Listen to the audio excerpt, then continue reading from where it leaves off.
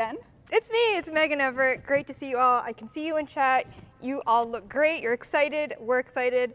Let's just really quickly address, we're obviously not in our usual streaming studio. You know, this is our 7th year doing Tennocon, which is incredible. Started off a physical event, turned into a digital event in our little studio. And this year we decided to kind of go a little bit bigger, even though it's still digital. We now have a brand new stage that we're on. Yeah, we have a stage that we made for this year. Not us personally, an amazing team. I mean, or maybe it was us. Maybe I don't know. us. We don't know. We're pretty strong. We don't know. We don't remember. But we are excited to have this. We had ambitions, you know, of doing a couple of things, maybe having some staff here, but for safety, we didn't. So us with the AV crew, our event crew, and everyone in Twitch chat. So welcome to the Tennocon 2022 stage. We are here, and we're kicking things off. Now, before we get really started into things, I just wanted to remind everyone that, you know, we've been making this game for so long. Our team is made up of people from all over the world, many of which who come from Ukraine, which, as you know, has an ongoing humanitarian crisis. So we just wanted to kick things off with an opportunity for the community to help out. If you do !donate UA in chat, in Twitch chat, you can find yourself a link if you feel like giving something towards one of the many causes there to help.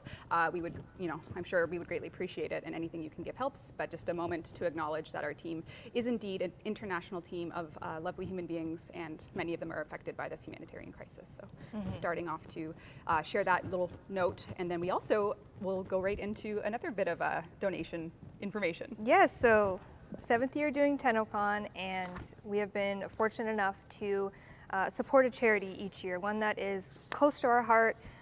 Obviously we have a lot of people at DE, and a lot of people are affected by a lot of different things, and this year I'm so grateful to say that we are supporting Inspire, and they have sent over just a little video to tell you guys kind of what they're about, and also just to say hi. So let's check it out. Welcome to Tennocon 2022. My name is Sienna Vautour, and I'm the Communications and Marketing Coordinator here at Inspire. This is such an exciting partnership, and we know that it'll ignite creativity and passion for digital learning in Indigenous students across Canada. Inspire is an Indigenous national charity that invests in the education of First Nations, Inuit, and Métis people by providing bursaries, scholarships, and programming. For Indigenous students, a lack of funding is one of the biggest barriers to completing their post-secondary education.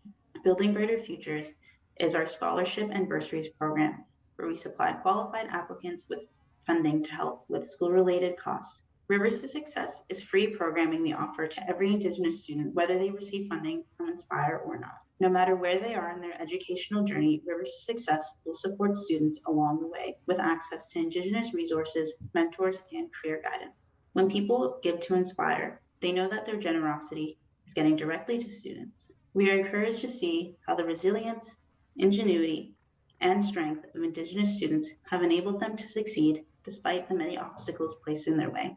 Thank you again for helping us fulfill this important mission. Have a great event, and if you want to learn more, please visit inspire.ca. Thank you, Sienna, and everyone over at Inspire for sending that video. If you would like to donate to Inspire, you can do !donate in Twitch chat. I know they would love it, we would love it, and thank you so much for helping us help them. Yeah, we'll be announcing our donation during Tenno Live, which is the end of Tennocon today, but we have a whole bunch of stuff to get through. Great stuff. The best stuff you'll ever watch, I'm sure. Or your money back. It's free. It's free. It's free. But yeah, we have a great show planned for you today. Partially pre-recorded, partially live. This part is live if you can't tell because it's going so perfectly. No nerves, flawless. no nothing. Everything's great. Is going. We're just very excited, and the road ahead is going to be filled with delights for those that want to watch the sound panel. That's right after this. We're going to be going into a pre-recorded panel that goes the sounds, the system. Marcus is hosting it this year with George, Eric, and Keith, and it'll be taking you through the behind-the-scenes look of everything pertaining to Warframe sound creation. Which is New War, Angel Zerman, and you're going to get your first sneak peek of Duviri soundtrack. I couldn't even say the word. I was like, wait, can I say it? Of course I can say it. We've been typing it only because we're still working remotely, so saying secrets. Duviri out loud is that's how you pronounce it, by the way. Duviri. And then Do not listen to us. Then after the sound panel, we go into a live segment. So you'll be brought back to this stage, this ambiance with myself. I am hosting, and I'm going to be joined by the incredible Pablo, Kaz, and Matt. And we're going to dive into a whole bunch of questions that were curated from previous dev streams. I've creep some Twitters, stuff like that, grab some questions, and there will be an opportunity near the end of that segment for live chat questions. So if you have anything brewing. What is live chat saying right now? What is live chat? I see emotes, which I always love. I got some goldfish. Someone has snacks. Oh, That's good. yeah, tell us your That's snack. Good. Exclamation mark Tenno live. I love it. We got a lot of Clem. Of course. Spoiler alert? Kind of. There are some spoilers. I mean, if you haven't played the new war, heavy spoilers. Will be, some teases. We're going to tease a little bit of what you can expect for Tenno Live, maybe. But each of the panels is going to kind of take a look back at the new war, because that's kind of the last obvious thing you saw from Tenno Live last year was the new war. So we're going to dive back into that a little bit, talk about sound, talk about mocap, and some really awesome concept art. We're going to talk about Duviri, of course. Teasers for that, getting excited for that, because that is also in the art panel as well. Yes, this is a pre-recorded panel, and it takes you through a lot of the art deep dives, some never-before-seen reveals with our art team, things we've been working on. This pre-recorded panel will delight you right after the live Q&A, and it's going to be great. It has Danielle hosting it, Jeff, Carrie, and Eric are on it, and maybe a special guest. Maybe a special guest. You want to watch, beginning to end, as one would.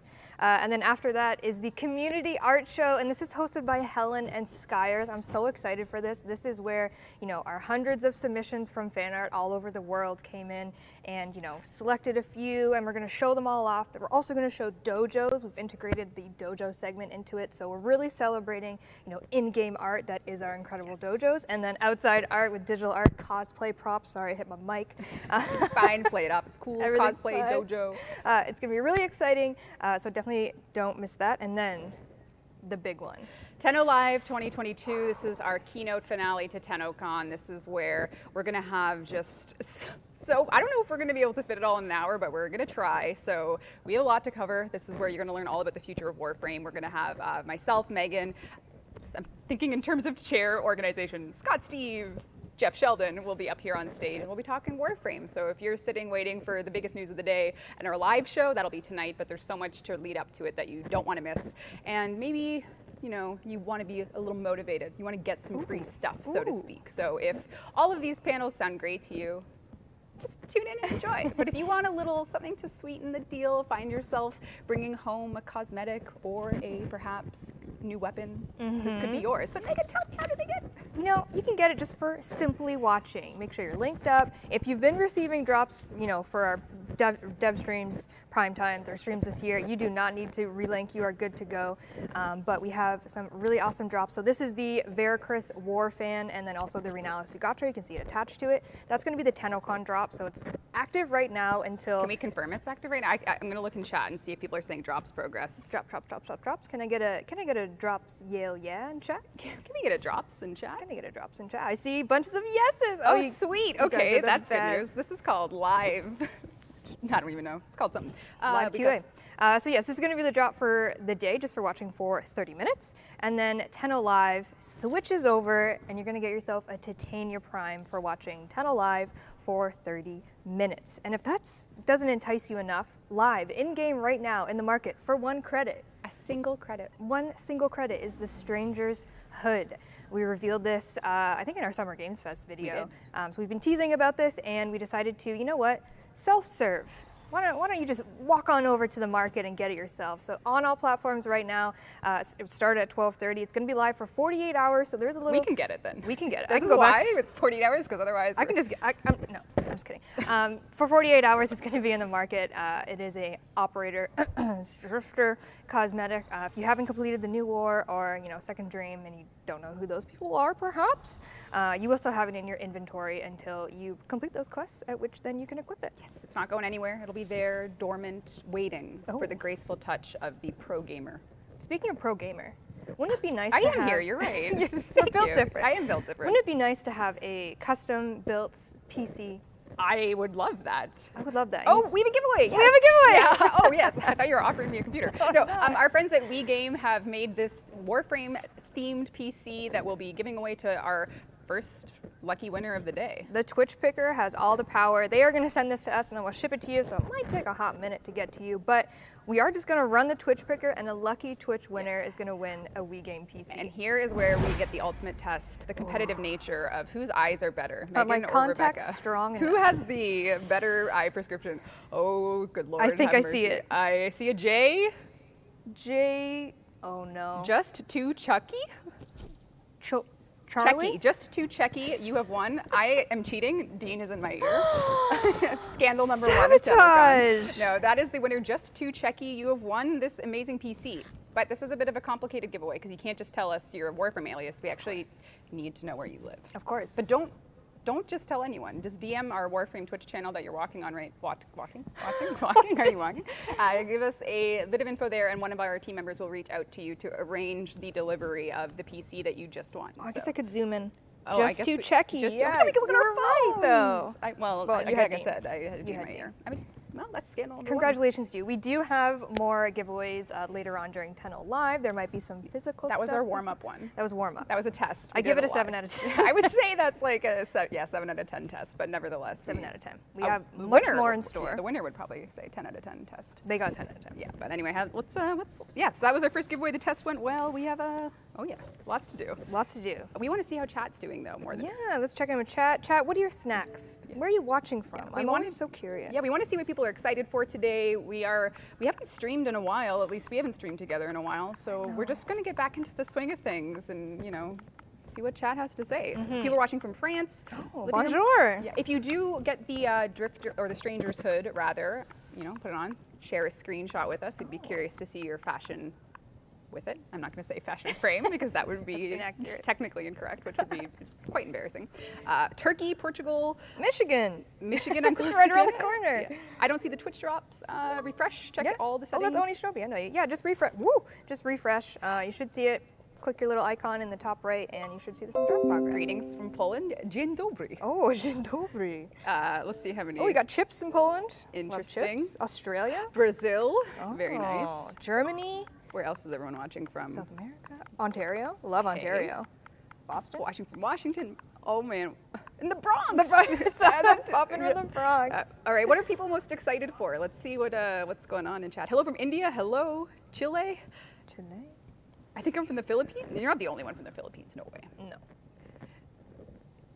Oh, what's this? Oh, from France, from England, Sweden. Everyone, all over the place. Horse, all capitals. Oh, is that glue gun? Yeah, that's good. Speaking of horse, Tenno Live. We're gonna have a live Duviri Paradox. We are bringing a horse gameplay. on this stage. We're bringing a horse. The This- hardest part of building the stage It's is why we making built a sure stage. it could fit a horse. Could fit a horse. But we did. We managed to do that. Yeah, so that's going to be part of Tenno Live. There's a lot There's more in store for Tenno Live. That is just kind of a sprinkle on the cupcake Yeah. of what Tenno Live is going to be. Yeah, and if you've never, is it your first Tenno Live chat? Tell me. Is it your 7th? Do you have your badge? Yes. Well, maybe, so let's see if it's people's first Tenno Lives. Maybe people recognize things on the stage. I think there's one thing that stands out as very obvious that might, be very relevant. Yes. Oh, okay. Also true. Merch! This was on my chair and I'm very excited to have it. Is it for me? I kind of wanted it. I think Dean actually called it. I'm not going to lie. All right. Or maybe it's Julia. Someone I'm else not has sure. dibs on this, but we do have some new merch launching today as well. So if you wanted to show your Warframe merch support, we have an incredible amount of new things, including a floof desert skate and a Bolarola. We got floofs, we got t-shirts, we got a lamp, we got a whole bunch of new merch for you to check out if that is your Oh, pick. he's got a little tooth. And a new statue, which is very exciting. Oh, yes. Do these ones come with the tags that have their personalities? Yes. Oh, cute. Oh, Little Beanie Baby moment. yes, that is adorable. So you might get a floof that is, afraid of the dark, or you might get one that, Oh, uses viral only builds. We'll never know. we'll never know. We'll never know until you tell us. We'll never know. Oh, someone's watching. Canada. Canada. Tennocon number 4 for me. Oh, welcome, welcome. Nice. Obviously, we wish we could be doing a physical event again. We, to kind of backstory of Tennocon, Tenno Live, we start planning this obviously very early. We sure do. And we have to make that call. Is it going to be digital? Is it going to be physical? Because there's a lot of prep both ways. And with how everything was going at the beginning of the year, we just kind of said, let's just make it digital. Let's just call it. And You know, we were going to have a DE presence here, and unfortunately we also had to cancel that as well just because of what's going on. But we're back with a digital event. Is this the part of the stream where we talk about all the things that have happened in the past 10 hours, or will people not believe us? Would you like to know what we've experienced? It's 8 p.m. We're getting ready. The build's ready for our live demo, because as you know, we do a live gameplay demo, which is what we're ending the show with this year. And all of a sudden the internet stops working. Peculiar. Peculiar. Rogers did go down last Friday for almost 24 hours, so we're thinking, has something horrible gone wrong? And sure enough, there was a hardware failure with our ISP, and we couldn't do anything for 6 hours the night before Tennocon.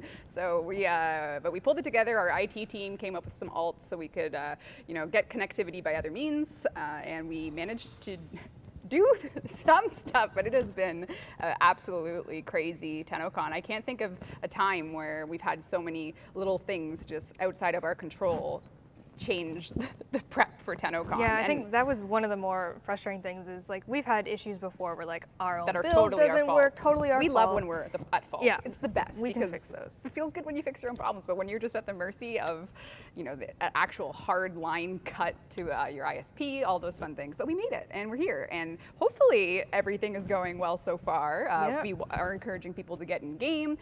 Audio, visual sounds good. We're really getting ourselves in gear to kick off the Oh, a great question in chat about the DeViri Amphitheater. So that is going to go live at 5, basically when Tenno Live starts at 5 p.m. So if you're logging into the game, if you are a digital ticket holder and you have access to Barracuteer, you're going to see the Tennocon relay, check out his wares, buy whatever you'd like.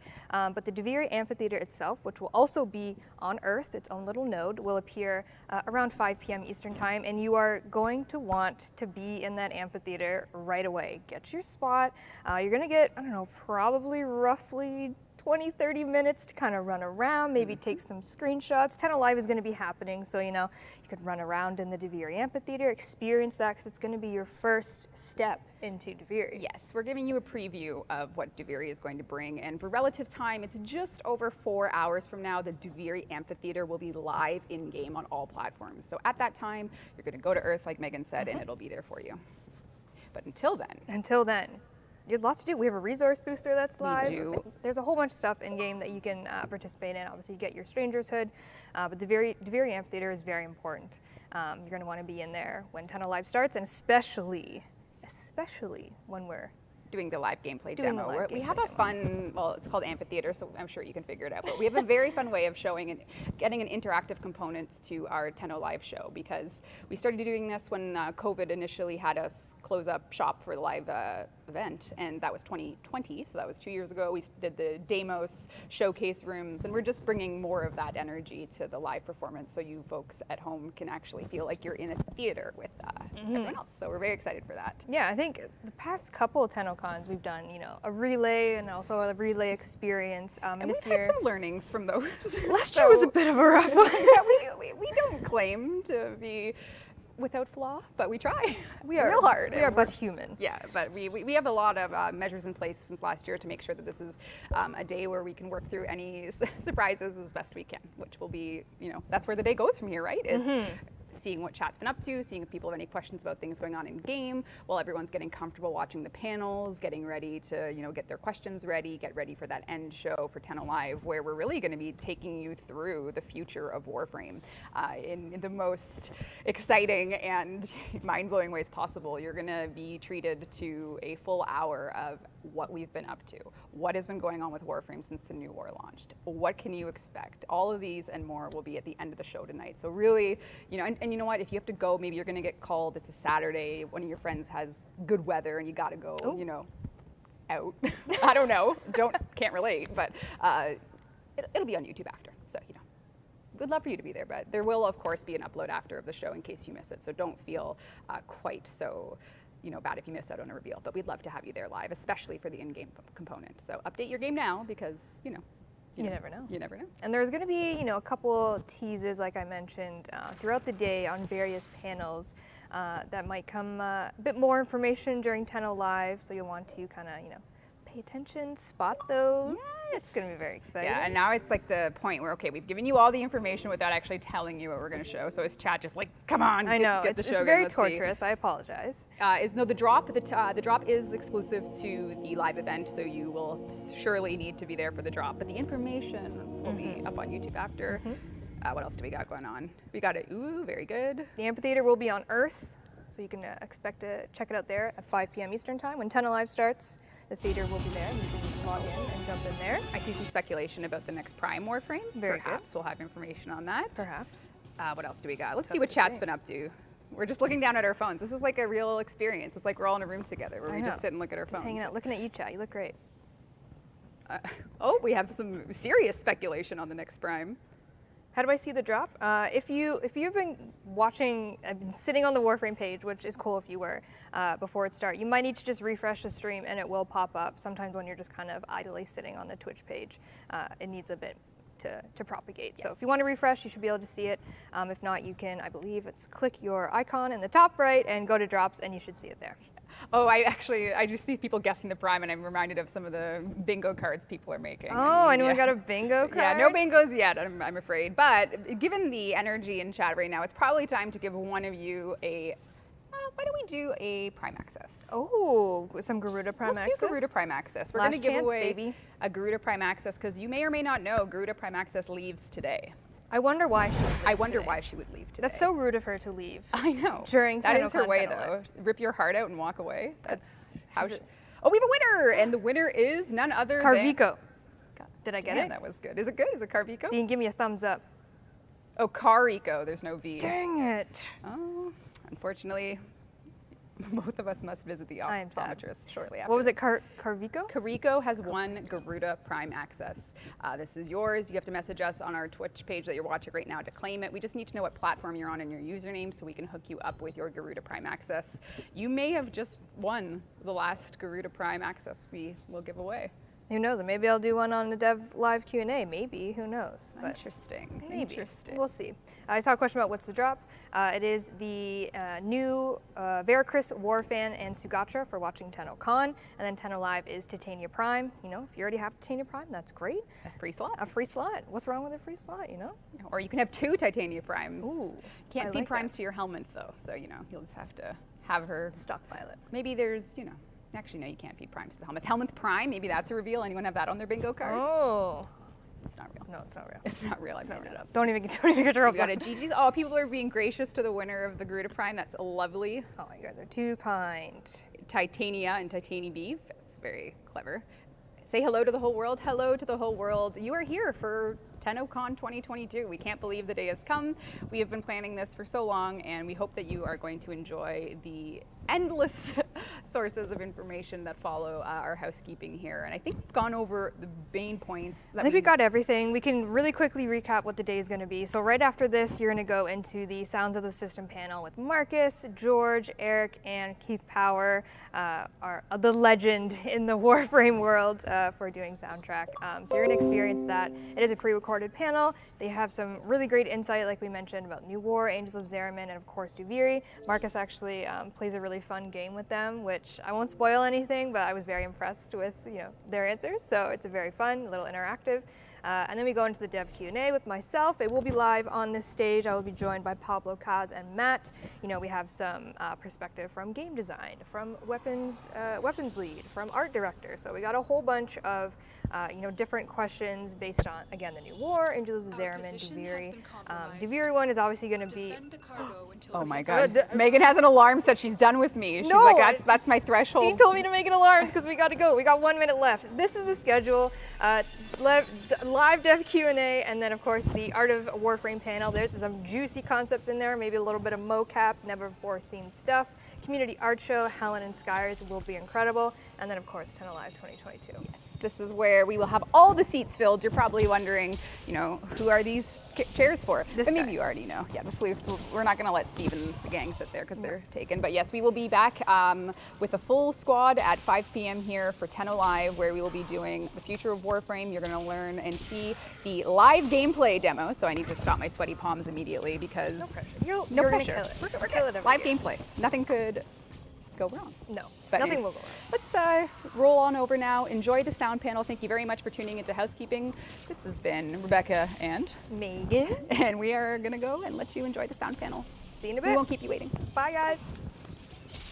Hey everybody, Megan here to let you know that by watching this year's show on Twitch, you're gonna earn yourself some incredible free items if you have your Warframe and Twitch account linked.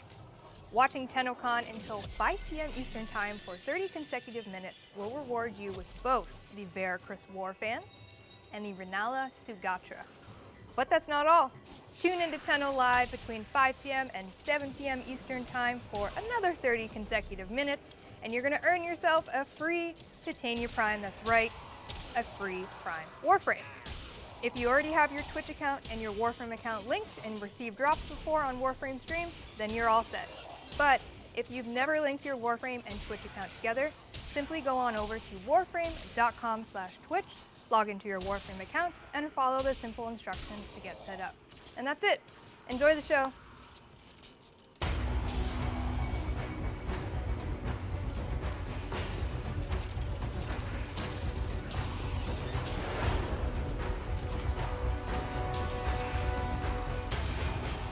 Wake up, Tenno. Pre-order today at store.warframe.com.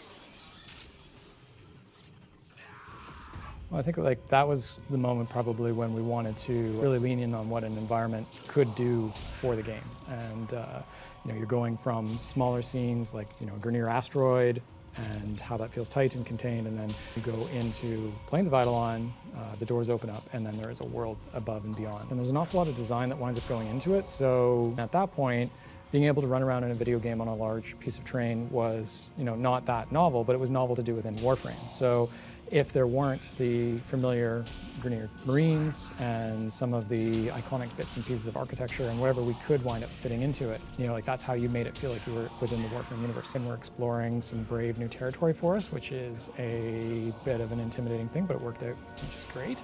I also come from an area of the province which people say is rocks and trees, rocks and trees, rocks and trees. So I knew the subject matter.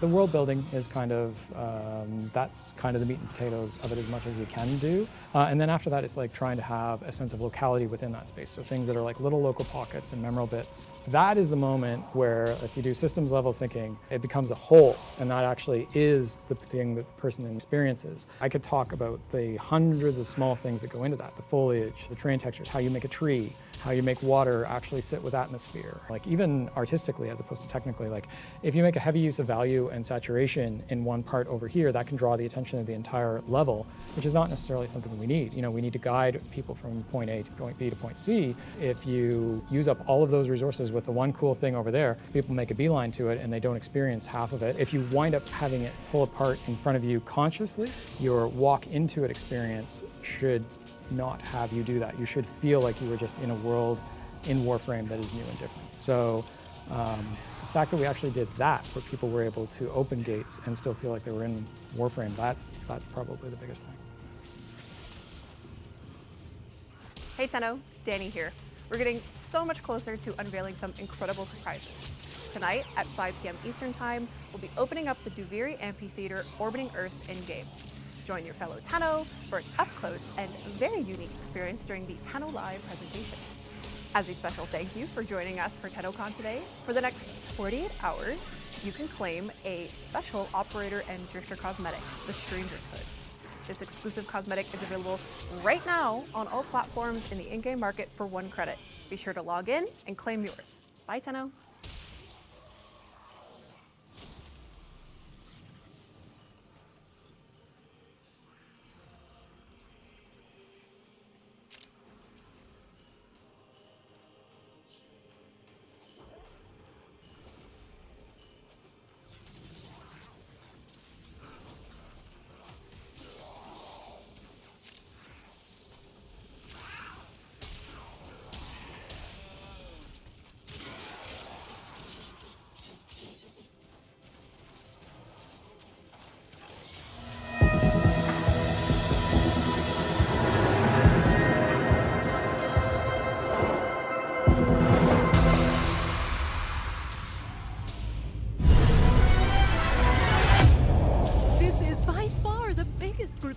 students I have seen come to class. Thank you so much for rocking out to Tennocon 2022. My name is Gemma Laurel. I had the absolute privilege of voicing for Cephalon Melika. I can honestly say that the Warframe community is the best in video games, so have an awesome one and be great to each other. Hi Tenno, I'm Maya Grant and I play Archimedian Yonta. It was a pleasure to voice the character and I'm so grateful for you for playing. Thank you so much and have an amazing Tennocon. Goodbye for now. It isn't my favorite grubber. I'm Brent Mukai, the voice of Cavallero. And I hope your Tennocon is, enjoyable. That's it, right? That's all I gotta say? Perfect. Oh, and will someone just give me a damn Kubro already? Is that too much to ask? Greetings, Tenno. So good to see all of you again. Hey guys, my name's Kara Volchop. I voice Halmask. I just wanted to say hi and let each and every one of you know how thrilled I am to be part of Warframe. Enjoy Tennocon 2022. Hi, it's David Ottavino, voice of the husband in the Zeraman ARG, just making a quick video to say happy Tennocon. What could go wrong? Please, someone help open this door. It's jammed and I have to pee. How long have I been trapped in this booth of anguish as the stench fills my nostrils because I wet my pants. Happy Tennocon, my angels. Hey Tenno, my name is Capitano and I voice Kira in the Warframe ARG. Some of you may have known her as Zeri-chan or Cephalon Cloud. I don't know, who cares? Anyways, I really appreciate you for finding all those logs and I really hope you have a great Tennocon. Bye. Hey there, Tenno. I'm Calvin Joyle, the voice of Viso, or Vico, or Tico, depending on who you ask. The Warframe community is genuinely one of the kindest gaming communities I've ever encountered, and your sweet comments about Viso mean so much to me. Have a great Tennocon, or profit. Hey, Tenno. This is Adam Bennett, the voice of Call 175. Wishing everyone watching a happy Tennocon, and from the bottom of my heart, thanks to all of you for your love and for your support. Hola, Tenno. It's me, Varsia. Remember me? Amiguitos, it's me, Gigi Saúl Guerrero. A big hello all the way from Vancouver, Canada. Queridos Tennos, I hope you guys have an amazing time at Tennocon. Sending a big hello, and just like Varsia says, let's shake the walls. Ow! Hi, I'm Davina Doyle, aka Captain Vala Glarios. I'm so happy to be here with you today. Hope you're enjoying yourself. I have one thing to sing to you. Sisters below, we're going where the windstorm blows. Yeah, we're all bound down in the deep, and we'll all be sleeping in the cold below. Sleeping in the cold below. Even though it's very hot here, obviously. Enjoy. Hello everyone, and welcome to the Tennocon 2022 Sounds of the System panel. This is a pre-recorded panel, and my name is Marcus Kretz. I work here at Digital Extremes. I am a senior community coordinator, and for the next hour we'll be taking a deep dive into all things sound design, music, dialogue in Warframe. Now this is a general spoiler alert for anyone who has been playing through Warframe. If you have not completed the main storyline content for Warframe yet, there will be heavy spoilers ahead. Specifically for the new war quest and for the Angels of the Zeraman update. So you have been warned, heavy spoilers ahead. Now, without further ado, I would love to introduce the panelists that are joining me today. I'm very honored to be joined by three incredible people. First up, we have George Spanos, audio director for Warframe. George, how's it going? Good, good. How is everyone doing? Doing great, doing great. Yeah, that's good. Yeah. We also have Eric Preston, lead sound designer. Hello, happy to be here and happy to talk about the sounds of Warframe. Yeah, we love it. Thanks for being here, Eric. And one of our favorite composers, Keith Power. Thank you for joining us again this year. Great to have you. Oh, so very happy to be here. Yeah, it's nice to see you guys. Yeah, it's great. Honestly, it's been so long. I mean, this is the first time I've seen Eric and George in 2 years in person, so it's incredible how time had just flown by. And speaking of which, in terms of the audio team, you know, operationally, are you guys still working from home, or have you been able to come back into the office at all? It's still mostly from home. It's, you know, we built a new sound studio, and so we're trying to, you know, coming in now and then to kind of use it in that, you know, recording some Foley and doing some voice stuff and that kind of thing. But it's mostly from home right now, and hopefully soon-ish we'll get back in all together, because yeah, it'd be great to see the whole team day in and day out instead of over a screen and a camera. So. Keith, I'm pretty sure you're still working from home, correct? That's your studio in the back there. Well, I commute every day, and it's about a 30-second commute. Right. I walk from the house through my yard, and you know, and then I'm here. So it's more of the same. I've been working from home for many years, and I'm gonna probably keep that up. I like it that way. Nice. Yeah, that 30-second commute probably can't be beat. So, no, that's great to hear. That's great to hear. Very nice. Well, it's been an incredible year for Warframe. Looking back, the amount that's been achieved in the past year really can't be overstated. But you know, really, I have to start with going back to the new war. You know, after 8 years of Warframe, it was the longest quest in Warframe history. You know, it brought an incredible amount of work behind it, but it certainly had an incredible amount of love and work that went into it from the sound team especially. So, you know, we touched on it briefly on last year's panel, but, you know, for the sheer amount of dialogue that was recorded for the New War quest, was there any logistical challenges in terms of capturing just that much audio? Yeah, it was a lot. Like it you know, looking back on it now and thinking about it, you know, actually I should have highlighted all the lines to see what the line count was. But it was a lot, and it was a lot of coordinating with all the different actors, and it was a lot to kind of get it all hooked up in the game and everything. So yeah, but you know, in the end, you're so in the mindset of doing it. You're in this kind of the eye of the storm, and then you release it, and you're like, wow, and you take a look back, and you're like, wow, that was a lot of work that we put into that.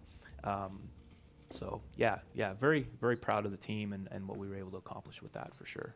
So. Yeah, it was just an insane amount of, because I think even before that, I can't even think of the second longest quest in reference to that. Like, but the fact that the New War was, I think, on many first playthroughs was around 4 hours is just an incredible leap in terms of length. And of course, you've got all the operator and drifter dialogue ×4, right? So you're here, you know, you finish one, and then you're like, okay, we're done. It's like, well, no, you gotta do that 3 more times, and you know, in the cinematics, we would have to time it out. So we had one actor who was kind of the lead, and then everything was timed out to his reads. So all the other actors would have to follow the timing and the pacing, because of course when they do the animations, they just do one version, right? So all the mouths have to kind of move at the same speed, and you know, a couple of our team members, Slater and Chris in particular, did a lot of finagling of dialogue lines to make sure they all lined up, you know, choosing operator, we call them operator A, B, C, and D, you know, testing them to make sure that they work, and then, you know, making another choice and testing another cinematic, and does it line up, is everything okay? So that was a lot of work. I distinctly remember that, even from a tech point of view, making sure that they switched properly based on player choice. So yeah, incredible to have, like you said, 4 different contexts for both operator and for drifter across 4 different voices. Like what a challenge that must have been. Now, another moment from the newer quest as well that I've been dying to talk about. That was probably one of my favorites of the whole quest. And again, another spoiler warning for the new war. If you have not yet completed it, massive spoilers ahead. There's a moment towards the end of the quest where we finally see the man in the wall as I guess I would say a true void manifestation. You know, literally a wall. And this moment of, you know, seeing the man on the wall in, you know, perhaps their true form, and there's that really haunting vocalization that comes out from them. It absolutely terrified me. I know it really resonated with fans as well. For that moment, was that something that, you know, years back, you know, perhaps you'd always known that this, you know, form was going to come, and you always thought, oh, we know what voice we're going to use for that, or we know how that's going to sound? Or is that something that organically came up during development? We had no idea, but I have to say that the actor is among us right now. So. What? Yes. So you're hearing it here for the first time. It was me. Yes. It was that was you, Keith? No. Oh. No, it was me. Okay, cool, Yeah, nice. Eric. Yeah, and Eric definitely speak to it. I think it took a few iterations to kind of figure out what we wanted to do because we didn't have that preconceived notion of what it should sound like. But man, you hit it out of the park, and it turned out awesome. But yeah. I remember seeing the concept art, and I just found the concept art to be as terrifying as what it ended up being in game. And I was working on the sounds for that cinematic, and I started playing with some ideas. And sort of one of the earliest things that I tried was a walrus. So I had this pitch down walrus, and it had this really menacing kind of tone. And then it did a pitch drop, and a kind of like a minor pitch drop, and it felt really strange and big and scary. So that was kind of the basis for what ended up being that voice. So using that as a base, I overdubbed myself on it, hitting the same note as that walrus kind of hit, except adding words in. And then I layered it multiple times, so my own performance multiple times, pitched it down, added some effects and processing, and mixed it together, and that's what the kind of the final result was. And it's cool too because we've got those words in there, right, that the writing team came up with that he says. And I don't know, has anyone kind of figured out what deciphered what it is? And I don't know if the community is they've probably tried to pick it apart to kind of get those words and see. There's been some very valiant attempts. I've heard some YouTube videos where they've pitched it up, where you can really get close, but I can tell you that no one has found it yet. I always thought it was, seriously, Eric is cool. That's exactly it. That's what it was originally, but we had to change it. Yeah. We got it there for sure. But it's in all honesty, I think that's one of the best kind of endings and cinematics that we've done, sound design wise, musically, vocally, all of that stuff. It really came together really nicely. And also for being one of the last things that we tackled, right? Like I think, especially musically, as I recall, that was probably one of the last cinematics, those last couple that you and your team worked on, Keith. So, yeah, turned out great though. Yeah, absolutely. Thanks. Yeah, Eric was awesome. Yeah. Oh my guys. And I mean, I think that speaks to how great that audio is at the end. That to me, I thought it might have been something that's been cooking up for years, but to hear that it was something that had to be brought about almost in the 11th hour is pretty incredible. Look at where you guys are now. Could you imagine all those years ago thinking, who knows, down the road we'll be doing the score for a 4-hour quest. What might you say to your former selves for that? Yeah, it's like the movie version, right? It's get to 10 years in or 8 years in or so, and let's do the movie version of this. Yeah, that's a good point, actually. It's better than the movie. It's better than No, but it's true. It's kind of like it's taking a lot of the older ideas and building upon them and kind of bringing them together and kind of, making it feel more fleshed out. And that's what I love about, all the stuff that we've been doing, especially lately, is it's taking a lot of those older ideas and kind of melding them into something new and incorporating them. And so you really have this through line of sound design, voice, and music especially that has continued. And you play Warframe, and I'd like to think, you play it and it sounds like Warframe, which is kind of always the goal. And it's always a good thing, I think. So. Agreed. Yeah. Mm-hmm. Yeah, it's incredible how moving forward that sonic palette has still held up, even though you've been able to take us in so many new, interesting directions, as we'll talk about later on in the panel for sure. But next up, we'll actually be seeing a behind-the-scenes video from the sound team that they prepared. We'll be taking a look at the sound design behind the Angels of the Zariman update. We'll specifically be looking at the sound design behind some of the new mission types, as well as a very highly requested look at the vocalizations for the Angels. Enjoy. Hey everyone, Jess here from the sound team. Today I'm going to be taking you through some sound design from the Angels of Zariman update. Let's take a look. So we are in Void Flood game mode right now, and we're going to take a look at making a sound for one of these void fractures here. Let's start by recording some audio.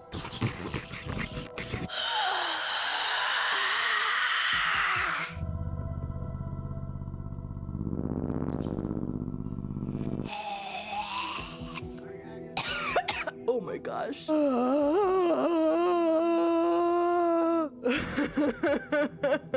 All right, so we are here in Reaper. We've got some mouth sounds, we've got some ghost voices pitched up and down, some spooky breaths, some synthesizer. Let's take a listen.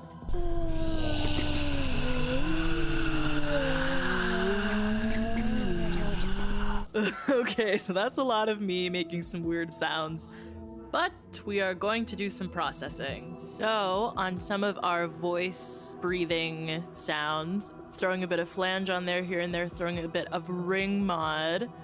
The ring mod really makes it rattly. You might hear this sound in some other gameplay elements in the Zerman as well. This was really fun. We're gonna throw some similar chains on me, pretending to be a ghost. I was able to grab a sample of some sparks from a welding torch. We're gonna time stretch that, and we're gonna. You might hear this sound in some other gameplay elements and artifacty. And I took the Void Ooze loop from the new War. I time stretched it a bit and just snuck it in as a texture layer. And here's everything together.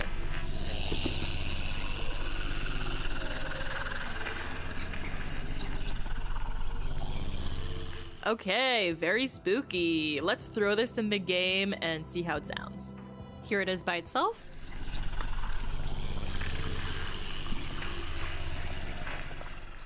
And here it is with the rest of the game audio.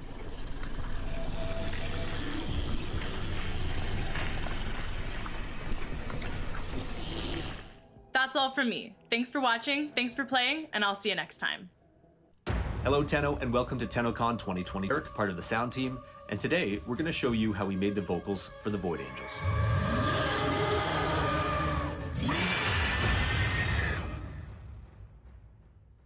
We wanted the Void Angels to elicit a sense of beauty, but also fear. And what better place to start than with a Mayan death whistle.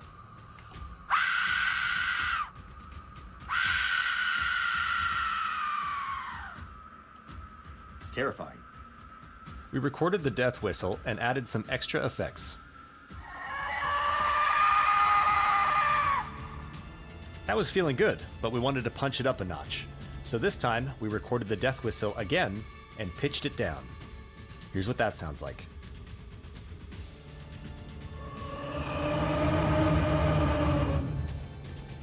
And here's the two performances combined.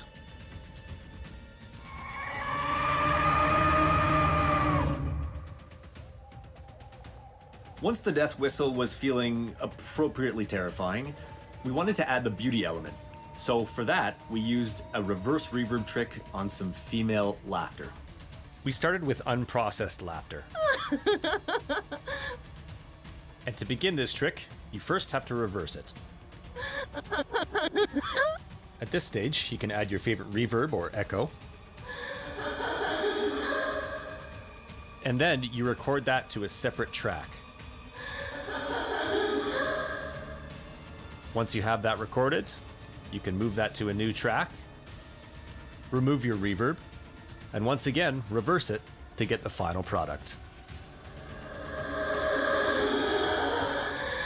Here it is combined with our death whistle.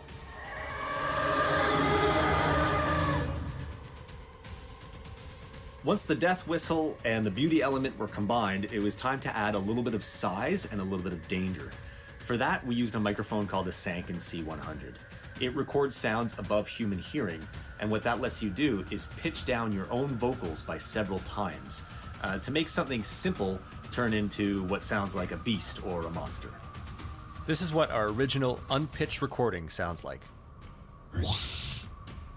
And this is what the same recording sounds like pitched down several times.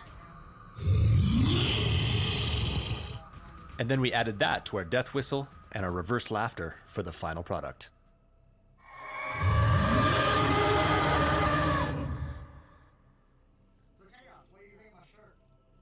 And that's how the Void Angel vocals were created. I hope you enjoyed this behind the scenes look, and I hope you enjoy the rest of the show. Happy Tennocon. Thank you for that. I mean, once the Angels of the Zerman update dropped, we had that preview trailer that came out where we got that first glimpse of the angel, and from that first shriek, I think fans have been pretty curious to hear how those sounds were developed. So that was a very cool look at that. Thanks, Eric. Yeah, no problem. Yeah. And speaking of the Zariman, earlier this year, we finally got to, step on board the Zariman proper. We'd had a little bit of a visit during the New War, but, since Warframe began, people have been hearing, echoes of the Zariman. And finally, we got to take a look and go on board that doomed colony ship. So, it was a really remarkable mission. It was a really, really great update in terms of the sound design, the music, and all the audio. And, I just have to say from, even the track that was playing over the Warframe launcher when the update went out, the music just went in an entirely new direction and still very much Warframe, but it was really cool to hear how, the music was developed for that update. So, Keith, I have to ask you, what inspired you to use something like an organ on the tracks for this update? Eric. Eric? That was Eric's idea? Yeah, we were dialing it in, and much of the approach was inspired by the sounds that you sent me, the shrieking sounds. I think you sent me those, right? Initially? Yeah, early on. Yeah. Right. It was very helpful. It became a task of matching those sounds. So enormously helpful. And then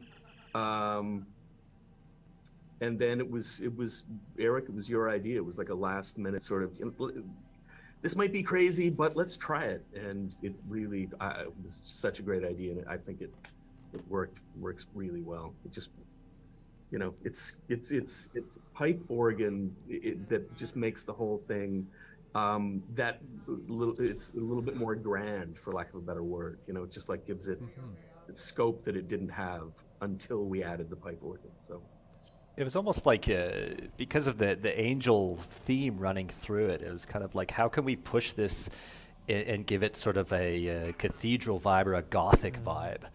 And sort of, organ came to mind and thought it would be interesting to try. And of course, Keith knocked it out of the park with the parts that he wrote and worked it in beautifully with the tracks that he had written. So yeah, very thankful that he was able to make it work so well. Yeah. And I'd love to add, sorry to interrupt, but that Matthew Chalmers, before I forget, Matthew Chalmers, brilliant composer who helps me on a lot of things, worked with me on all of the Zariman music. Yes. So thank you, Matthew. Thank you, Matt. Out there watching. Shout out Matthew Chalmers. I believe he worked on some of the New War as well, right? Absolutely. Yep. Yeah, Matthew Chalmers, Evan Duffy, Steve Davis were my, very, very helpful collaborators on all of that music.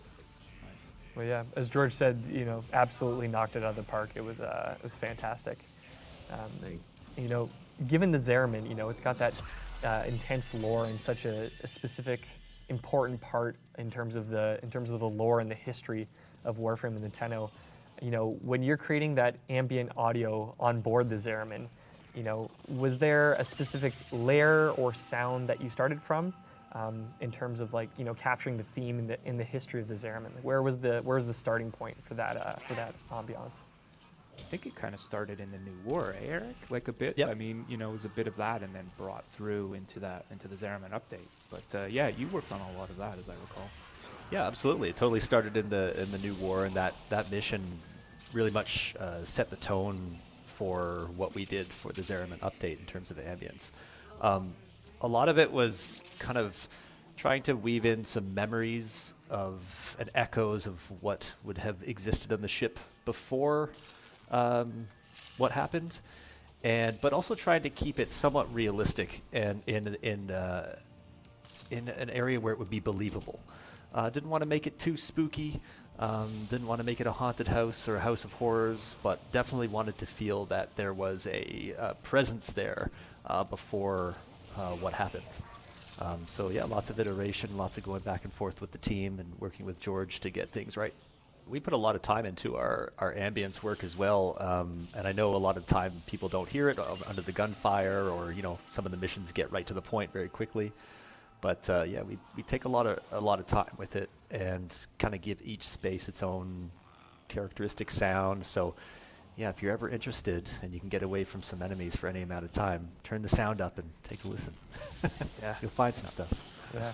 Yeah. Honestly, I just want to mention too, sorry to cut you off, Marcus, go just ahead. before I forget as well, talking about other team members and just acknowledging the other people on the sound team, and that's Giovanna Agapito, Jess Buscema, Slater Groves, Jeff Hartling, Mark Perkin, Willem Shonkin, Jem Sermon, and Chris Teixeira. They all did a fantastic job on all of these updates, and can't thank them enough for their collaboration as well. So. Mm-hmm.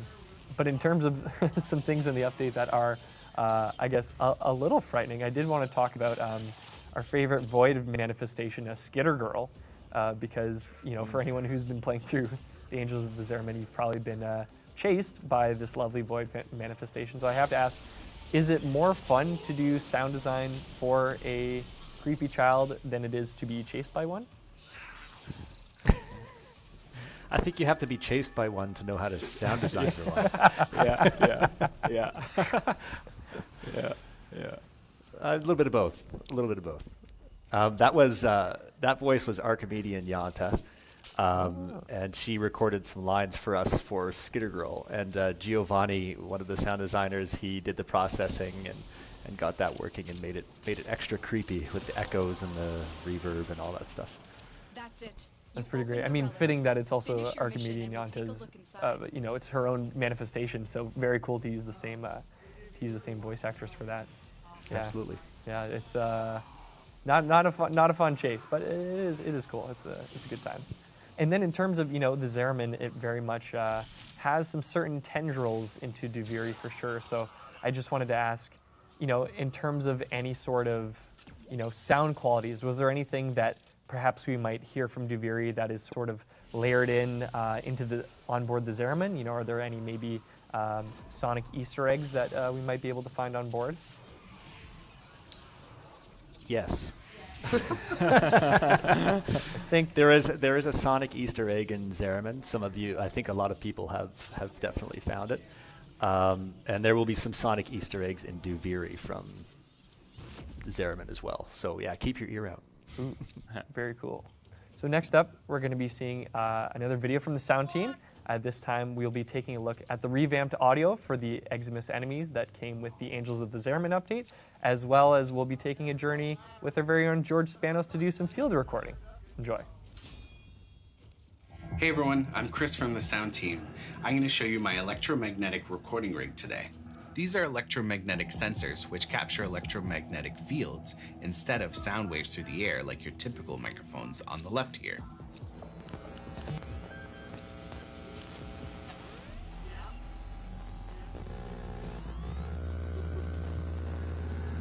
The magnetic field is strong with these dimmer switches here.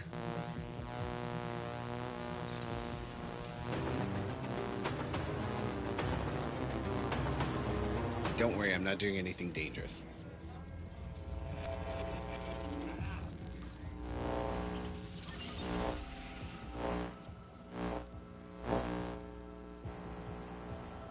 So I think I have something there usable that I'm going to try some sound design with. So I have Reaper open here, and I'm going to be sound designing for these little electrical orbs that come from the bioelectric Eximus unit. So we're going to start with the electrical panel sound here. And it needs a little something, so I'm gonna add a tremolator here. Gives it a little bit of rhythm. And then I'm going to add this plugin, which is a grains and pitch plugin. It's really cool. So what I did next was I changed the parameters here and basically played around until I found something that was really unique and interesting. And I went with that. Yeah.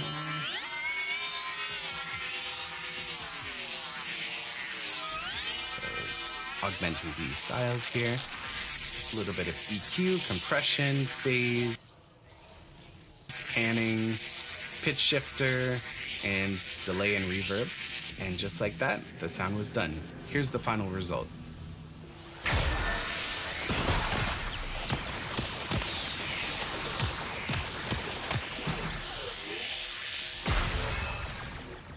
thanks for watching, everyone. Enjoy the rest of Tennocon. Hey everyone.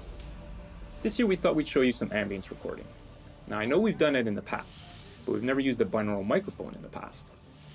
A binaural microphone aims to replicate the human head. So it's got 2 ears on it, and in each ear there's a microphone. And so what it does is it records sound in a really interesting, in-depth way that you would normally hear the sound if you were out in that environment. Some of you know this as ASMR. The other thing we did was we got a seismic microphone.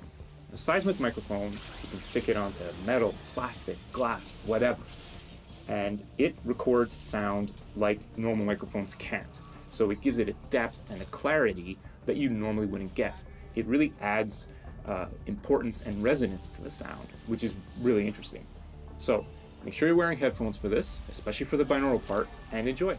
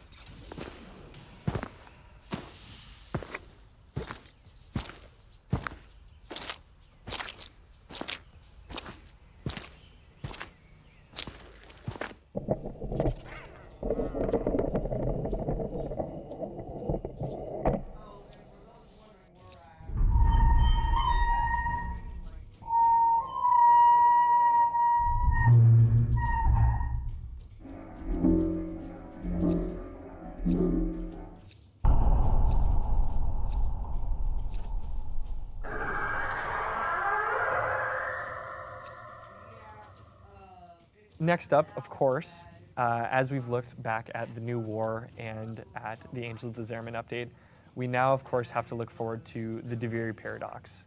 We first got our look at the Duviri Paradox during that Tennocon 2019 trailer where, we saw that lone rider above that on that skeletal horse, and it was pretty incredible to see that sneak peek. And now here we are looking ahead to Duviri. So, in terms of that 2019 Tennocon trailer, how has the sonic palette from that trailer held up? Have you, still been able to kind of draw on that as, the inspiration for Duviri moving forward? Or have you had some different realizations between creating that trailer and then now creating the update? It's always funny to look back on things from a few years ago and try to, incorporate some of those ideas. And definitely, I guess to answer the question, definitely some of it is being incorporated into what we're doing now, but of course there's a whole bunch of new stuff as well. It's interesting when you working on a trailer versus working on the game as a whole requires kind of a different kind of approach. And so what might work for a trailer may not work in the game and vice versa. But the general tone of it, for sure, I think we're trying to carry some of that through, but also kind of build on it, and Keith has been writing some great music for that. And I know the rest of the team has been working hard on making sounds for certain things in it. I don't know what I'm allowed to say and what I'm not allowed to say, but I know it's always a challenge, right? Is I'm like, there so much did I say that you thing, want to or get into? no? Yeah. The whistling is very Western, which I love. And speaking of different themes and ideas to draw upon, is there a specific kind of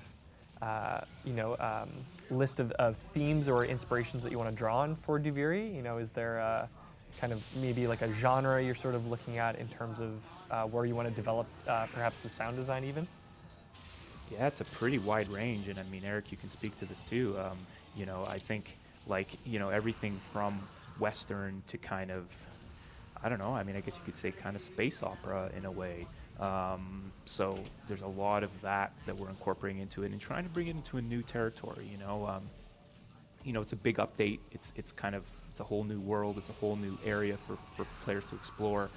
And so, the question is always like, how do we make it feel kind of familiar in tone, but yet new and exciting? Yeah. So I do have to ask before we move on from Duviri, George, you touched on this briefly before, but are there any, directions that will go sonically or perhaps, in terms of maybe a vocal performance that we haven't heard yet in Warframe?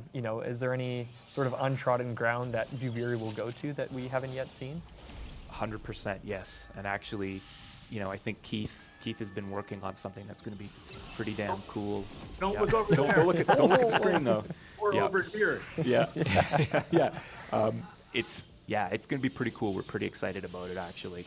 And we always try to do that, right? It's always try to like, hey, what can we do on this update to make it new and exciting and refreshing? And there's going to be plenty of that on Duviri, I guarantee it, from all departments really. Yeah, no, it's been incredible to see the work already going into it, and I just, of course, fans may get another sneak peek later on in the show today for Tennocon 2022, but it's been incredible to see the work that's gone into it, and it looks, it's going to be pretty special. Yeah. So I also, I have to ask for, there's certainly some aspiring sound designers and composers watching today, for a sound designer or, someone who wants to get into composing, what's something that they could even do today to start working and honing their craft? Like in this day and age, there's YouTube, there's trailers everywhere. There's so much content out there. Grab a trailer from your favorite game and redesign the sound, and try that. Try downloading Unreal, try Unity, try, all of these game engines that I think most of them you can get free versions of or demo versions of. And just start working away at kind of figuring out what makes them tick, from the technical side and then the trailers from the creative side. You can put a lot of different ideas into them and kind of build up your skills that way. I think is a good way of approaching it for sure. Yeah, it really does take a long time to learn the craft, and there's really no replacement for experience and just trying and getting things wrong. So I always say the sooner you can start getting things wrong, the sooner you're going to start getting things right. So yeah, that's cool. Jump in. No, that's awesome. No, thank you for those insights. Those are really great to hear. So next up for our panel, we're actually going to be playing a little game. So for those of you that are fans of the ever popular Wordle, there's another version called Hurdle, where you need to listen to music and guess it quickly enough, as fast as you can. And so today we're bringing you Warframe Hurdle, Wordle. Nice. And you guys get to play it for the first time ever. So very, very exciting. Oh, so the great. object of the game is you want to try and guess the source of the audio in as small of a duration of a clip as you can. So we'll play a small duration of a clip, and then if you're unable to guess it, we'll start playing longer and longer until we max out. I think we've got about 4 or 5 samples for each that we'll play. So you guys are working together on this, don't worry, and we'll have it separated by category so you can kind of stay in the same headspace. So first off, we'll be starting with the music category, so these will all be songs. So to guess correctly, you just need to either guess the title if you want, or you can guess what update the song is from. So here's our first track, and this will be about a second long. Sounds of Duran. Oh, shoot, Keith. Sorry. Boom. He wrote it, so what am I doing? Yeah. I didn't give it the name. No. I was going to say the werewolf one. Yes. Yeah, what was that? That was with Ballas, and what was that update called? The Sacrifice. The Sacrifice. Yeah. Yes. Yeah, it's one of my favorite tracks in the game. I love that track. It's one of my favorite pieces I've ever written for anything. I think melodically it was successful, I guess. I don't know. It's fantastic. It achieved what I was going for, and I don't always quite get there, and I felt like I got there with that one. Okay, and let's check out the next track.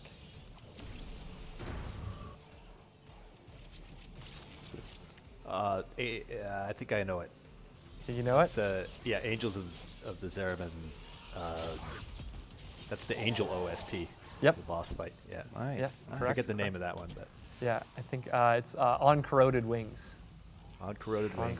That's what I was gonna say. Yeah. Yeah. Very fitting titles. The nanas. Na na na na na na. yeah, I never thought of those like na na na na. Yeah. That's awesome.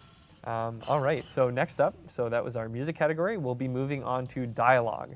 So if you can guess either the character or honestly even the update that it's from, both will suffice. So you'll be hearing a shorter amount of dialogue, and then you'll just have to guess from there. So here's our first clip of dialogue.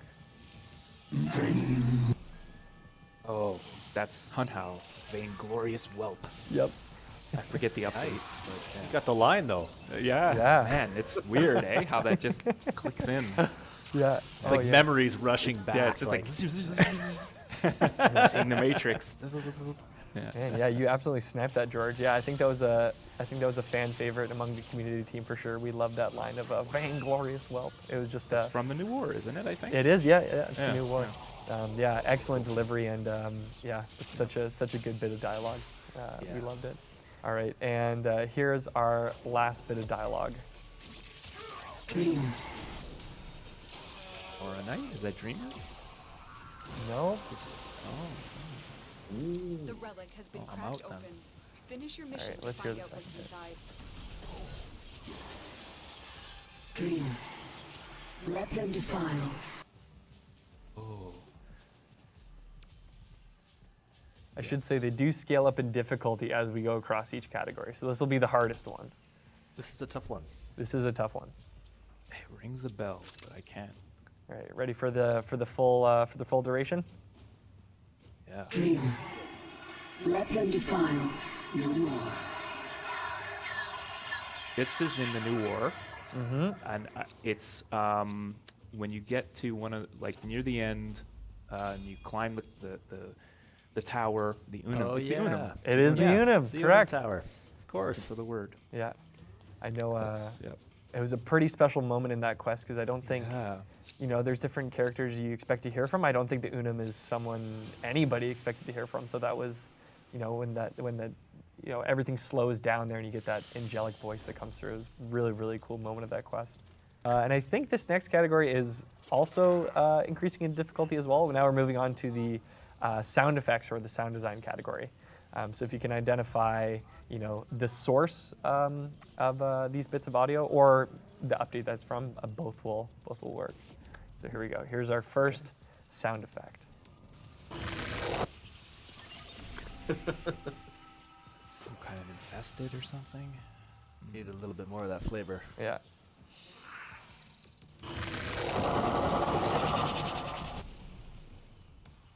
The bell too, but it's tough. It is a Ooh, tough that's one. a tough one. Increasing in difficulty, you said? Or do we start? There is actually a hint I had planned for this one that I can give now. It is one of the Archons. Ah. Oh, okay. But you'll have to identify which one it is. Right. Archon. Keith has it. What was I know that, Keith Keith? has it. Archon number 3. You're absolutely correct. It is Archon number 3. Nice. Nicely done. Yeah. Archon Naira. Nice. That's perfect. Awesome. Good job, Keith. Yeah. There you go. Excellent. All right, here is our next sound effect.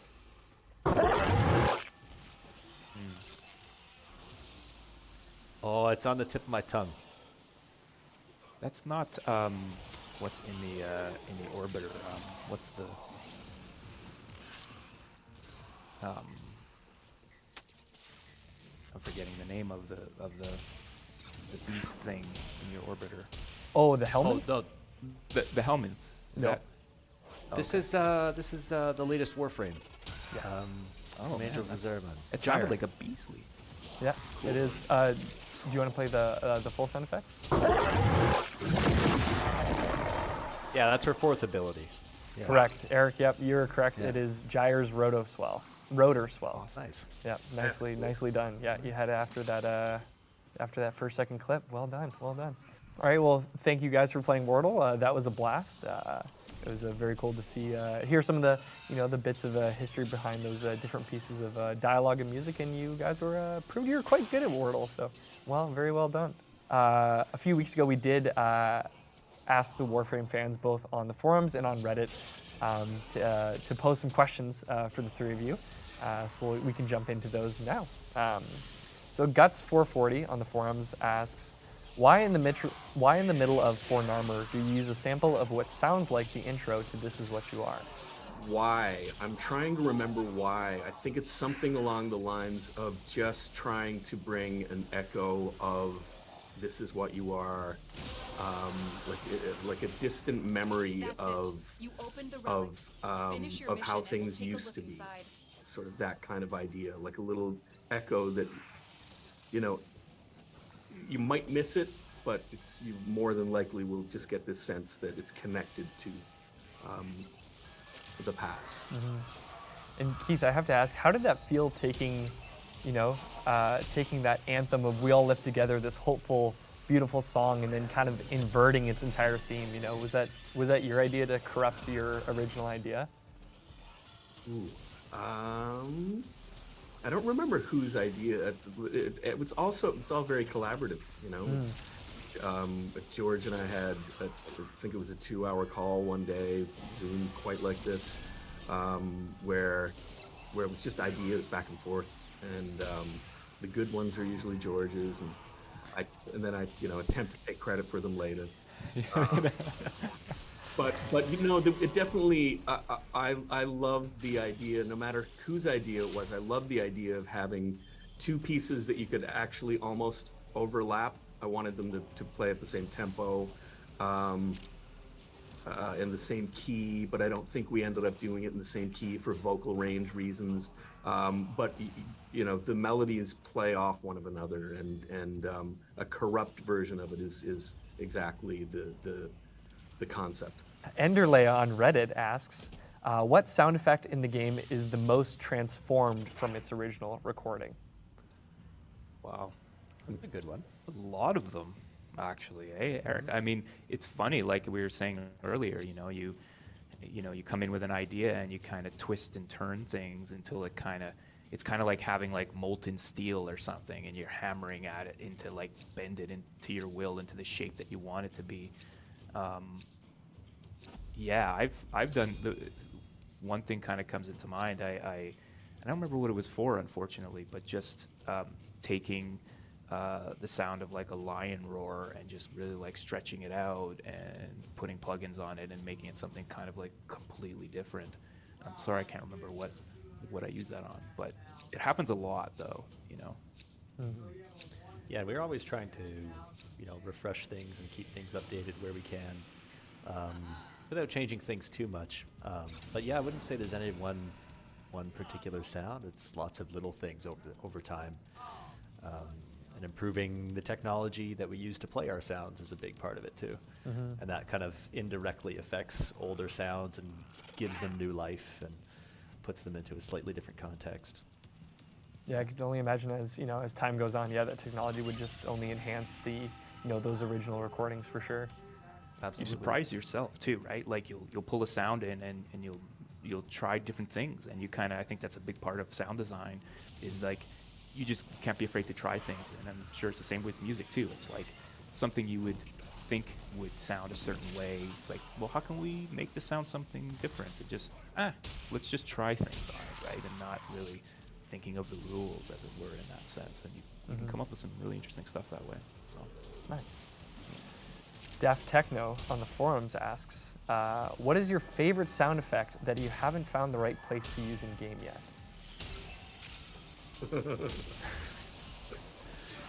Easy, George. Rubber chicken. There you go. Yes. Yeah. One day One day there will be a pitch down rubber chicken in Warframe. And we used to have one of those in the office, when a build would be broken, someone would squeeze the rubber chicken and you'd hear through the office. So where is that rubber chicken? Where's It's he at? It's in my office. Just waiting to be used on Tucked something. away. Yeah. Man in the Wall 2.0. Yeah, exactly. Ooh, that would be really. Those chickens do sound honestly pretty terrifying. So that would. Yeah. I'll bet it would sound horrifying. Yeah, chicken in the wall pitch. That like that. You know. Yep. Yeah. Got to try it now. It's gonna happen. Next Warframe. Yeah. Yeah. Duviri Easter egg. Yeah. Amazing. Chicken And frame. I think one fan question that we definitely received a lot from this forum post and on Reddit, but I think across many avenues, I'm sure you all have heard it a lot for sure. But when should fans potentially expect the next Warframe soundtrack? Well, I was talking to Keith about this not too long ago, actually. We have one in the works. It's funny because I was combing through all of the music that we've written since, 2018. Yeah, and he's got it right there. Oh, hey, look at that. Yeah, and it's, I was talking to our merchandising team, and it's literally 4 records worth. It's an incredible amount of music that has been written in the past 4 years. Wow. And so we actually are hoping for the end of this year, but I can't make any promises as to that. For sure. But it's long overdue, and we need to get it out there, and it's definitely in the works. And yeah, we will definitely do it. That's amazing. And it will be 6 records by the time we're done. And it will be 6 records.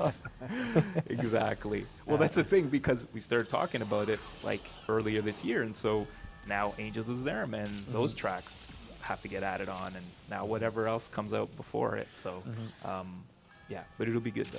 It'll be good. Excited for that. I like your spirit, Keith. I like that. Let's add a couple more records on there. Let's get up to 6. Yeah. Let's make it a deluxe collection. Go all the way. Yeah. Fantastic. Now, I am very excited now. Earlier on, you guys informed me that we actually have a bit of a sneak peek of some music incoming from the upcoming Duviri Paradox update that we will play for you now.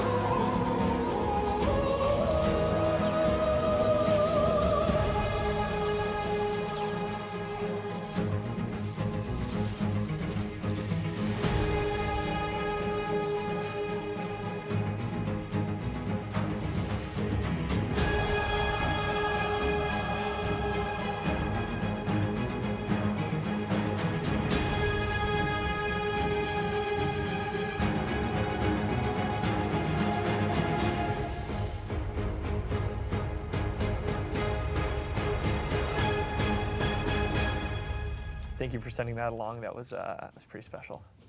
Yeah, and honestly, a massive thank you to the 3 of you, but also to the entire sound team at Digital Extremes for all the work that you do for Warframe. It's absolutely incredible. And thank the 3 of you. Thank you to the 3 of you for joining us today for the sound panel. It's been an absolute blast. Well, thank you, Marcus. It's been really fun. I enjoyed this. So. Thank you, Marcus. Yeah, it's been an honor. Yeah, no, honor's all mine. Thank you so much. I also want to give a special thank you to DE Corey and the community team who helped co-produce this panel. So thank you, Corey, for your help. You were instrumental in this for sure. And don't go anywhere for Tennocon 2022, because next up we have a live panel brought to you by our very own Megan Everett as she goes through a live developer Q&A. She's joined by Pablo, Kaz, and DE Matt as they answer all of your questions live. So enjoy Tennocon 2022. Hey everybody, Megan here to let you know that by watching this year's show on Twitch, you're going to earn yourself some incredible free items if you have your Warframe and Twitch account linked. Watching Tennocon until 5 p.m. Eastern Time for 30 consecutive minutes will reward you with both the Veracruz Warfan and the Renala Sugatra. But that's not all. Tune into Tenno Live between 5 p.m. and 7 p.m. Eastern Time for another 30 consecutive minutes, and you're going to earn yourself a free Titania Prime, that's right, a free Prime Warframe. If you already have your Twitch account and your Warframe account linked and received drops before on Warframe streams, then you're all set.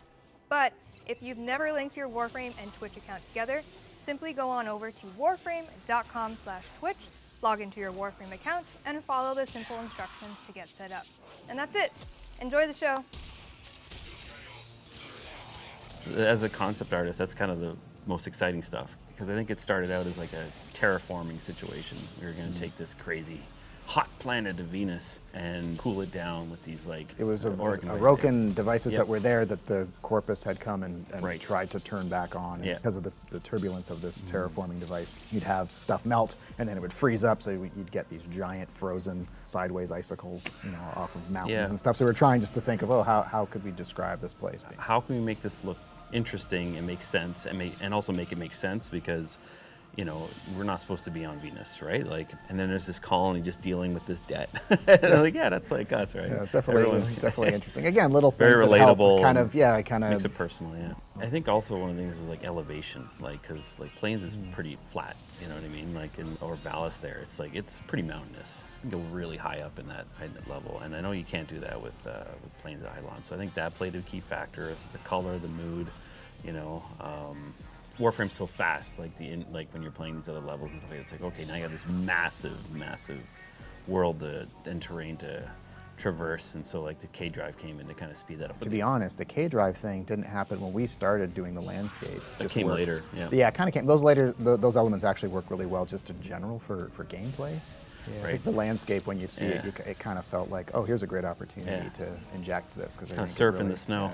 Well, also like some of the vehicles got explored a lot. Yeah, again, we were trying to tell the story of what was happening. So we had almost like forestry type equipment where they were chopping down mushrooms and like a logging type thing. Yeah. I don't know how much of that actually came through, but we were trying that, because That's again, we were right. trying to fill out. Yeah. It's so big, and just to try to tell these sort of small stories throughout the landscape.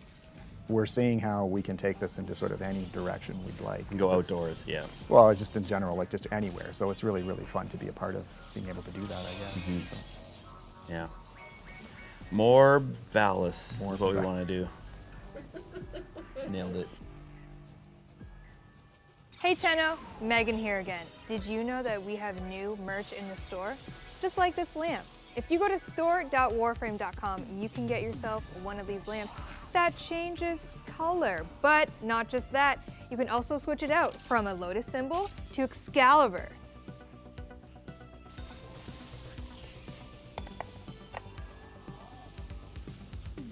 Wow, just like that. Make sure you go to store.warframe.com and you can get one of these, and check out all the other merch that we have available as well. That was your scare? What was that?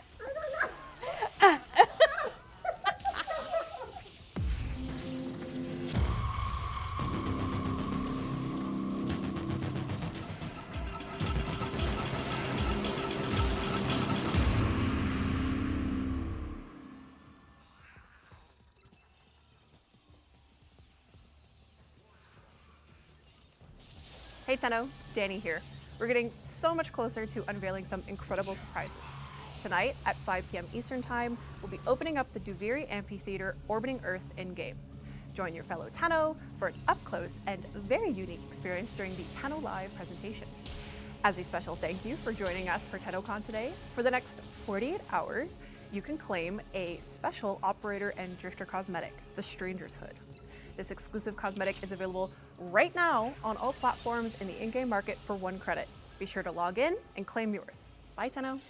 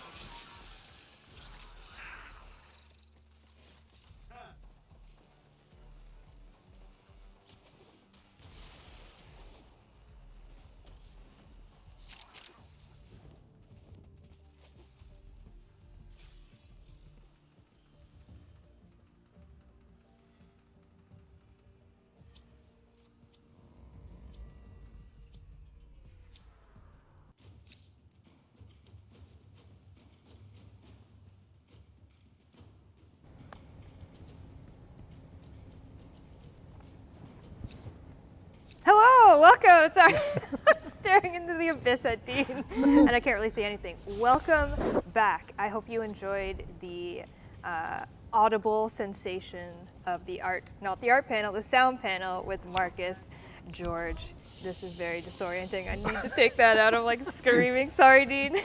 I'm supposed to be able to hear him. With George, Eric, and Keith Power, and it was so fun to watch that get put together. And thank you to everyone who gave support to that. Marcus, you're incredible. And now we're here for the Dev Q&A. I am joined by some very fun, lovely people from DE. I'm going to let them introduce themselves one by one. We'll start with Kaz. Hi. I'm Kaz. I am the weapons lead at Warframe. Me, Matt Tremblay. I guess I'm next, right? Yeah, you would After be Kaz, next. that's me. I'm one of the art directors on Warframe. And I'm Pablo. I'm a designer in Warframe. You know me. You know me, it's Pablo. On this segment, we have 55 minutes, and I have a bunch of questions here on my iPad, and I will be asking them. These are questions based off of questions that I've seen on dev streams. I maybe creeped some Twitters, just kind of curated some stuff. We're going to talk about the new war. We're going to talk about Angels of the Zariman, and then, of course, a little bit about Duviri. But before we get into that, I said at the beginning of the stream that I might do a giveaway, and we're going to do a giveaway. We're going to do a Garuda Prime Access. She does end today. I don't know why she would end today. There's no reason why she would just up Nothing and in leave. particular. Nothing in particular why Garuda Prime Access would end today, but we're going to give away Garuda Prime Access. Dean is rolling. Can you guys see how tiny that text is? That's really small. Yeah, my glasses don't go that far. So. No, my So, contacts do not. Although I can actually see Apex Acolyte. Am I right, Dean? Wow. Oh my God, Apex Acolyte. Congratulations. To be young and have good eyes. I mean, not young, not good eyes, so I'm just closest to the screen is all. Apex Acolyte, congratulations, you have won a Garuda Prime Access. Please whisper the Warframe Twitch channel you're watching right now with your in-game alias and the platform you play Warframe on, and we'll get you your Garuda Prime Access. Congratulations. All right, are we ready for some A's to the Q's? Yeah. I love it. Let's do it. All right, first we're going to start off with some general questions about your actual role and what it is that it means to be ABC. So we're going to start with Pablo, and what does it mean to be a game designer? You do a little bit of everything. You kind of go around. Sometimes you're working on coming up with a new Warframe. Sometimes it's kind of looking back and seeing, recently we did, for example, rework of Focus, rework of Eximus, systems that have been in the game for, literally an eon. So the dawn of time. Yeah, pretty much.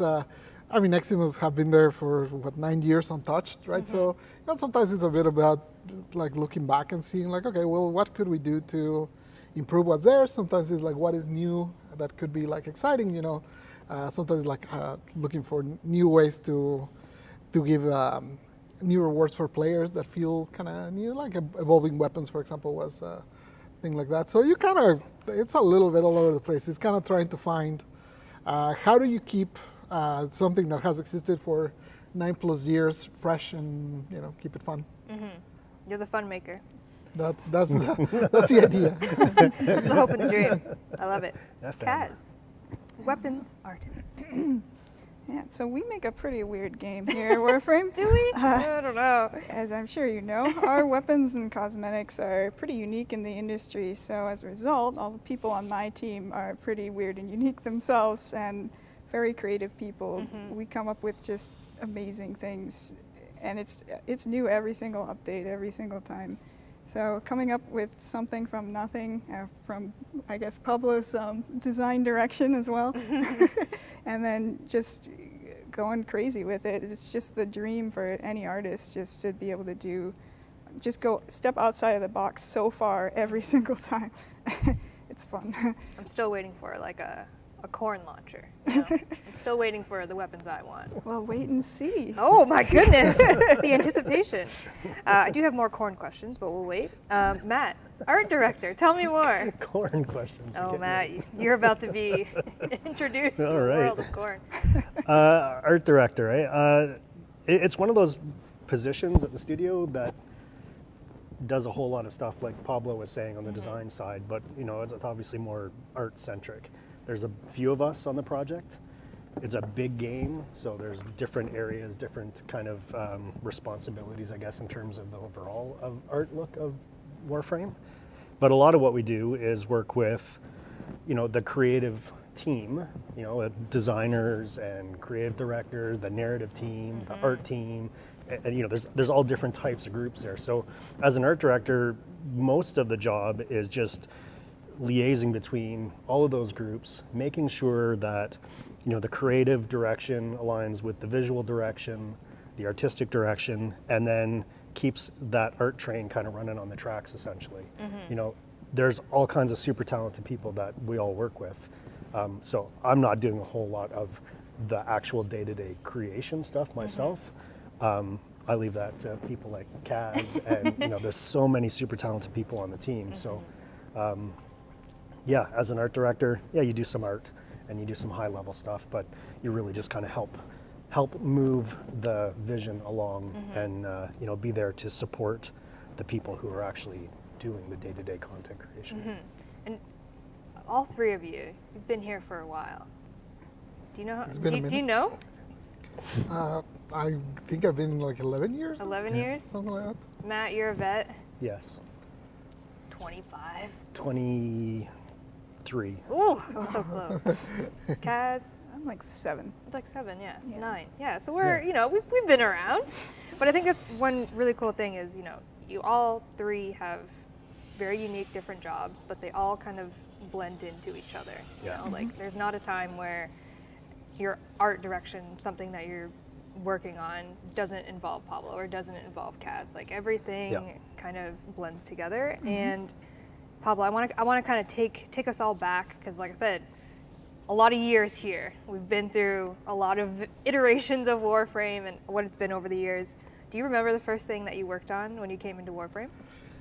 I was actually still finishing our previous project, but people were getting ramped up on Warframe, and at that point I was a UI programmer, so they needed basically the basic components to be able to make menus and stuff. They just needed kind of like the basic foundation of how to draw a list, how to draw a grid and stuff like that. So I was literally doing kind of that on the side of the other project and just sending them over, and they would just kind of assemble the screens. Do you remember the first screen you did? Do you remember? Probably Arsenal, but that might also be a lie, because I made that screen so many times by now. Yeah, it's like, what did it even look like when you first did it? Yeah, we've changed that screen so many times that I'm sure that I'm just kind of like... It's perfect now though, right? Yeah, don't need to touch it ever again. It's great. Yeah, I don't know. Like some of those things probably was Arsenal, but the first design thing, like once I started to kind of transition a little bit more to that, I think it was changing abilities to no longer be mods. I think that was like my first big change, like the design suggestion that essentially kind of got the ball rolling. Because obviously the pipeline of UI programmer to designer is not a common one. It's not a step over. It's not a very natural transition. So yeah, I think that was like the first probably.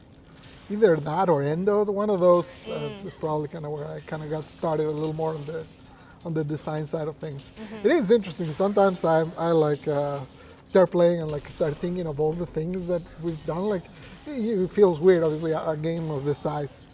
We were talking about, it's very kind of like it's a collaborative thing. You just cannot do it. With, just kind of do it. Yeah, it is impossible. Like it always feels, it always feels almost like a miracle to get like even this. That we get anything tangible out of it. Yeah, I mean, I don't know how much we're gonna comment on what happened last night. We talked about it this morning. So they know. They know. Okay, well, it always feels like a miracle when we pull it, and I think we're. I don't want to speak for everyone, but I definitely think like. The general sentiment is like we're all super fortunate to be able to work in such a successful project that is also so creatively free, and that really allows us to kind of do crazy things and switch it up all the time. It brings me back to like just remembering conversations of like I want to do a motorbike Warframe, and then a year later we have Gauss, right? Like you have these like little trinkets of ideas that you think are so far-fetched, but Warframe is Yeah, so for sure. far-fetched that like you can make it make sense.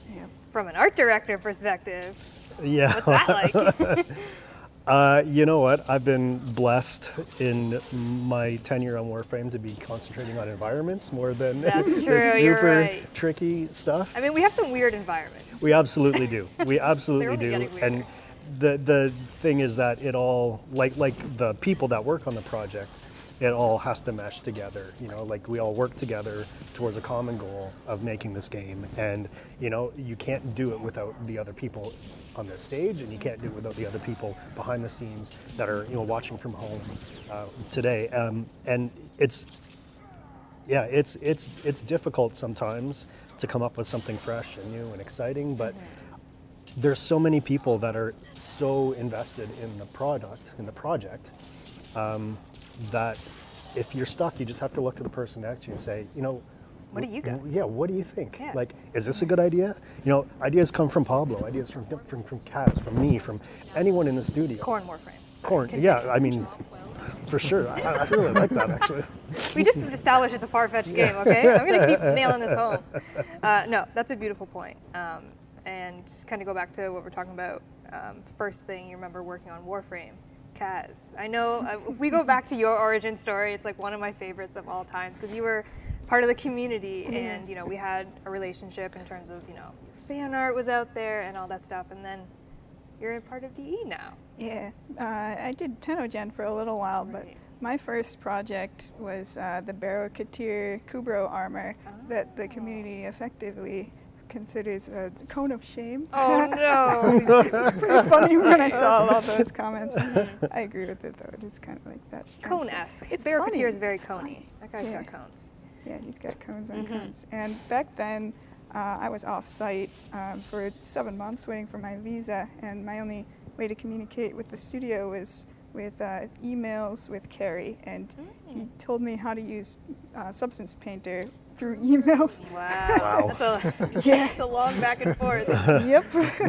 That was an interesting time, but I'm still proud of that first project. You should be. No, that's really awesome. Matt, do you remember the first thing? Yeah, I was just going to say, if it's like, I think one of the really cool things about Kaz's story is that she was part of the community. Exactly. You know, like she impressed all of us, you know, with her artwork and then like just her attitude and all that kind of stuff. And like you were the first person, the first community person to come and work on the art team anyway. Yeah, no, Thanks for giving me a chance. No, he was on my how could we not interview. though? Oh, you're Matt. You were the interviewer. How could we not? One of them. Anyways, yeah, sorry, I didn't mean to divert from that, but I think it's really a good way to emphasize how important the community is to us as well, because some of you know, the best people, the best, most equipped artists and designers, all that kind of stuff, like the community has all kinds of great ideas. So back to the other point, like if we don't have our own ideas, we can look to the community, because the community has been really inspired by the collective work that we've done, which is super rewarding for me to see anyways. And I'm sure it is for most other people, you know, to get you know, a response from the community that's so positive and so interested in what we're doing. That's pretty awesome. No, and you're absolutely right. Kaz, I'm pretty sure, was the first person that from the community, like we eventually, like you came to the studio, like you live here now, like there was that whole process. Like, I live here now. You live here now, and you've lived here for a while, but I'm pretty sure you're the first one that we reached out to. And I put so much into getting hired here. I made those little void key cannons and the bobblehead too. I made a Captain Vor bobblehead. I still have it in my office. Oh, that's the where ones it you is. made. Yeah. Oh yeah. Sorry, I have it. I took it. I'm not gonna lie. It's in my office. I'm hoarding everyone's replicas and props. I'm sorry. Although you have a lot. Okay. You have like the giant queller at home, which I would also like, but you don't have to with me. No, you can't have it. But you can keep it for now. I know. Now she's like, you're never getting this. Taking another step back, Pablo, do you have a favorite thing in Warframe that you've designed so far? A favorite thing? I don't know. That's kind of like choosing between your children. What's your favorite child? It better be Jair.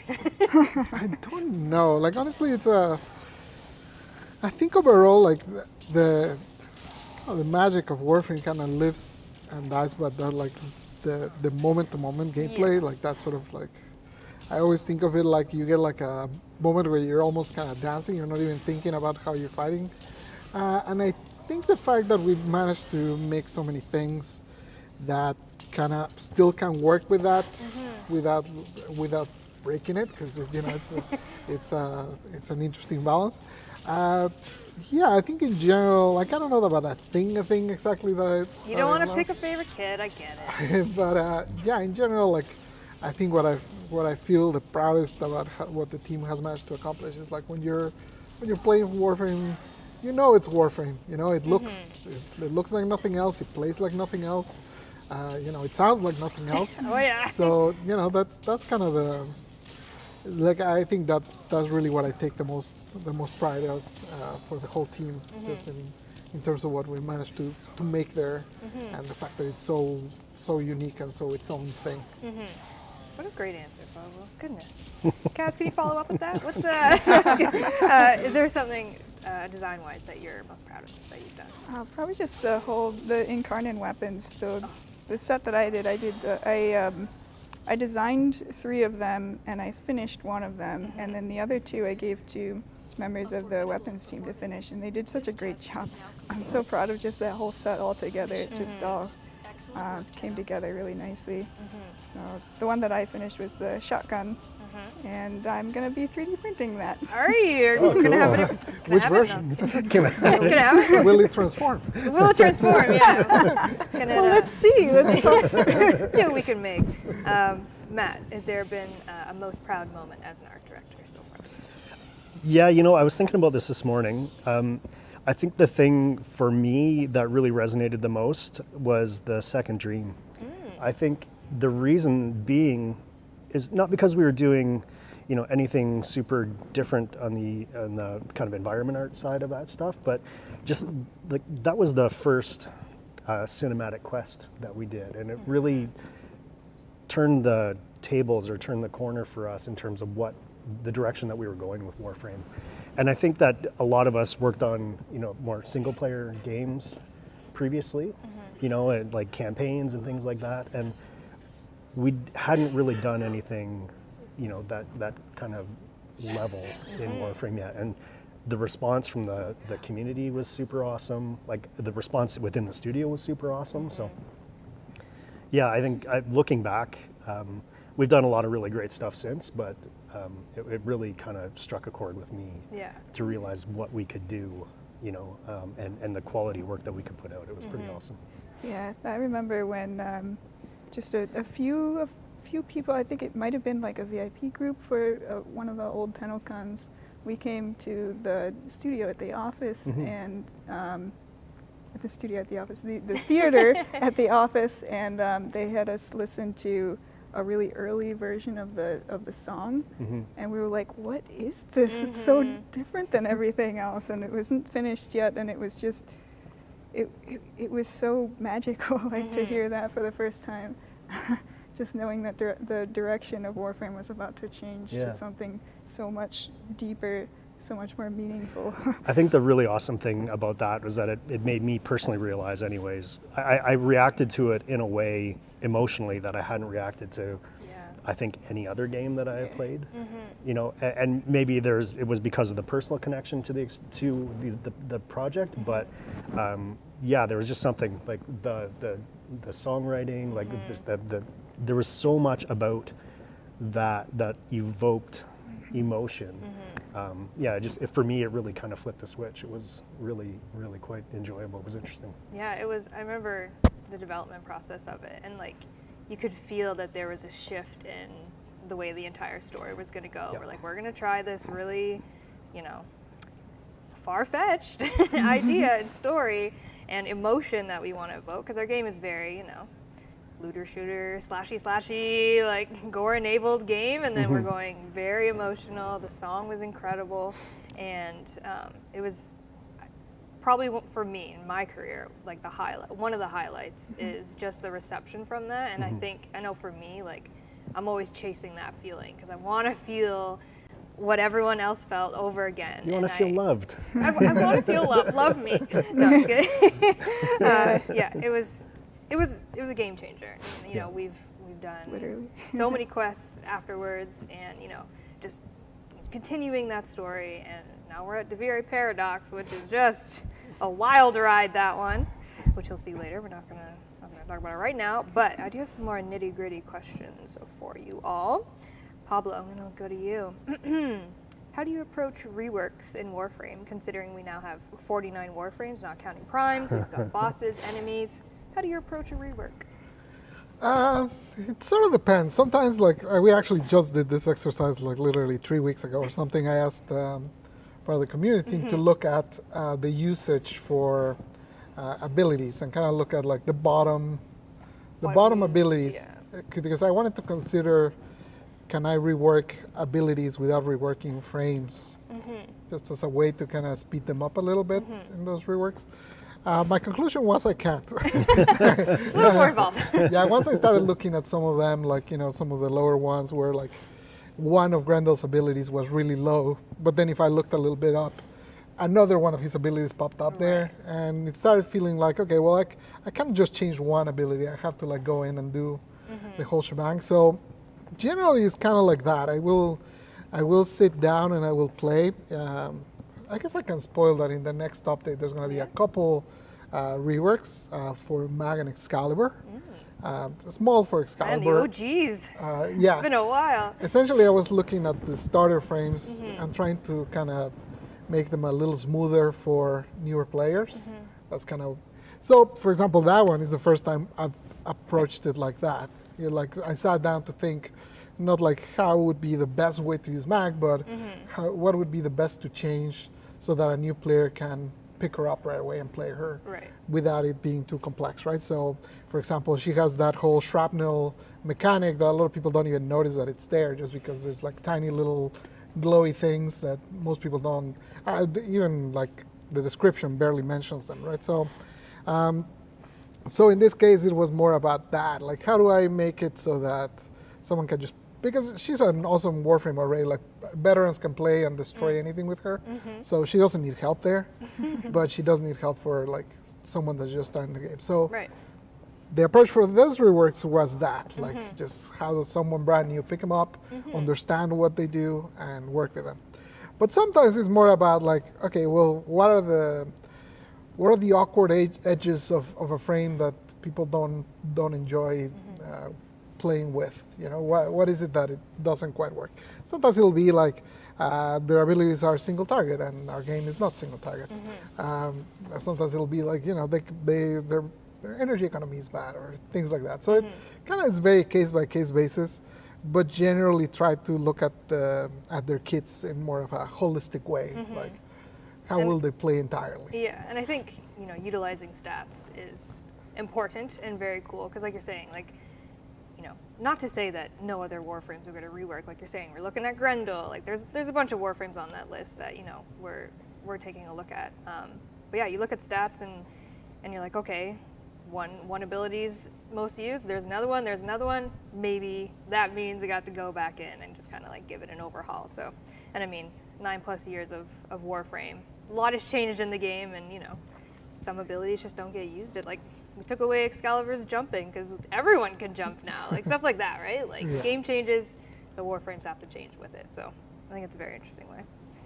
We're going to talk a little bit about the new war. That old thing that happened in December of last year. The not so new war anymore. It's not a new war anymore. It's an old war. The old new war. Matt. Yeah. So in the life of the new war as we know it, very, spoilers, Narmer-controlled world. Yeah. We're now Narmerized, if you will. From an art perspective, what was the process like to turn, you know, our very familiar environments of Warframe into a more Narmerized, sentient aesthetic? That was fun. Fun. Oh, no. No, it wasn't that. I'm joking. It was difficult in a way and easy in a way. I mean, easy in that we had a very kind of small palette of things that we wanted to utilize to tell that story. Difficult in that we were taking old levels, old tile sets, and then trying to put this element on top of that. And, you know, those tile sets were not composed, they weren't created with this usage in mind. Right. And so because the game's so old, because we like to reuse stuff when we can, when it makes sense to the narrative and stuff, we have to sometimes make allowances or sacrifices or look for more creative ways to, adapt those things to work with the new storyline. So that was a bit of a challenge. But we handled it in a way that was similar to anyone who played the game or has played the game from the early days. We had these fire, ice infested versions of all of our levels, and we kind of used, we didn't do anything really new there. We just used some of the kind of old techniques and tricks that we had done for that, but then tried to make it work for the storyline in the new war. Was it hard to take, like, if we look at Orvalis being what it is now, like, Yeah. that was an entire, like, just almost, it felt like almost like a redo of the entire world, essentially. Yeah, that was interesting. Luckily, with a place like the Orvalis, there's a lot of technical stuff that goes on behind the scenes that allows us to do stuff with the visuals that really makes it a lot easier than it could be. It's the same level. You're playing Orvalis, in its regular form, and there's a few little knobs and switches that are flicked, and then you're playing it in the new war form. And same thing goes with PoE. We did a post-war PoE that players have seen, and that was a little bit more heavy-handed. That things destroyed. We had things destroyed. The path that you travel through as call, that all exists there. If you play the early part of the game, you're going to see original PoE, and if you get to the new war and then post-war, you'd be playing that version of PoE. So it was a little more challenging that way, but again, it's that like collaboration of technical design and code and art and everyone working together to try and kind of make that thing happen. Yeah, that's very cool. Yeah. Pablo, New War. A lot happened in the New War. Average 6-hour quest. There was a lot that went on in there. One of the common questions that we get when we do kind of those bigger quests are, there's a lot of really fun things in them. Example, the New War. We had those cool puzzles. We had archons and stuff like that. What's the process like of taking something that wasn't really meant to be a mechanic and maybe changing it into a mechanic outside of a quest? I think there were I know as we were making the New War, there were a lot of conversations about okay, well, we're making all this new stuff. How can we then turn it into not something that you just play once and then you kind of move on? Obviously, being a live service game, we kind of need to come up with things that have replayability and that you kind of go back to over time.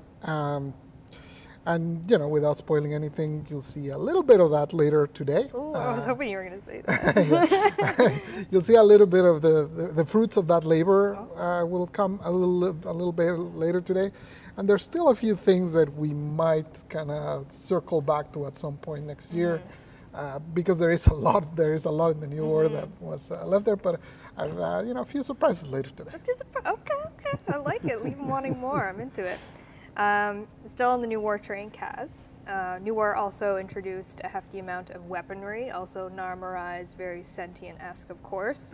A familiar name to many, Liger. They designed the Ravarex gunblade skin, and you kind of took it the rest of the way, kind of like what you were talking about earlier.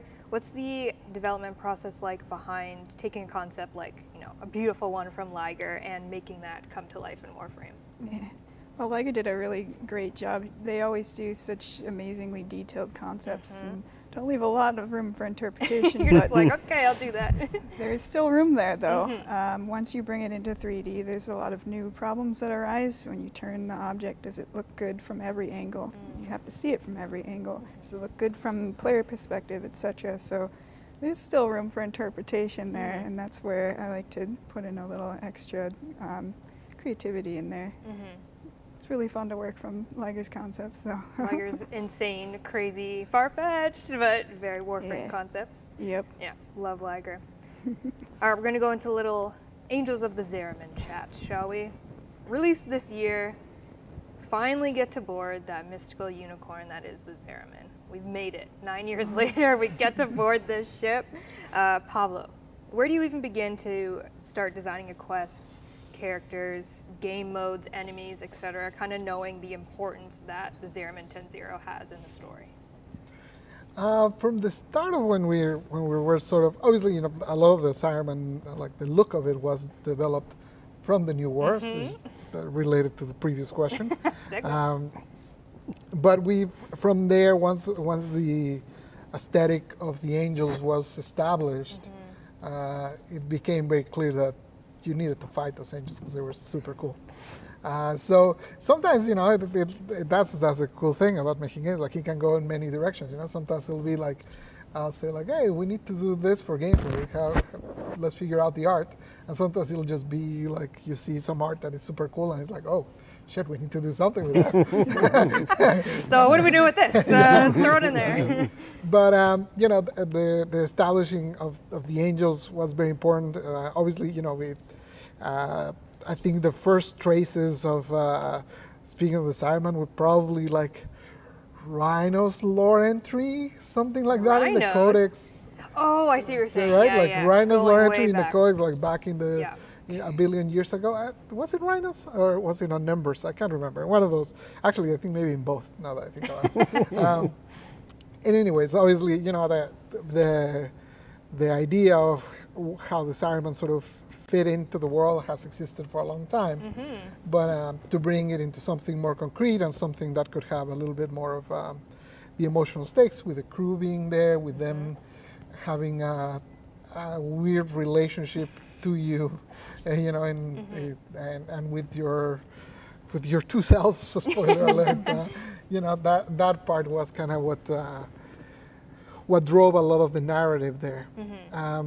Once we knew that, and once we also knew that we wanted to start planting some seeds for something that you people will see later on today, basically that's where a lot of the ties for like the new enemies and some of that extra spice came from. And you know, we've always had like the eye towards like, okay, well, what does the Zariman mean? You know, the blocking of the void and what is on the other side, and you know, all of that has been kind of in the. We're always working on one thing, and we always have the eye on like, I believe the next one or the next couple. That's kind of how we do. So yeah, that's kind of how I inspired it. We did know that it had been a while since we had made a game mode, since we did like Jupiter rework. I think it was the last time we did Disruption. Disruption, yep. Right. Yep. So that I don't know how long it's been since that, but it's been a while since we've done a new game mode. So. So we did 3. In classic fashion, we did 3 at one go. Yeah. Why not?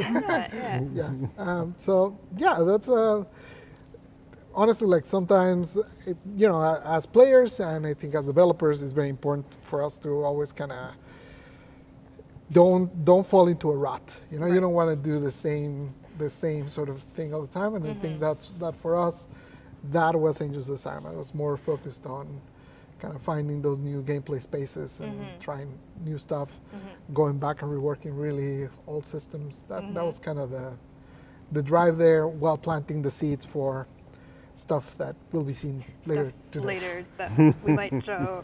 Might not have any answer to this question, but is there anything that we worked on for Angels of Zariman that didn't end up shipping because it didn't feel right, or it just didn't have a place? I mean, there's like, whenever we're ideating, there's always like a lot of things. At some point, it was going to be 4 game modes instead of 3. Oh, of course. Why not? You know, there was that. At some point, the Incarnate Weapons was a bigger thing that might be at some point. But, you know, there's always like a lot of... If every idea you come up with ends up in the game, it's probably you're not coming up with enough ideas. So generally, a lot of the things that we come up with end up like, maybe later. You know? I mean, they're shelved and then they come out. You never know. Yeah. It's always good to have a backlog of good ideas. Exactly. It never hurts. Speaking of Incarnate Weapons, Kaz, you mentioned before, you know, there's a good amount of lore as well behind these Incarnate Weapons. Can you kind of share the kind of lore that we use to create incarnate weapons. Yeah, so a little bit of history there too. I love They originally started out as just security weapons, like Right. Tenno-style ship security weapons, but I did a couple concepts and they didn't really feel very special. So then we decided to kind of pivot there and change them to more of like a ceremonial look, and kind of went a step further with that to make them come from like maybe specific trees or something like that. They're really special pieces of wood that they made into weapons that are too fancy to use.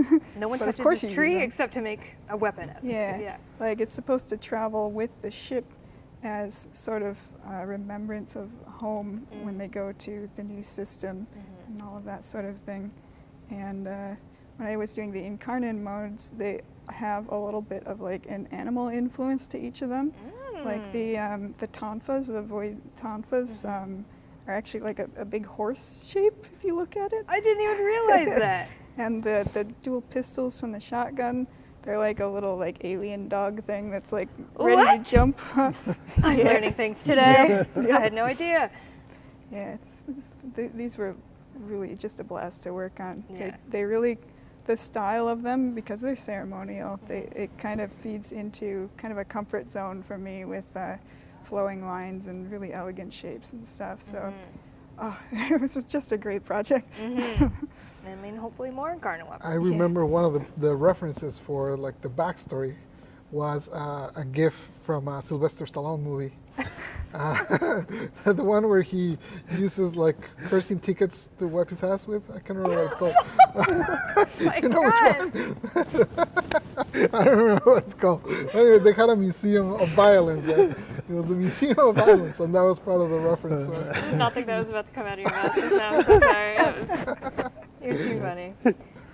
Oh, design inspiration can come from anywhere, folks. I want to know now. Simple as wiping your rear. Anyways, moving on.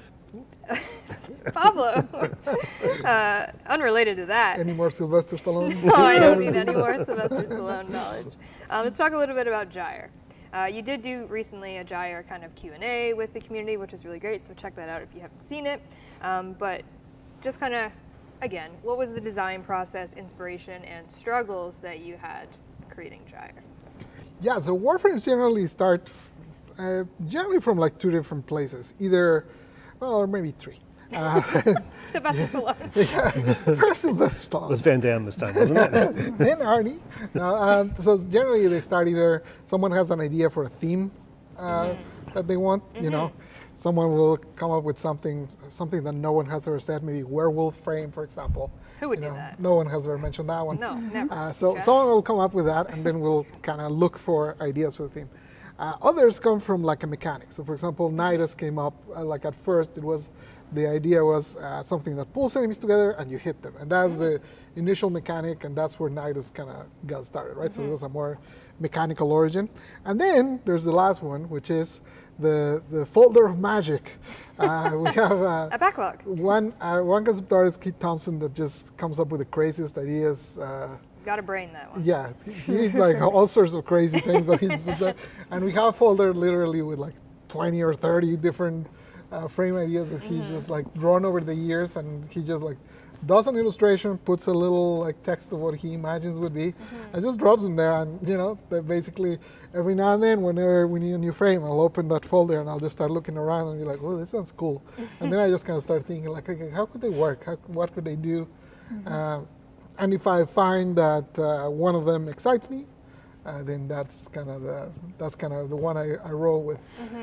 So that's actually how Gyre came to be. I love the idea of the skirt expanding with the electricity. I thought it was really cool. Sometimes it's hard when you've been doing this for a while. Sometimes it's hard to not stop yourself when you can see ahead that there's going to be problems. And immediately I saw the skirt and I was like, this is never going to expand. That's going to be a problem. Clip all over the place. You're going to slide and it's going to go into the ground. It's going to be a nightmare. I was like, no, I'm still going to do it. Yeah, we're going to make it happen. You know, so sometimes you just kind of have to say, screw it, and go with it, even if it's not someone else's problem. Unfortunately, you know that talking about the magic of a team, I didn't solve that problem.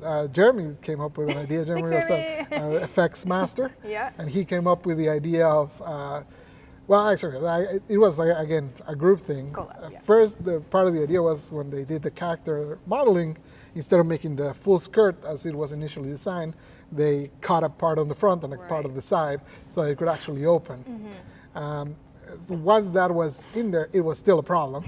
But then he came up with the idea, okay, when you activate the ability, it opens upwards, so it's kind of like becomes almost wings, and that solved it. And you know, that was one of those things that I'm very thankful that he figured out, because I was going to make her basically not be able to slide. Because y'all like parkour, not with giant. No. So I'm glad that he saw that. So yeah, it's kind of that process of like finding that seed of an idea, which again can be a theme, a mechanic, or you know, a visual, and then from there kind of start spinning, kind of spinning around with the ideas, and finding. To me, the most important thing with a frame at the end is that it plays different to the others. Right. That's like has a sense of uniqueness, and it's not just So you know, how are you going to do an electricity frame when you already have bolt? Right. There's many different things that you have to do to kind of separate it, mechanically, visually, auditory. You know, all of those things kind of need to split so that it works and stands on its own. And yeah, that's kind of the trials and tribulations of coming up with frame number 49. Yeah. We got lots more in store, my friends. Tune in to Tunnel Live. Sticking with Angels of Zariman a bit, we talked about Incarnate weapons, Kaz, and we're actually talking about this organically behind the scenes about something you might see later on, no spoilers. But we often get the question when we see, especially with the Incarnate weapons. I remember seeing on a dev stream the question of, how do I even hold that? Like, that just weapon is just so wild looking. Like, where do I put my hands? And is that actually something that you have to think about when you're creating weapons? Like, it's so crazy looking, but you should probably be able to hold this. Yeah, actually, that's kind of where we start, because we have so many shared animations for all the different types of weapons. So, for example, the tonfas, they have to fit in the hand a certain way, and they kind of glide along the side of the arm, so you can't make any shapes that would clip into the arm. They spin around in certain ways. I kind of broke a rule there with a loop that goes over the top. So if it spins this way, it clips. But I mean, it was too cool. I could not do it. But we do try to respect like the hand positions for all the weapons as much as we can, just so that riggers don't hate us and animators don't hate us. You're like, don't worry, you can hold it normally, even though it's pointy in every direction. It all will work. It's definitely the first step in our process to make sure the character can actually hold it. Yeah. All right, we're going to get into some spicy DeVary questions. We're going to see, obviously, Tenno Live is going to debut, finally, a live gameplay demo of the DeVary Paradox, the quest. You're also going to get an in-game experience with the DeVary Amphitheater that will open at 5 p.m. Eastern Time. But we're going to peel back the curtain just a little bit, give people a little taste as to what they might experience later. Obviously, they've seen trailers and such, but Matt, like I said, they're going to experience the DeVary Amphitheater very soon. Can you peel back the curtain a little bit and describe the design process of a world like DeVary? Yeah, that's an interesting one. I mean, people that have been watching us do Tennocon for the last couple of years have obviously seen DeVary teases. So it's not a new idea. But what we have had to do in the last bunch of months and over the last year is actually figure out how we're going to make it, you know? So the amphitheater was kind of step one for us in terms of prototyping how we were going to make the world. We had an idea of what we wanted to do, you know, but you know, an idea on paper is different than actually making it. And so we had to do a lot of experimentation, a lot of R&D.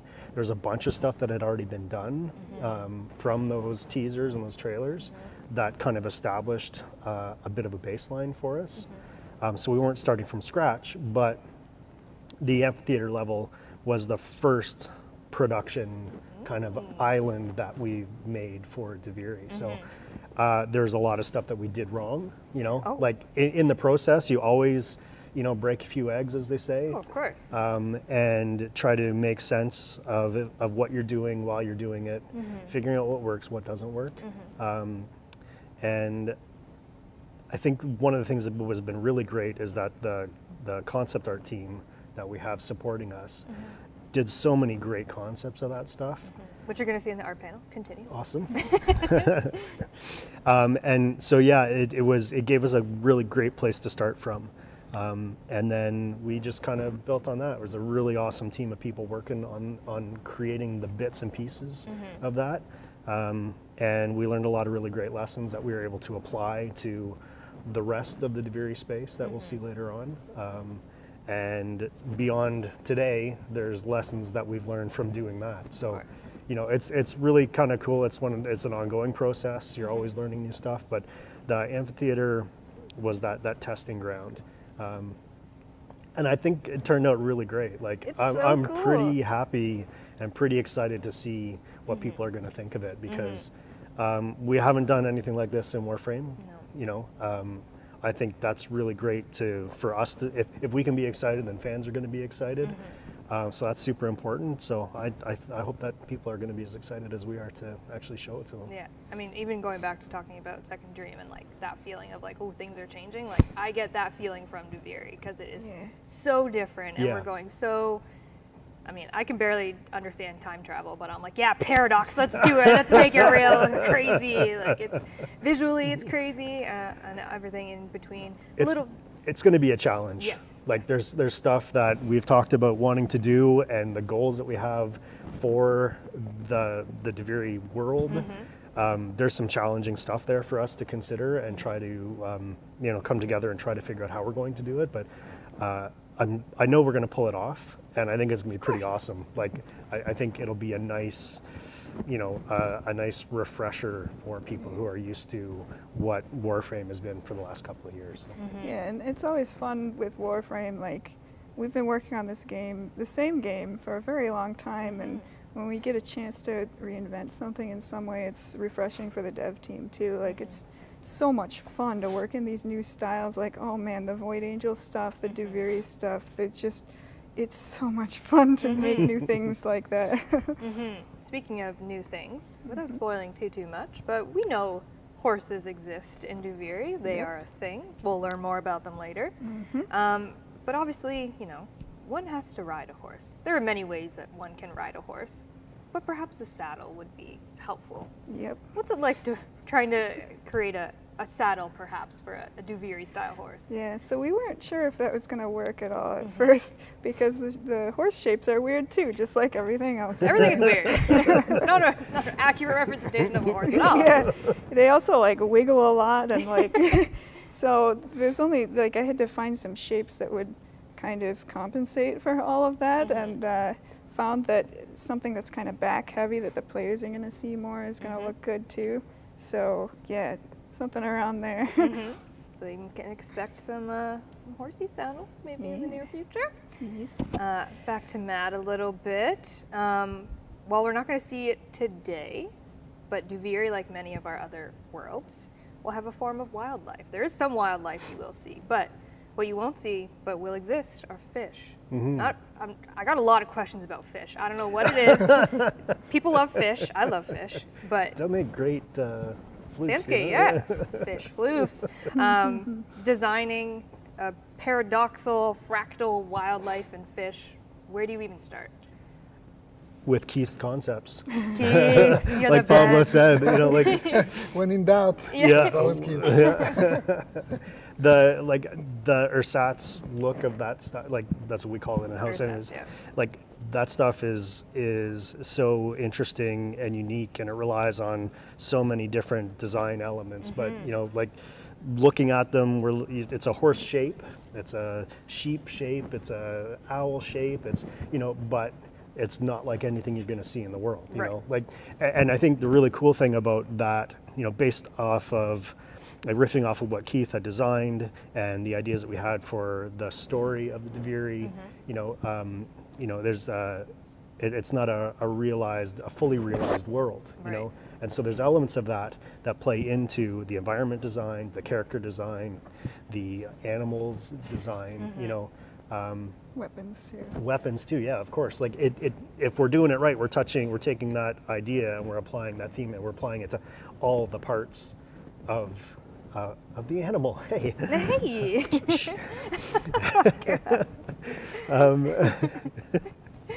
But yeah, so we're applying it there, and so we took that horse and we used the horse as the jumping off point, and we designed some fish. We're not entirely sure if we're going to use them.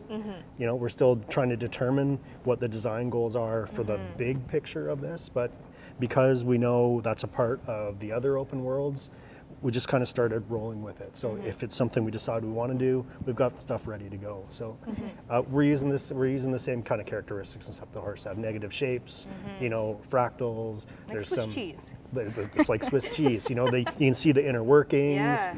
It's not flesh. You know, like there's some really cool elements to those things that we're trying to apply to these other parts. So I think like the ones that we have done so far, I think they're pretty cool. I'm pretty excited about them. So yeah, I saw like Deimos fish already confused me because I'm like, what am I looking at? Like these things are wild, and then we go to Devere and I'm like, what am I looking at? It's wild. You're not going to see fish today, but you will eventually. Fish exist. Going back to It's true, I've seen them. It's true. They exist. Duviri, Pablo, how would you say that Duviri, without getting too crazy, how do you think it differs from our other open worlds? It was interesting when we started like actually figuring out what is this. What is this? Is this Duviri? Like that meme on the internet? Yes, it's kind of like that meme. It is an open world in the sense that it is open, but it has like the things that you're used to seeing in our open worlds. You know, bounties, fishing, mining, all of that stuff. There's none of that there. So expect it to be entirely a different thing. I don't want to go further than that, but essentially, it is a different thing. It's not, like I think it would be misleading to even call it an open world because it's more of a guided experience that we're going for. I don't want to get too much into details. Okay, yeah. All I can tell you is like, of all the systems that you're used to from our general structure of open worlds, none of them are present. Like none of them are there. Yeah, essentially there's nothing. None of those are there. It's an entirely different take. So Breath of the Wild is an open world, and what is 2077 is also an open world, but they have nothing to do with each other. It's kind of like that. I mean, this is what we're saying. Duviri's wild. You got some wild ideas. It's a paradox. It's a paradox. It was one of the things is obviously 9+ years into a game when you find yourself and you say, okay, what is this going to be? And it's like, okay, well, it's like nothing else we've done. That's a challenge. That's fun, and that's it's also kind of scary because obviously but the safe shore would have been to just make another open world, right? But But let's do we already something did a little that. Who wants to do safe? Yeah, who wants to do safe? Not us. So we're actually 2 minutes away from being told to get off the stage because we've talked a lot. I didn't even get through all my questions, which I love, but I'm also kind of sad because they're really good. I do have a couple chat questions that Corey, thank you, back at home, grabbed for us. I'm just going to go through them real quick, and they're all going to be very vague. Any new Warframes coming up? Stay tuned. You're going to talk about the next Prime Warframe? Stay tuned. Where's Call 175? Where is the new War hack puzzles? Stay tuned. Yeah, I don't know. There might be some exciting information soon. A lot of those questions you will be very pleased learning about later on. But before we go, I do want to just kind of pick your brain in terms of we kind of already touched on, you have free reign with a lot of things. Like, everyone's ideas, give it to me, we'll see what we can do with it. Yeah. You could design anything in Warframe. Corn Warframe. Pablo, what do you got? You tweeted about it, so you have to make it happen, I'm just saying. If I had free reign and infinite budget and stuff like that, I would love to make tools to allow players to make missions. That would be like a Super Mario build your own level. Whenever I see like the creations that people do with the dojo, I'm so blown away whenever I see We'd have so many dragons. I saw one link this morning for Dagobah or something. I saw it in the community channel link today, and it was awesome. Yeah. Whenever I see those, I always feel like, damn, I wish that could be turned into like a player-made mission that people could play, because I think they would come up with really cool stuff. Unfortunately, it's very hard. So We've been talking about that for so many years. Matt, free reign, what do you got? Oh my gosh, you should have prepped me for that question. I'm going to steal Pablo's. No. All right. It's interesting though. That's a really, like, that's one of those things that we've talked about for years. That would be so amazing to do, and then it just is so daunting a task to think about actually making it work. You know, like it's just it'd be really cool. Actually, I think I get a thrill when I see those player built dojo compositions as well. I'm just like, how the heck did somebody think to do this and combine it in that way? Like Right. it's just, yeah, it's really amazing. Gaz, free reign, quick, fire. I want to make a glam rock frame. Oh, yes. Oh yeah. Does it have corn involved? No, I'm just kidding. Maybe that's not. Maybe. Possibly. I mean, corn's a band. Okay, with the K. All right. Unfortunately, we are out of time for our live dev Q&A. I know, Dean, you were frantically waving at me. I'm so sorry. Thank you so much, Kaz, Matt, Pablo, for coming to this crazy stage and answering my cues with your A's. I appreciate all of you for being here. I'm so excited to show the work that you all have put in for Duviri. I'm very excited for them to finally see what the heck we're talking about, because we're being very vague. I know it's painful, but all will be revealed at 10 Alive. Next up, we do have, I believe it's the Art of Warframe panel. Daniel Sokolowski is joined by some really awesome people to show you never before seen stuff. So enjoy, thank you again, and we'll see you at 10 Alive. Hey everybody, Megan here to let you know that by watching this year's show on Twitch, you're gonna earn yourself some incredible free items if you have your Warframe and Twitch account linked. Watching Tennocon until 5 p.m. Eastern Time for 30 consecutive minutes will reward you with both the Veracruz Warfan and the Renala Sugatra. But that's not all. Tune into Tenno Live between 5 p.m. and 7 p.m. Eastern Time for another 30 consecutive minutes, and you're gonna earn yourself a free Titania Prime. That's right, a free Prime Warframe. If you already have your Twitch account and your Warframe account linked and received drops before on Warframe streams, then you're all set. But if you've never linked your Warframe and Twitch account together, simply go on over to warframe.com/Twitch, log into your Warframe account, and follow the simple instructions to get set up. And that's it. Enjoy the show. Taylor! Oh, Taylor, I just realized I'm a Bolarola. Girl, you look great. Thank you.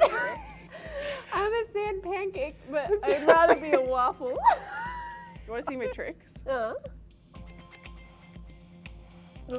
I gotta make room. I can't reach. Boom. You did it. And you can buy us on store.warframe.com as Tennocon merch. What's Tennocon? Oh boy.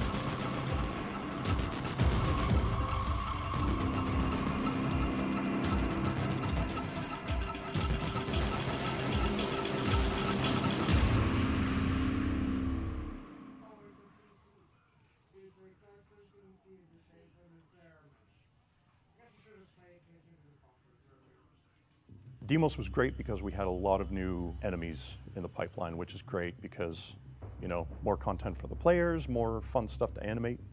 The designs in Demos were so interesting that it was really, really inspiring for us as animators. It's important for enemies to be able to cover a lot of distance. In this landscape, which was different from others, is like the Jugulus. It could literally pop out of the ground almost anywhere. The jump scare moments are always fun to do, to essentially set the player up. And I think some of the enemies that do drop from the ceiling in this case, and it allowed enemies to kind of ambush the Tenno. With the Infested, you kind of get, like, they're a lot more instinctual. You know, the Therid, for instance, or the Leaping Thrasher, that long, sloppy arm. It reminded me of, like, if you've ever seen an octopus walking on land. It's hard because there aren't a lot of real-life examples of things that even look like that. So you kind of have to take where their weight is and how they would lumber through the landscape. But when you get a faction like the Infested, They're so different. To create the day-night cycle, fast is up in the air and then Vom pops up. That's the signal that the day-night change happens, and because of their sheer scale, you have to slow the animation down like so much. The team just, honestly, I think they really faithfully created a world that did the Infested justice. There is one enemy in Deimos that it's the giant floating orb that spit enemies out onto the ground. If you look closely, the little mouth might look familiar.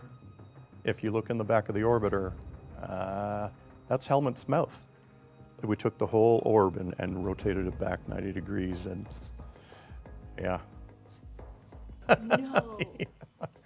Yeah. Are you kidding me? Yeah, no, yeah. Hey Tenno, Danny here. We're getting so much closer to unveiling some incredible surprises. Tonight at 5 p.m. Eastern Time, we'll be opening up the Duviri Amphitheater orbiting Earth in-game. Join your fellow Tenno for an up-close and very unique experience during the Tenno Live presentation. As a special thank you for joining us for Tennocon today, for the next 48 hours, you can claim a special operator and drifter cosmetic, the Stranger's Hood. This exclusive cosmetic is available right now on all platforms in the in-game market for 1 credit. Be sure to log in and claim yours. Bye, Tenno.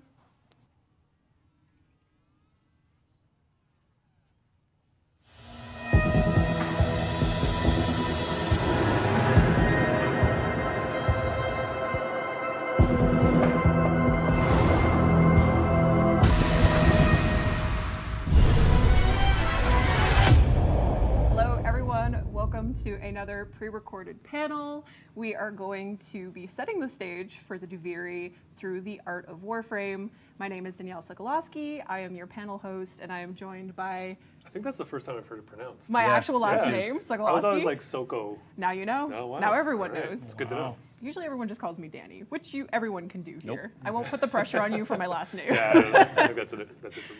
But yes, I am joined here today by 3 wonderful panelists from the Digital Extremes art team. Might as well start over here with Eric. Hi. Hello, Eric. What do you do at DE? I'm Eric Vedder. Eric and I'm the lead concept artist. Where do I look? I look over there. I'm looking at you guys, but yeah, lead concept artist. Lead concept artist. And Jeff? I'm Jeff. I'm art director, animator guy. Awesome. Yeah. And Carrie is here as well. Hi, Carrie. I'm with the environment side and the art and all that sort of stuff. He does more than that. A little bit, He but does you more know, than that. Kind of does everything. Yes. Yep. So today, actually, before we get into all of this, I want to thank Sarah from the community team, who is actually here today. She's going to be assisting us with presenting. Thank you, But Sarah. big thank you to Sarah Thanks, for Sarah. helping put everything together. And a big thank you to the art team, of course, who they're not all here, but we love our art team, and they do some incredible work. I also have to give a massive spoiler warning. We will be going through the new War Quest and spilling all of the beans on that. So if you haven't played the new War Quest yet, you have been warned, or even Angels of the Zariman Quest, just a heads up. But speaking of the new War Quest, did you guys know that over 1 million players have started playing the new War Quest? Wow. And we're very, very close to 1 million players having actually completed the quest. Wow, that's awesome. Yeah. That's wow. I just learned this the other day, actually from Pascal I on think I our got team. goosebumps from that. That's cool. Yeah. Actually, that's my first question. How does that make you guys feel, knowing that the quest you created has been played by so many people? Amazing. Yeah. It feels amazing and surreal. A little scared. A little scared. I mean, it you don't have to go into every living room and ask Yeah. so It's a great quest. It's awesome. Yeah. So it's just That's really really cool that everyone's getting to see all that hard work, and it's so kind dope. of hard to believe because it was released last December. It feels like so long ago. Yeah, it honestly does. 2021. So yeah, thank you to everyone who's played it. I think also just the triumph of doing that quest in kind of the COVID remote situation was really daunting, and the team just kind of killed it. Totally. It was really impressive. Yeah. We're going to go through some of the art for the new war that you guys wouldn't have seen yet. So on our path to Duviri, we released the new war, of course, which, as you all agree, was probably the biggest cinematic quest to date, and a huge effort from the whole team. And I thought we'd kick it off with a look at some of the animation work that went into that. So let's have a look at that. Oh, poor Tim. I love it. He's seen better days. So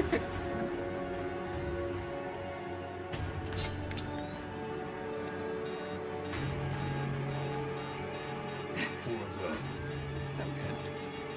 For my That's great. Oh no, who's that big nerd?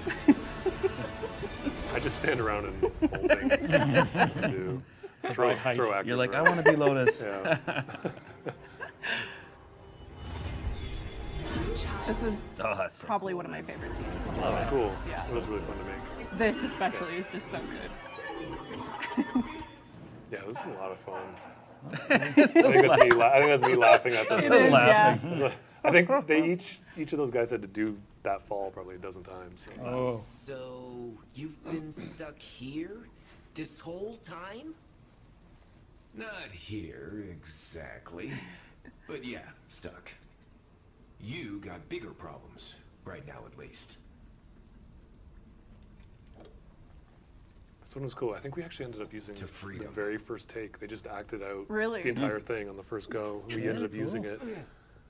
Tim even ad-libbed hands on the head. Yeah. It's great. Which is such a It's fan moment. So good. Yeah. Awesome. That's full of spoilers, eh? Yeah, I told you. I said, baby, we're spoiling some stuff today. Me shoving Jay.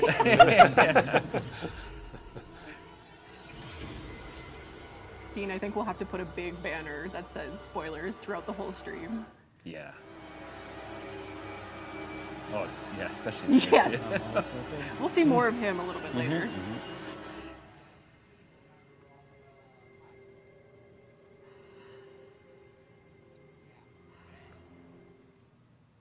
Those mats come in handy. There was a lot of this. The amount of fall animation we have is So that was just 2 Crazy. minutes. Just 2 minutes of animation work. Yeah. And I'm curious, in total, how much mocap footage you think you got for the new war? I don't know. I couldn't even tell you, honestly. Like yeah, because we record so much and we kind of cut up and splice different parts of it. Except, like I said, that dinner for two, those guys did it. We just used the one take they did, which was amazing. It was, I don't know. I can't just the sheer amount of animation that the team did, like to get it out was. I'm still kind of like in awe of it, to be honest. So, yeah, I don't know the actual. I'd be curious to find out actually. Yeah, maybe we should figure that we out. can find out and Dean can put it as a ticker that goes about the actual Splice that in. minutes of Yeah. mocap we have, because I would be kind of fascinated to find that out. I do want to point out that I did originally credit Jeff in the video when I first edited it, and I showed you as a mocap actor. I think you called me a performer. I did. Well, let's say you made a great Lotus, so I felt like I should still credit you. I'm just a big prop that they need to hold on to something or get thrown around. So I don't know if that's really fair. I get paid to be a bully during mocap sessions. It works. So, yep. It works. It's interesting too because it's clear our animators are not just animators. As you saw, there's Jason and Tim, and they're on our animation team, but they're also performers. They're actors. So how does that ultimately affect the final product of a project like the New War? It helps a ton, and moving forward, we've actually even had more of the animators step up and do more of the acting themselves, which is really cool. Yeah, it's hard. Like a lot of people think you do the mocap and you're done, but the amount of animation and keyframing work that goes into it to make the performance have really good pacing and exaggerations. They usually end up keyframing the hands entirely by hand. Same with the face animation. Right. But there's so much editing and like kind of artistry that goes into it. It's a really good template for a foundation to build on. But yeah, the amount of keyframe work and artistry that goes into it to kind of get the performance out of it as well is it's huge. impressive. Going back to kind of speaking on characters, we of course in the mid section of the quest are greeted with the Drifter. So we don't know who this character is initially, and then all of a sudden we're playing as them. So we have some early concept work. Actually, Eric, this piece here. So what were the early thoughts on the Drifter's overall appearance? Well, I spoke to Jeff about this, of course, in depth, and and the Kamiki brothers too, which you'll see some of their stuff too coming up. Just kind of like a haphazard collection of parts, because we didn't want it to, you want it to feel like you're playing a Grineer, but not like kind of pieces of it. So yeah, I just try to grab like the knee pad for the helmet and stuff, and I was like, oh. Well, actually, that was the original idea that we pivoted because Steve ended up liking the kind of the main drifter look more than. So the original idea was to start this quest out as the Grineer cosmetic set. Oh, which we actually do have. And then we were going to do it the opposite. Oh, yeah, I see. we were going to do the opposite. We were going to offer the other one later as an option. I see. Okay. Yeah. But we reversed it when Steve liked the impression we made. But we thought when you start the mission, you'd be playing as Eric said, right, a Grineer. I do want to point out that the melee weapon strapped in the concept here was swapped out with the sheave, a ferocious melee weapon, as we all know. Any creative decision making there? Time. The creative decision was time. Time. It's always that is time. a good one. Hey, look, this exists. Done. And then, Ship it. Yep. And then this next one here is ultimately what we are familiar with. Correct. So the poncho. The poncho. Yes. Love the Very poncho. cool. Yep. Also I see some little facial hair here in the concept art. That wasn't me. That wasn't you? No, That wasn't I you? might have inspired them because they saw me and they're like, yeah, he's pretty cool. glorious. Let's put that in the game. Right. It's probably not what happened though. But it brings me to another question. We talked about this on the dev stream. The beards, the facial hair. Are we still doing? Is that still planned? Yeah, there was actually an update going in. When do we film? Do we say when we're filming this? Yeah, I mean it is pre-recorded. Yeah, we are filming this. so What is the date? June 22nd. Yeah, so just a few days ago I saw a check-in. Continuing on with key characters, our friend Era. Well, turned friend, I guess you could say, because when we're on Pergasa in the new War Quest, Era seemingly saves us as we're going on to the last Archon fight. He seemingly perishes. At least that's what we think happens under some debris and rubble. Yep. But he will be returning in some form, but maybe not the form that we are. Seems like he really lost his head. Oh, Carrie, you're waiting on that one. Like 15-second build-up. Now's my chance. Now's your chance. So we have this new Archon Very cool. concept here, which is just, I mean, what can you say about it? It's kind of unreal. Yeah. We also have the model for it as well. If you want to go to the next one there, Sarah, yeah. Teeth, lots of teeth. Yep. Terrifying. Is there anything we can say about this without really saying anything? I think it's pretty clear. If you have played, no, but I do remember, and I appreciate it also that some people were a little disappointed with Era's resolution in New War, and a lot of that decision was around scope and time. Unfortunately, because we did, it was a hard cut we had to make. So. But yeah, we're trying to fulfill that. Right. Now, fully up. So we're bringing him back in a big way. Yep. Awesome. And you'll get to see more of this new Archon in the future. But yeah, getting back to the quest, after we defeat the final Archon, we get to the final showdown. This is of course, the climax of the quest. This is really it's great. Surreal, honestly. Yeah, Craig did a great job. Yeah. Just an insane stage. And when it comes to such big stage moments, what are some of the goals in the environment art to evoke these very powerful, emotional scenes? Well, I think there's a bit of a hierarchy to the whole experience. There's Egyptian pyramid vibes, which ties into a lot of what he has going on as a character at that point. Right. You want some connection to what we've shown in the previous sets with the sentient surround, but then he's made it his own, which is, I think, pretty important for a character to get the opportunity to put a stamp on the world. And then you're going to be blowing it up. So that's kind of an important thing to try to factor in there somewhere too. So how your silhouettes will go as it gets pulled into a black hole. It's kind of a bit of a thing. Yeah. Spoilers, right? Yeah, Okay. spoilers, yes. Again, huge spoiler warnings for this. Spoil away. Yeah.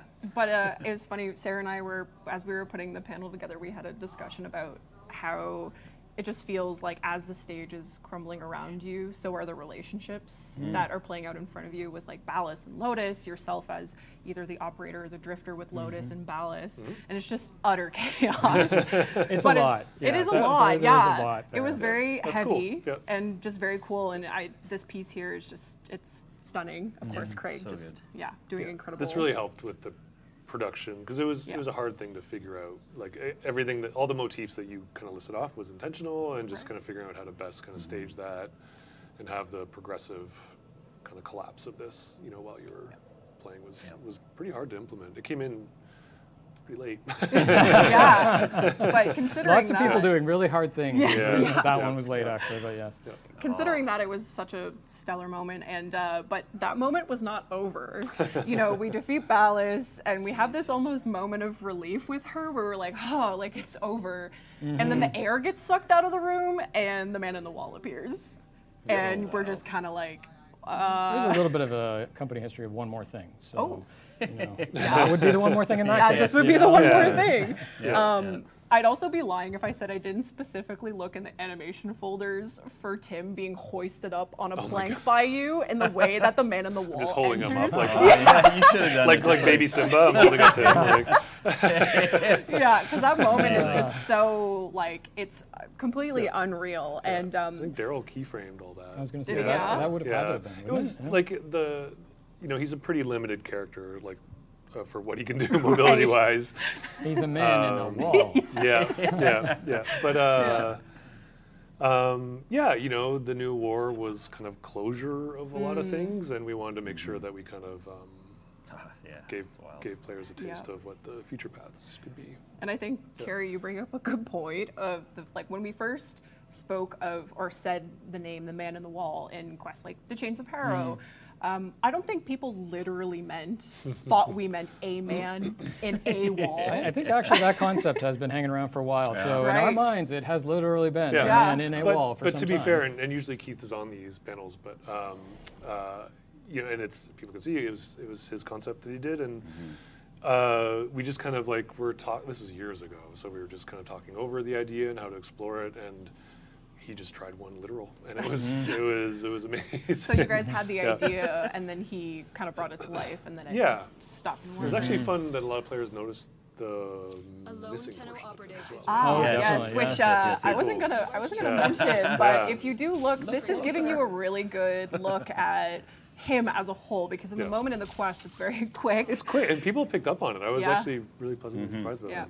So from the time that the concept existed to actually seeing him in the quest, there's a lot of lore that kind of happened in between that point. So, the Red Veil calling him like the lidless eye, and Albrecht and Trotty's stories of or his encounters of the man in the wall. So from those aspects, did the concept to the actual creation of the man in the wall, did that change at all with those in mind? I think I don't want to speak for them, but I feel pretty comfortable saying that stuff, we had committed to this. I see, okay. So we had committed to this, so they used it as inspiration for a lot of those ideas. The only thing that changed, which I think we're going to get to later, but the original idea that Keith pitched to this was that he kind of formed his wall of, if you go back to the original sketch, you can see a Grineer ship in there. Oh. He kind of had collected lost ships in the void and made this form. So when we built it in 3D, though, we wanted to kind of tie it closer to how the void represents Diviri and things you see in. Which, speaking of which, since we're on the topic of Diviri, the void, kind of the unknown, this is a really intriguing piece of concept art, because it's not something that we actually... Can we compliment the title of this card? Sure, and Sarah, yes. Well done. The grasp of the void. Really grabs you. It really does. It really does. But it's not something we've actually experienced in the game at any point. So when I saw this, we're like, is this more symbolic than anything else? Is this quite literally what the void looks like? Is this just an interpretation of how much it's affected the Zeraman, like what we saw in Angels of the Zeraman, and how Is it one of many pictures that informed what the Skybox decisions were? Yeah, which we actually will see another picture. And speaking of kind of the Skybox art, that was put together for specifically Angels of the Zeramin. I think quite a bit of people noticed this when they were playing the quest as you load into the missions, or even if you're just playing in the Zeramin missions period. When you load into the ship, you see the skybox, and there's this kind of picturesque situation behind, or I guess maybe beyond is maybe the better word, of the Zeramin. But before we get into that, before we dive deep into Duviri, which I'm sure a lot of people are very excited for, we're going to do a quick intermission and look at some really incredible concept art. So here's just a look at the concept work that went into by the incredible Chomiki brothers. And I think this was totally their pitch as well. I don't. I don't think they were given any kind of.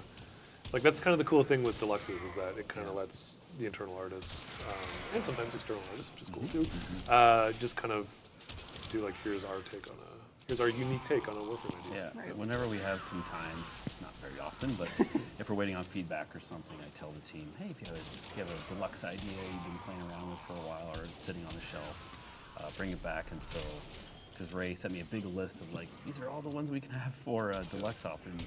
So yeah, they had this, and I was like, oh yeah, just run with that. That looks amazing. It's so good. I did actually have a chat with the Chomiki brothers, and they said they were really inspired by Ureli's kind of like playful anime style animations, which I know Pablo was gunning for. And I want to read this word for word from the way that they described her. They said that they have a passion for edgy tech, and they wanted to propel Titania's design into a, and I quote, dangerously pointy, aerodynamic, high-tech butterfly cyber knight. That's amazing. Well, they really nailed it. Successful. They did, right? Yeah. They did. We also have her, of course, her exalted weapons, the Dex Pixia, just bringing in that like high-tech style again, and her Duwata. Very cool. Yeah, and I love that. That's amazing. They touched on every aspect of her, like even her razor flies and her razor wing got the treatment as well. So our cute little fairy lads are rocking the tech as well. Yeah, amazing work. Yeah, and then of course the Syndana as well. Very, very cool. The next deluxe we've already shown. So cool. So this is really just a reminder of Liger's Zaku Deluxe, which we showed in the first dev stream at the beginning of this year, I believe. Oh man, we did? Yeah, I know, it feels like a lifetime ago, but this, I think it was the Kintsugi? That's right. The Kintsugi method, Japanese method of putting... Bonding together with gold. Right, yeah. Repairing broken things. Yeah.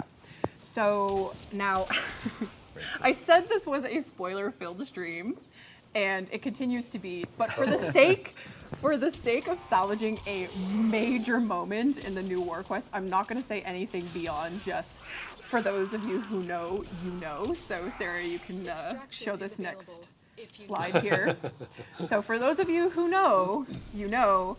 But this specific cosmetic will be coming in the Zaku Deluxe collection, which, of course, again, by Liger, it's just, I'm so excited. Yeah, and this was Liger getting inspired to offer this kind of cosmetic choice based on how things go. Yeah, I made this pitch, and then they killed it. That's awesome. Yeah, amazing. And Liger also let me know that there was a lot of inspiration from the kind of Duviri stylings as well. Yeah. So really lovely plays into that theme. This isn't the next deluxe coming out, just to be clear. This is just in progress on Zaku Deluxe stuff, since everyone was very excited about that. You know, it wouldn't be a art panel stream without announcing the next Prime Warframe. So, Korra Prime is our next Prime Warframe. Get to steal all the things. I know. I'm only showing the concepts. Yep. Just a little tidbit. Again, 10 alive, 5 p.m. You'll get to see more of that.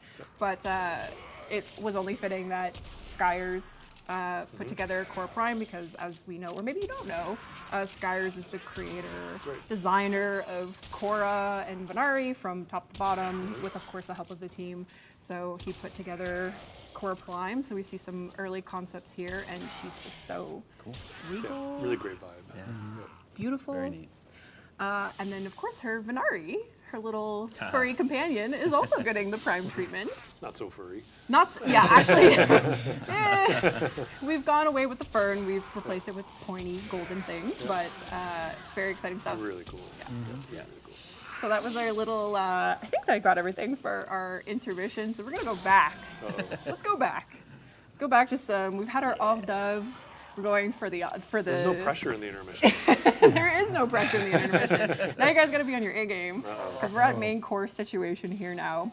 So would you guys say that the new war was like the first big step towards Duviri from like a player perspective? When you're working on it, was Duviri kind of in the back of your mind? Like, are we kind I'd of? say so. Yeah. Not mine. No. New War was pretty much all encompassing. Yeah. We knew it was the next step, of course. Yeah. And that's some of the things we were introducing here. We'd kind of revisit, I guess, and thematically have parts of it for sure. And then, of course, with Angels of Zerami, we literally get even closer to that point, which is why we're bringing the Skybox back here. And it only makes sense to go back to 2019 when Skybox guys don't get enough call out. This is true. They don't get enough call out. They're so good. They're incredible. Yeah. Absolutely. Yeah. And they kill it, and they often get crazy requests a lot of times for other ideas, and they're just the coolest guys to work with. They're so good. They're super talented. 2019 was the year, Tennocon was the event, and we debuted the Duviri Paradox trailer. And I just want to go through some of the concept art that kind of went into. I really love working with it. So that entry scene, we have the man on the ground. We're like disorientated. We're not sure where we're at. And then this crazy creature comes flying above head. When I asked you guys what the right concept was for this, so there's actually two. Again, works by Keith And Thompson. the answer is yes. And the answer is yes. I thought that these were completely different creatures, but we have a cat dog situation happening here where it's a double-sided worm. That's right. Yeah. So those are the jet engines on the back. So is there like a case where like they have completely different characteristics? Like, do they have like purposes for being on one end versus the other? Like, I'm just generally curious. No, genuinely, there's jet engines on one end. Oh, you weren't lying. No, I'm literally, One actually is the back. One is the back. Yeah. Oh, okay. So we have the propelling jets. Yeah, that's right. Yeah. And then the one in the front is the I guess the attack, because it does literally have a. The previous image was the front. The previous image was the front. Yeah, because it's got a. It's got a gun underneath its chin. It's got thingies up above its head. And it is like it's dragon inspired, and there's themes in Duviri that kind of are wild. Dragons are so cool. So after we get to visit our worm friend here, we're greeted by, maybe greeted isn't the right word, but like greeted. You know, it's a little You're on your way into hostile. Walmart. guy. You're gonna pass by this guy. You're not scared at all. Just checking in, seeing what's up. A DAC soldier. Man, I had a lot of fun working on this. Which is It's actually. funny to revisit. I know, sorry to the community, it's been so long, but But we're here talking about it now. So It's a couple of years. Yeah. Better late than never. Better late than never. So we have the DAC soldier. Again, another original piece by Keith Thompson, and just wild. Yeah. So there's like a bit of an incomplete theme that kind of goes on in a lot of the Duviri aesthetics. So that's why you're kind of seeing portions of these concepts are kind of exploring that. Which we see a lot of in the later concepts we'll show, kind of the fractured nature of things. Yeah, and if people look at the horse again and stuff like that. Yes. Yeah, I guess, Eric, from your point of view, just working with the concept team, it seems like there's a lot of freedom from Digital Extreme side to let our artists kind of work off of whatever their comfort levels are. Because they're waiting for feedback. We're waiting for feedback 24/7. So, So lots of iterations happening. So much exploration is happening. No, I encourage everyone to what's so great about Warframe is that we want everyone's kind of unique touch and ideas to things. So, as Jeff said, some like very detailed concepts to work from. Others, we encourage kind of creative freedom in a way, right? So within time frame. Within reason. Of course, yeah. That's always the tricky one. Yeah. But it's fun. It's I always say it's the best job in the industry. Sorry. we get to have a lot of fun being creative in this game, and the people here that make it. It's awesome. Yeah. So it works, right? So. And this is cool. just so the Dax, of course, riding the Kaith are just. Still love this. Can we get sculptures of these? Like please. Why haven't we? All the different iterations of these. They're Can so we get beautiful. like those like the toy you put a coin in and the pony and it rocks? Can we get one of those in this style? I don't know if it'd be comfortable though, but not at all. So yeah, the mount that the Dax is riding is this Kaith here, and we've only seen one variant of it just from the trailer itself. Right. There's actually 3 variants. There is. And all beautiful. They're all just so stunning. Oh, yeah, man. So cool. Sorry, I just get lost in it. I just love it so much. It's so interesting that you see so much like interior anatomy, and usually that's kind of like horrific, skeletal and stuff. But there's such a beauty, like a combo of the two. Yeah, it's just that's a like really it good way blended to so put it. well, and it's amazing to watch and look at. So. That one probably not the funnest to sit on, but no, that it's a little more intimidating. It's a little bit more abstract. The last two are just are gorgeous too. I guess that's another case of when translating concept over into what could actually work. I think these ones are so intricate. You'll find the models are very close to these concepts. Cool. Yeah, I think just because the complexity of it and just kind of how detailed they are. Sometimes the concept is like it's so clear, you know, and the idea itself is so abstract that they just kind of are good to kind of follow from. Right. So when people first saw the mount in the trailer, the first thought immediately, because we love mounts in general, or any modes of transportation in our game. We're really going to steal the thunder. I'm only showing certain aspects of it. Are you approved to do all this? I was approved. I think you approved. snuck all this in. I promise. I think you Maybe approved. I did. You got something Maybe approved. a little bit. Maybe this will Sarah, get edited you and Sarah out. went rogue. Yeah, Sarah was Blame peppering Sarah. in things. But yes, this will be a mount we have. If you're showing what I think you're showing. Some aspects. You are. Oh my god. Okay. So yes, you will be able to ride these beauties, ride the beasts. Amazing. And we have K drives, we have arc wings, and now we have mounts. Now we have mounts. 100% credit to just how talented the animators are. Fantastic. This is yeah. all hand That's keyframed animation. On the other hand, Jeff was really excited about getting a horse into the mocap studio at one point, but nobody Were you wanted to do the show. No. Okay. Our mocap room isn't that big. It'd be Someone would be incredible. getting kicked for sure. Someone would definitely be getting kicked. Yeah, like the animation on that is, well, that's only a snippet. There is, like anytime, I think I've talked about this before, but anytime we do mobility animations, things that have to have movement-driven animations, it's just a huge library of work. And so that's just a taste. But it's really, How really does impressive that stuff. go? Because you're making little small snippets that get stitched together in the game, and how does an animator do that in their head where it flows? There's a lot of back and forth. There's some new systems coming in for this as well with Daniel on the AI side and the animation-driven kind of movement. So it's a lot of collaboration, like a lot of, it's kind of like taking a lot of pieces of movement and then in the code they stitch it together. Interesting. So when we get to the end of the 2019 trailer, we have the title. I really love that trailer. I don't watch it again. You should. It's great. You guys did a great Yeah. job. Fantastic. We're met with this very kind of shrouded character in the back, and we're all wondering, okay, who the heck is this? And we have some concept art of this particular individual, who you will learn more about. And I don't think we will say much more than that. But Dominitus Thrax is here. And there's quite a bit of significance in the mask. That's definitely something that you see often, not just only in our promotions for Duviri, and even for this year's Tennocon. The Duviri theme is very much centered around the mask. And was that a significance that was pulled from Keith's concept here that was decided on, from the team? Yes.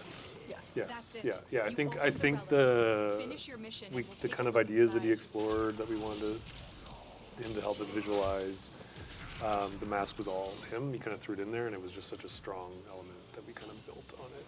You know, we kind of rethought the trailer itself actually to work around the mask. Kind of like we were already in progress, and then we kind of pivoted because we liked the element so much. Very cool. Yep. So now we get into the cool. All of this has been cool, but here's the extra cool stuff. Our Duviri exploration of the landscape itself, and let me tell you, this is only a fraction of some of the pieces I saw. This is so old. Man, there's so much stuff. This is the first stuff Mike Sabolge and myself, we were exploring this stuff. As you'll see, I think the next one's Mike's. But yeah, this is still relevant though. Yeah, Still, which is really cool. It's been, I think, 3 years plus, right? Yeah. So, but I remember talking with Jeff. You kind of explained it to us, like you wanted the ship to come in and like it would build this land out, like it would kind of spread from it and create land masses. And there were these big tower ideas that were discussed as well. They'd move across the land, and so like this next one I did, I was trying to build upon that idea, and yeah, you had some really cool ideas for that. That I know we kind of went away from this, I think, so a little bit, but there's still some nuggets in there, though. Yeah, like I think the old idea was because it's a colony ship, that it has some emergency tech in it if it got stranded, that it can kind of do its own terraforming, which is why it's kind of fractal based. It's kind of like this world built on math, and then it gets corrupted by the void as well. So, right. It's clear as we go through these concepts, like this especially, like that's right. it has gone through so many different styles and artists, and just the feelings that it evokes and the questions that you start asking yourself. Like this is, I would say, pretty far from what we saw in the trailer. So what was kind of the goal with this one in particular? Oh, geez, I think it was like, if you can kind of see in the back, it's like the big like circular dome was like you're close to the ship. So things that were closer to the ship had more like definition and stuff, but still were weird. And we looked at like Dolly and these other kind of artists as reference and stuff. And I missed the mark with this one, but it was neat. It's going to sound like a dig, and it's not. But the great thing about concept though is that sometimes you have to see what you don't want. Exactly. No, 100%. 100%. And so I think this was like one of the first ones Eric did, and he kind of went off the idea of the fractal construction and just kind of threw this out, and we were like, yeah, we'll never be able to make this. For sure. It's really good to get that down at a beginning stage before you're in. But it also kind of sparks conversation, and you get really good feedback out of it, and you kind of build from there. So, yeah, you might take like a corner, a little piece of a section, going, that's kind of a neat pattern system. Let's apply it to the next thing. Like legitimate, you do in concept art, you kind of want to see big ideas. Yes. You know that you can kind of you kind of have to reject, but early big ideas. I always send Carrie huge big ideas way too late. While you're waiting for feedback. Yeah, while we're waiting for feedback, obviously, we're sending big ideas. I guess that's it's a good question too, Carrie, for the environment team. When you see these concepts and you're going, the environment team would not see that concept. No, there'd be several layers of protection. They're hidden in my folders, and sometimes other people get them, and I'm like, why are they building from that? That's not allowed. So is there really? There's a lot of kind of like, seeing these pieces and picking and choosing some elements that maybe you want to retain. You take chunks of little bits, and then what we can do, and then what evokes, and then you kind of come back to some things much later when it's like, okay, this problem was partially solved then, and then you can run it down to a degree. Like, you're not looking to burn through idea after idea. You're trying to get to one place, but at the beginning, there might be something here, here, and here, and then you're kind of going that way, and then maybe there's a nugget from over here. And to give those guys also their due. Like you kind of have to rely on their expertise in building the stuff to realize something that works in a concept isn't going to work in 3D, and then they have to kind of problem solve and figure out how to kind of interpret it, and kind of make it into a system.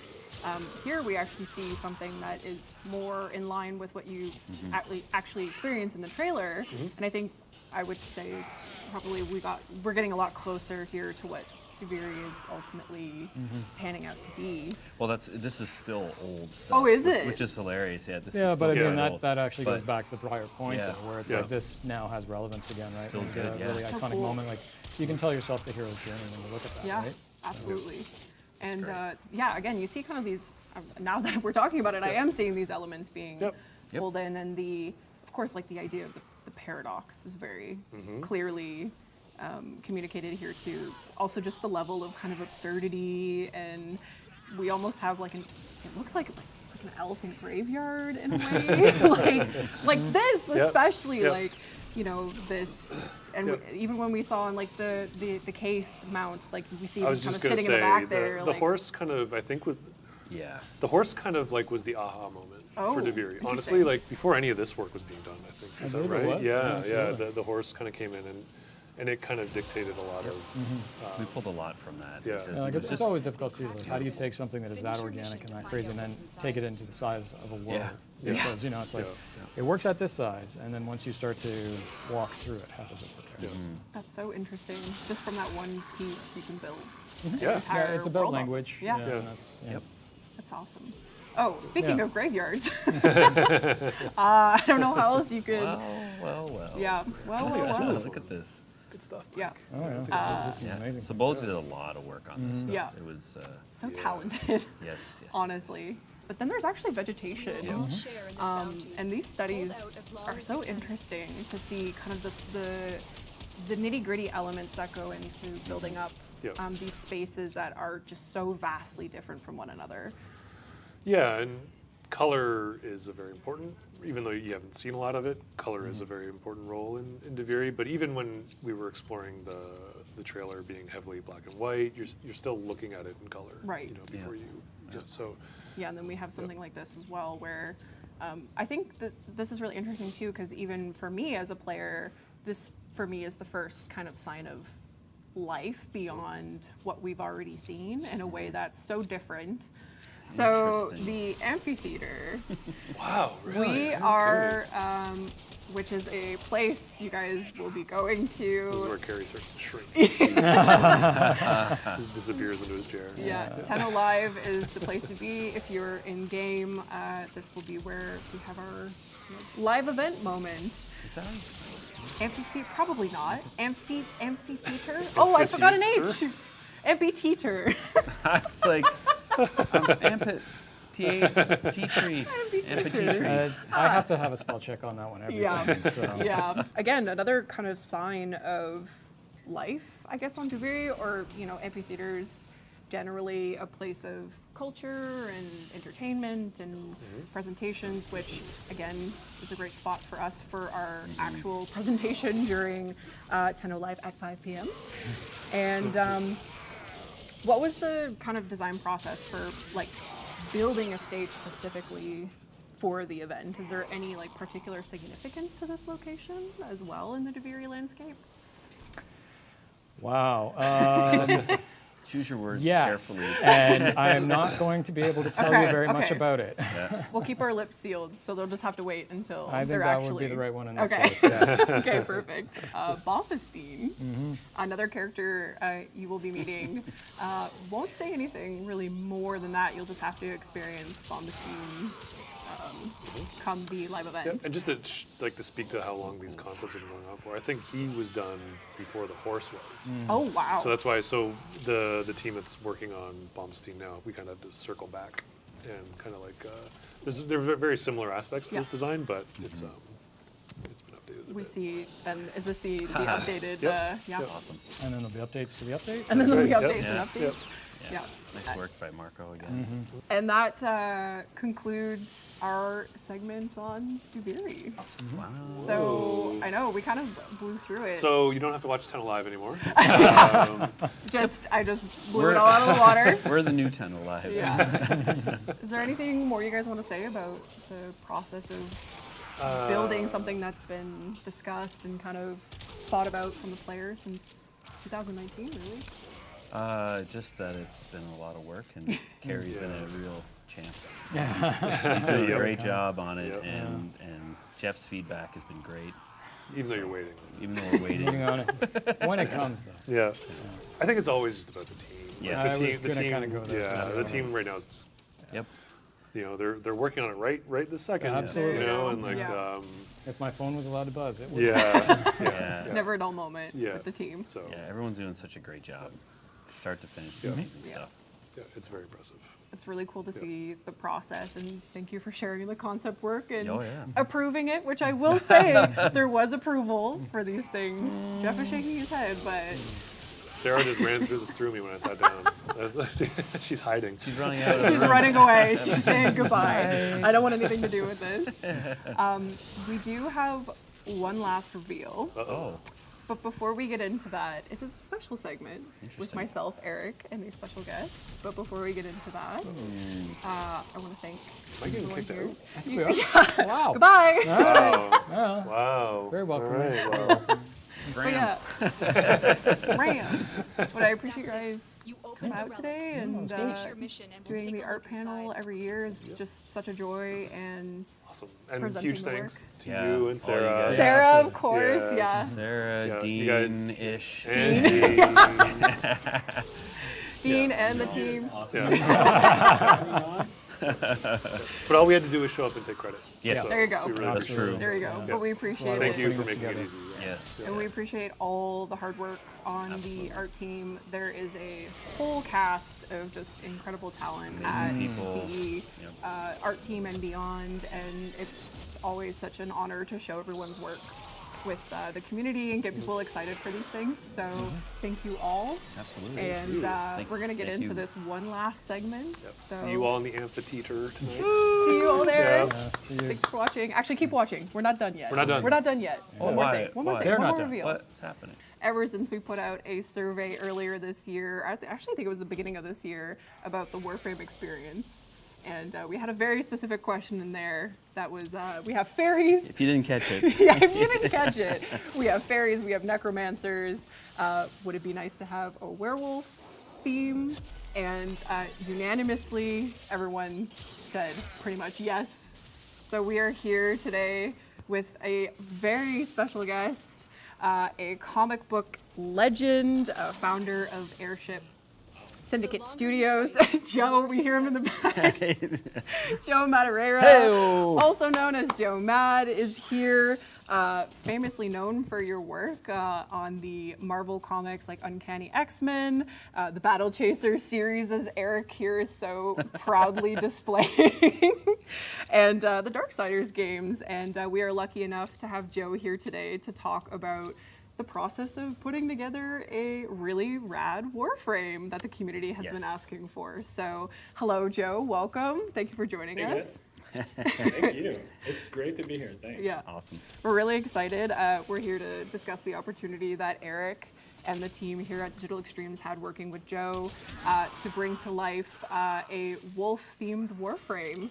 And we have some concept work here, just kind of some progress shots of that whole experience. So we're going to go through that today, going to ask some questions, and we can get started. Why don't we start with some early work we have here? Sure. Sounds good. Yeah, I guess Joe could speak to these, of course.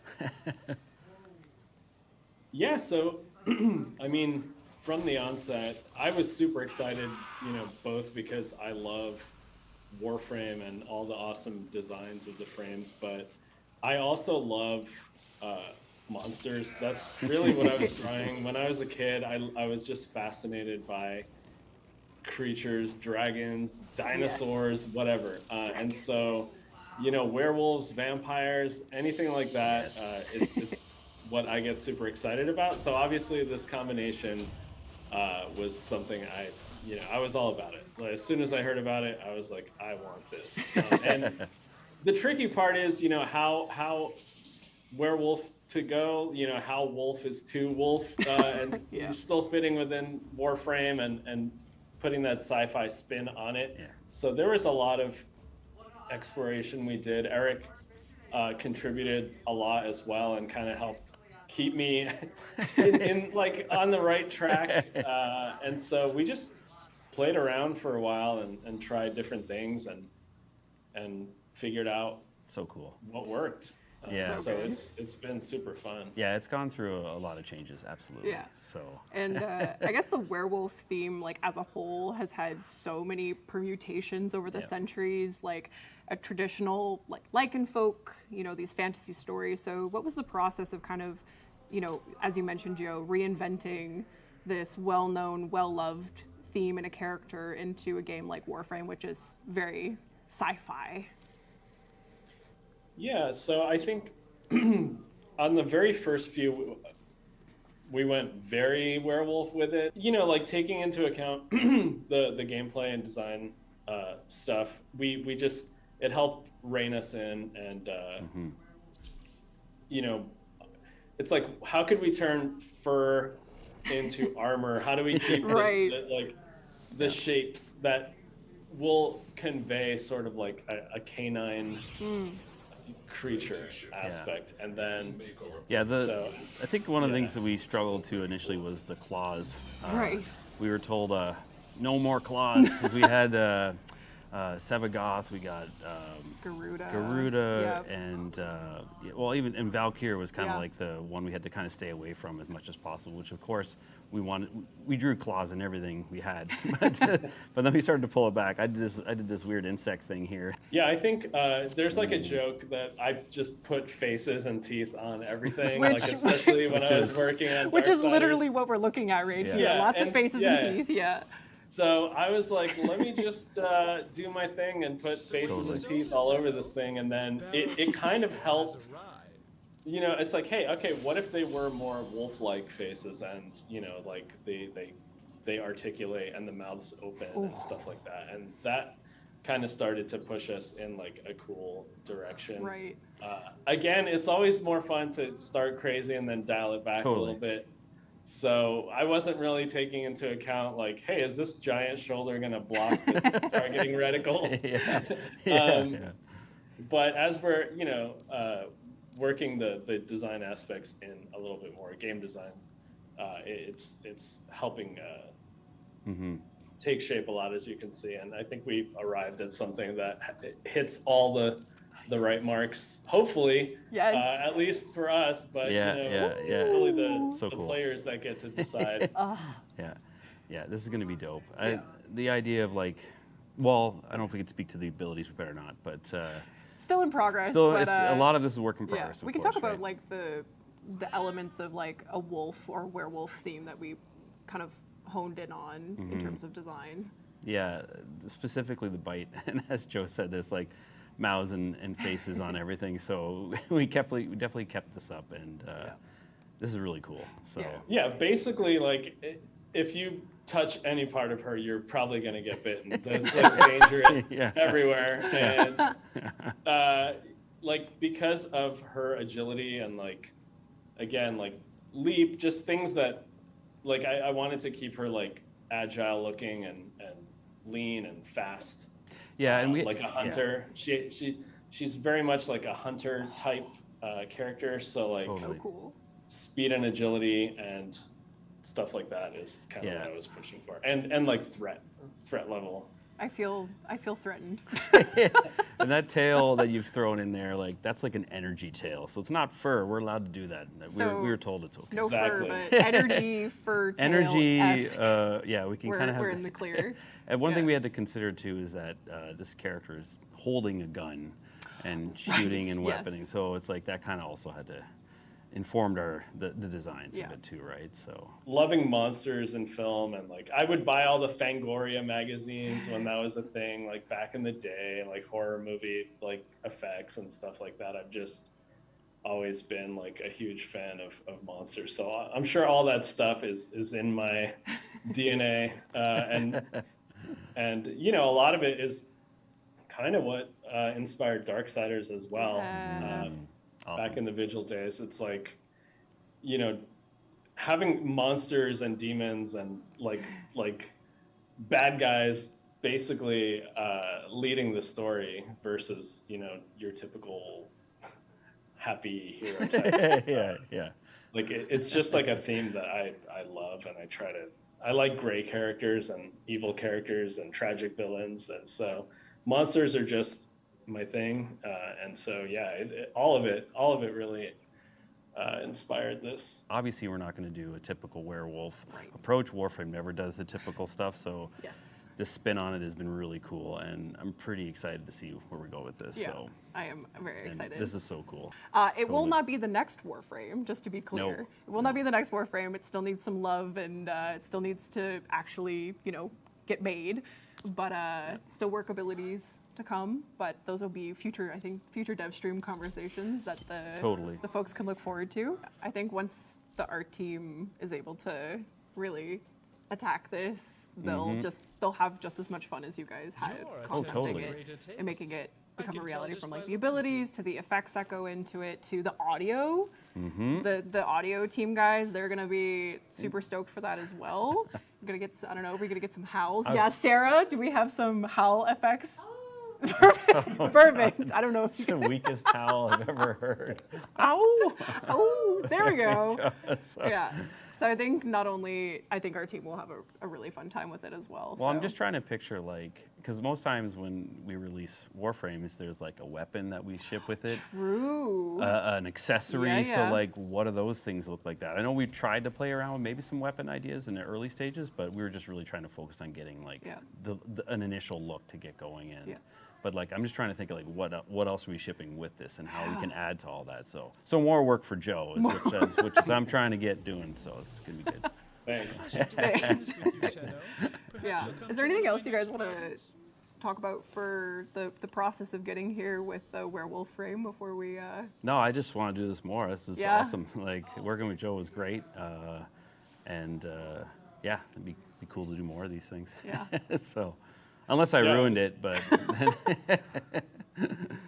no, it was super fun, and I'm happy that I got to be a part of this, and thank you guys. It's an honor. I can't wait to run around the game. Yeah, totally. With her, so. Absolutely. Yeah. Thank you so much for working with us on this and taking part of this for our Tennocon art panel this year. We thought we'd end the art panel with a bang with a new Warframe announcement designed by, of course, Joe Mad. And it's a very special event for us. I think internally we're all very excited as well. Like, we're like, yes, it's finally happening. So thank you, Joe, for also making our vision and our excitement for this come to life. And I guess we can sign off here for and head off to other segments during Tennocon. So thanks again, Joe, for joining us. Thank you, Eric. No problem. Sticking around. No problem. And again, thank you for watching the art panel for this year, and we'll see you in the next segment and during Tenno Live. See you there. Bye, everyone. Bye. Hey everybody, Megan here to let you know that by watching this year's show on Twitch, you're going to earn yourself some incredible free items if you have your Warframe and Twitch account linked. Watching Tennocon until 5 p.m. Eastern Time for 30 consecutive minutes will reward you with both the Veracruz Warfan and the Renala Sugatra. But that's not all. Tune into Tenno Live between 5 p.m. and 7 p.m. Eastern Time for another 30 consecutive minutes, and you're going to earn yourself a free Titania Prime. That's right, a free Prime Warframe. If you already have your Twitch account and your Warframe account linked and received drops before on Warframe streams, then you're all set. But if you've never linked your Warframe and Twitch account together, simply go on over to warframe.com/Twitch, log into your Warframe account, and follow the simple instructions to get set up. And that's it. Enjoy the show.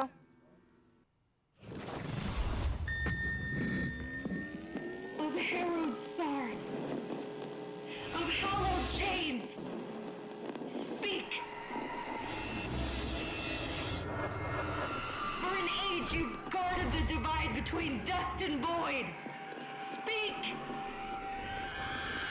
From within your everlasting sacred vessel, you held the lidless eye. Speak. Rap, tap, tap.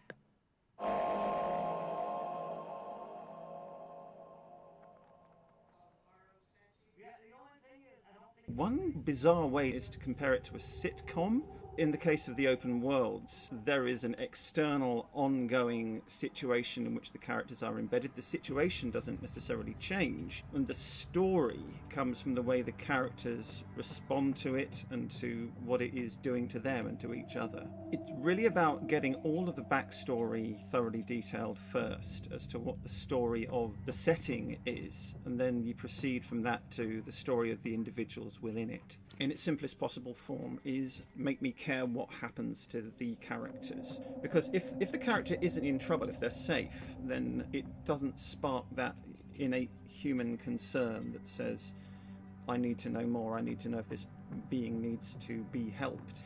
Example, father is trying and spectacularly failing to protect his family. I know this looks rough, but we're going to get through this together, but nobody takes a blind bit of notice. But it also informs the situation when the Tenno show up, because father was like, I couldn't be any use to my family. Maybe here is somebody to whom I can be of use. The role that the character has to feel like it fits in naturally with the situation even before any Tenno come along and want to buy guns. There are basic commonalities to a town or a hub. It's the oasis of respite in the middle of some kind of an ongoing conflict. On Deimos, you've got the infestation encroaching, Zariman, very environment itself, and then, if that wasn't enough, you've got the Corpus and the Grenier, each with their own agenda getting in on that. There's also being mindful of the many different ways in which the Warframe universe is different from our universe. One of the things that we have had to watch is keeping track of words that we've used to refer to real-world concepts. That then means that, or something like that, must exist in the Warframe universe. Little Duck says that we've kicked the clown car. I'm like, does this mean that somewhere in the universe of Warframe, clown cars are a thing? Hey Tenno, Danny here. We're getting so much closer to unveiling some incredible surprises. Tonight at 5 p.m. Eastern Time, we'll be opening up the Duviri Amphitheater orbiting Earth in-game. Join your fellow Tenno for an up-close and very unique experience during the Tenno Live presentation. As a special thank you for joining us for Tennocon today, for the next 48 hours, you can claim a special operator and drifter cosmetic, the Stranger's Hood. This exclusive cosmetic is available right now on all platforms in the in-game market for 1 credit. Be sure to log in and claim yours. Bye, Tenno.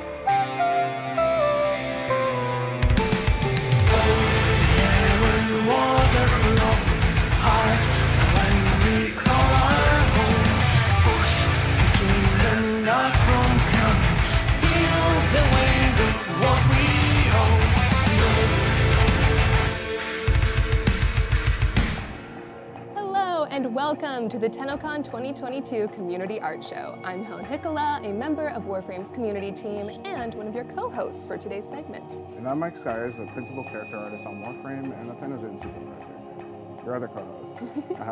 We first would like to thank Go Light Up for their awesome performance of We All Live Together that you saw in our intro. You can check out the full version on YouTube. Over the next hour, Skyers and I are going to take you through some gorgeous community art and dojos.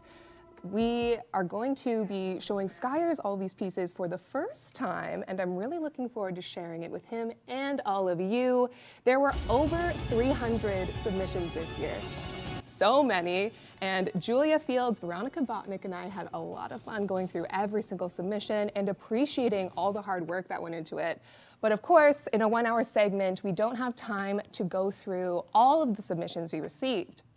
That said, we agreed, and the community team agreed, that we wanted to give more of these pieces a time to shine on a Warframe live stream. So when prime time starts back up, over the next 3 months, we are going to show more art that was submitted to this segment on prime time.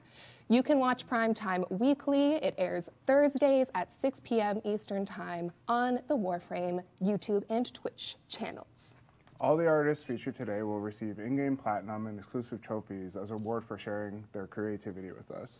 Physical props and cosplay will also receive trophies to acknowledge skills like charm and craftsmanship. But without further ado, let's take a look at Warframe's finest dojos. In Warframe, players team up to create clans. A clan supports one another's in-game progress, competes in events, and forms a community of their own. The dojo is the clan's home base. It starts as one empty room, and it's up to the clan to decorate and expand. Since dojos first entered Warframe, ambitious clans have created increasingly complex designs. Dojo decoration has become an art of its own, and some clans stand out as true experts. Each of the 8 dojos we'll tour today showcases a mastery in dojo design. After today's showcase, you can visit the dojos yourself to check out even more of each clan's creations. The dojos will be live on the Warframe star chart all weekend, and there's much to see. So, it is no secret that the Warframe community loves their mechs, as you and I do. I know you do. Definitely, I'm guilty. Definitely. And Violet Church is a great representation of that, but they don't only make mechs, they also create gorgeous rooms around those mechs. So let's take a look at some of those. She's regal, she's gorgeous, she's guarding a library. That's crazy. So you can see here, they have like little personal decorations they've added in addition to all the major ones. I gotta join a clan like this. This is crazy. Yeah, Violet Church, you. You guys have space? And I like this trend where they've taken a corpus decoration that wasn't intended to be a book, but lots of dojos are using it as a book now. Just shows what clans can do when their imaginations run wild. Next room. Wow. Okay, yeah. I gotta join this class. There's one for you. Or at least take a visit, yeah. So obviously you can probably tell they've taken a lot of inspiration from Elden Ring, Dark Souls, and my fave, Mobile Suit Gundam Seed. And Evangelion. You nailed it. That's the other one. That's crazy. I'm so curious to like find out what parts they use to make this. So many. And overlapping them to create certain shapes. Yeah. All the debris is so carefully placed. And the effect coming off the eye is really awesome as well. For sure. I wouldn't mess with either of those creatures, although clearly there was a winner. Now this is our third and final room we're going to look at today. If you go visit Violet Church on the star chart, you're going to see so much more too.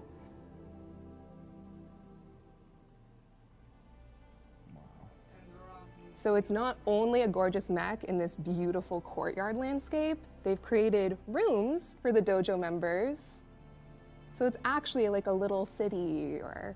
Yeah, you got like personal quarters and that's amazing. We're gonna move on to another PC clan now, Umbra Lua Lycans. The reason we're gonna look at this clan today is they have so many strange but beautiful designs. The whole dojo feels enchanted or maybe haunted. Let's take a look. Wow, that's a straight up medieval dungeon in Warframe. Yeah. What is this game? What is this game? How are people making this? Yeah, and you see those corpus props as books coming back. Got stained glass windows. Mm-hmm. So thoughtfully and carefully placed too. Little surprise coming up. Okay. Wow. Yeah. Wow. Is that spooky? Okay, I never knew you could do all this kind of crazy stuff with dojos. It's amazing. I know. Welcome to Warframe Dojos. It all feels like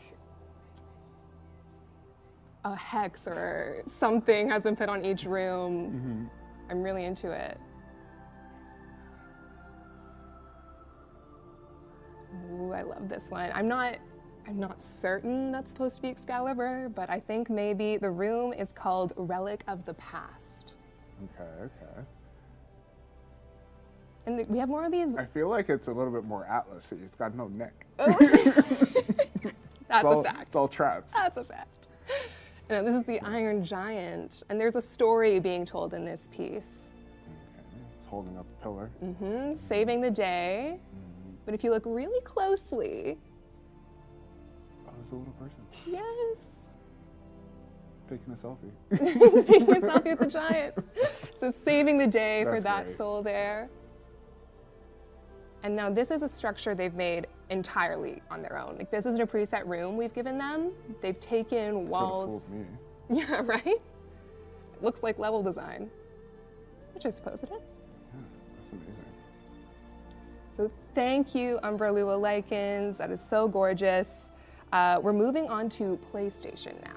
Okay. We're gonna look at a clan called Raven Fox because there's this other cool trend in dojo decorating where players recreate scenes from pop culture, movies, TV shows, and Raven Fox does a really good job of that down to little smart details. Okay. So here we go with Raven Fox. Star Wars Get fans? out of here. That's amazing. Anyone? Han And the Solo? inside. Yes. To scale, so you can walk around in there. You can just see Luke They training. have the chessboard. Yes. Don't come for me. I don't remember what it's called. I don't remember either. Twitch chat will tell us, don't worry. And look, they're working away on it. There's a floof there. Okay, we're entering another in the sci-fi realm of film. Anyone recognize that suit from Aliens? It doesn't just end here. Tell me there's a giant queen somewhere in here. Maybe. Ah. Where are we going, Skyers? Doesn't look like we're going anywhere safe and good, that's for sure. They're gonna fix some of this dojo up. I don't know. Falling apart. I don't know if they can. And down we go. You look afraid. Oh no, yeah. Oh boy. That's awesome. Is that so sick? Oh, they even got the eggs too. That's great. And down to those classic Raven Fox little details, we have an unfortunate victim on the left there. Oh wow. Yep. And of course, we had to showcase what the clan could do with an original design as well. This is their Guardian of Eternity that 3Claw, one of their lead architects, created. It's impressive. Yeah, they have little floofs operating this, there's a word for this, observatory. Observatory. Look, more are arriving. That's impressive. It is, and this scale. Especially going through all the items that they can use to curate what they need for this piece. Starting with the skybox. It's madness. We're jumping back to PC for our 4th dojo to check out 12 Olympians.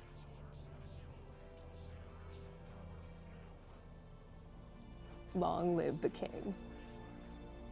Upon his throne. So this also just started with a skybox. That's wild. Name that movie. Yeah, so when I first saw it, I thought, oh, mine's a Moria, and then Yes, and we're going in. Absolutely. Mordor.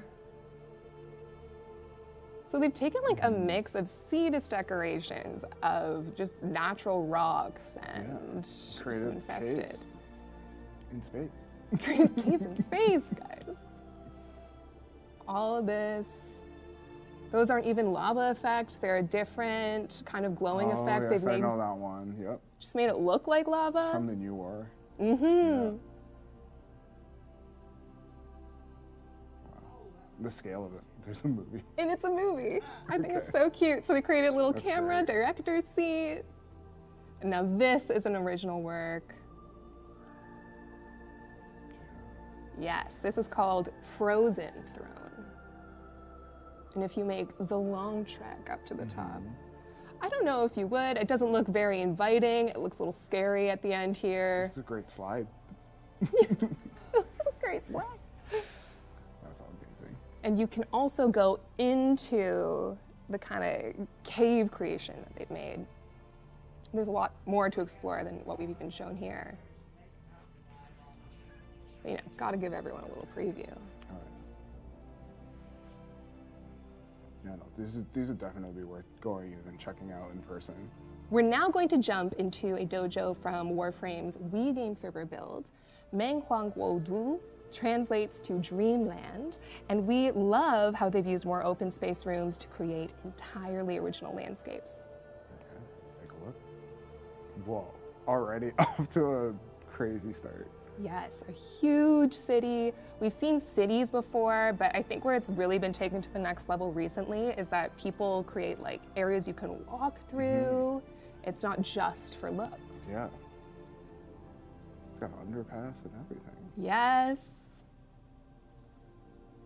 I love this statue. Can you say Orican cool? I mean, it's such like an Orican style statue piece. They even recreated their weird dread hair stuff. Yeah, it looks awesome. Oh my goodness. Love it. So we're seeing like a very diverse range of styles here. We're going to talk more about how dojos make this kind of art, or dojo decorators make this kind of art in a bit. But those hamsters. They got some cool stuff, they got some cute stuff, they got it all here. Got it all.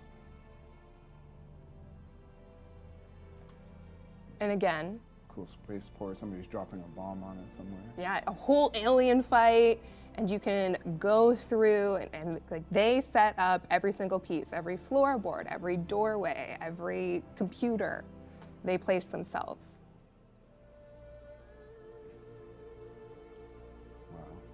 I know. I love things that tell a story, like you feel like you're looking at a frozen moment in this battle. We're moving back to consoles. We're checking out an Xbox dojo called Dojo Prime. Great name. And everyone who watches Prime Time will know that recently the community team has been freaking out about shadow art. That's what we call it. It's basically when dojo decorators play with our in-game light and shadow logic to create some cool 2D looking pieces. But there's a lot more you can do with this shadow and light, as we'll see. So let's start things off with Dojo Prime's work. That's a shadow. Yeah, so they have placed a background and used our text boxes, which you just type into, to create like blocks of color. That's unreal. Yeah, so you can use that glow there and then put decorations in front of it to like create the shadow effect you're seeing. One Piece. One Piece! And more anime. Oh yeah, I'm like, I know these references. Yeah. Wow. An original landscape to show some diversity in this dojo. They do a lot of stuff, like so much. I can picture the clan sitting down for very important meetings here. Yeah. If I was in a meeting, I'd be distracted by stained glass. Wow, look at that. Yeah. Wait, what are we supposed to be doing? Exactly. A fountain. Yeah, and what I appreciate about pieces like this is how carefully you have to work to like make everything align like that. Yeah, creating these circular structures must be a task. Yeah, it would be very time consuming. And now we're going to look at another style of that playing with light and shadow idea I was telling you about. Notes from Underground on PC is a master of that. And they've created this kind of style that we in the community have been calling Tron style rooms. Yep. And also a fan of Tron. Yes, so more for you, Skyers. Yep. And we've seen more of it coming up, like more Tenno are giving it a shot in their own dojos, but this is some of the earliest stuff we've seen of this look. So, let's see. Like, what? So you can walk all through here. Like you've been... I'm just amazed. I'm like, how? How do they do this? That's amazing. It's wild. It feels like, yes, this is a simulation. We've pierced the veil in this dojo. Going through warp speed. That's so cool. Yeah, I have to visit this one too.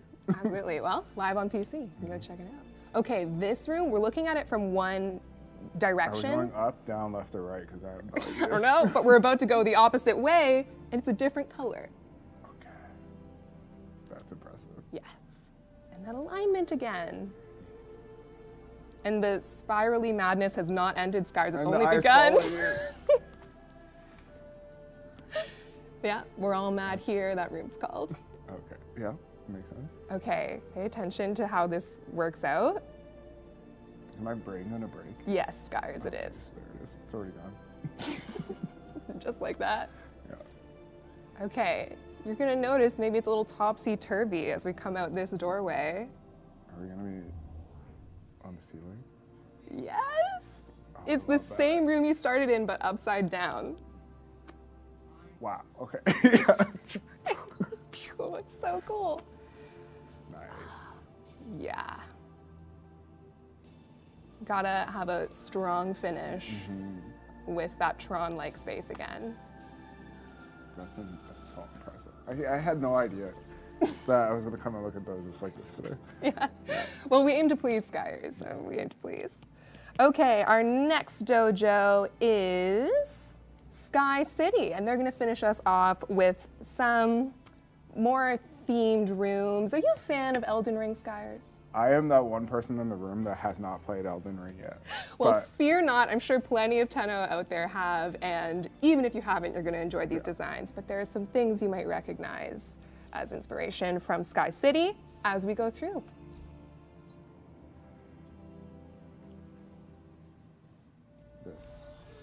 Again, I want to go and walk around in it. The scale of this is and there's very a impressive. dragon. This city, this poor city in ruins. Beautiful ruins. Yeah, I'm just like, it's got levels. It's got layers The to verticality. Exactly. Wow. Yeah, so we're gonna get a closer look at what it's like to walk through this city in ruins landscape that's been so carefully set up. Of the golden roofs. Oh yeah. And now another of a similar feel. You got tone change. Little tone some blues change. going on. Mm-hmm. Yeah, this is epic hall. Huge, absolutely. This is Academy of Rhea Lucaria. My school didn't look like this. I wish. I wish. Now this is an original one because you got to finish strong and show what this clan can do. I mean, this is huge. Yeah. It's I wild. want to fly my spacecraft in here. You could get in there with a small jet. The new little tiny Lisette come through. Perfect. Yeah, finishing off with that huge sci-fi ready railgun. Yeah, that's amazing. Beautiful. So those are all of our dojos for today. Thank you all so much. We're blown away by them. I had no idea. That's amazing. I hope you learned a little bit about what our Tenno can do. I'm gonna have to visit a few of them. Yes. Just to get that scale, because I can't. I can't. Yeah, I can't. Yes. Well, fortunately, you can't do that because those dojos are live on the Star Chart all weekend. So please go check them out and let those decorators know how much we all love their designs. You ready for our next segment, Cyrus? Yeah, let's do it. Let's jump into it.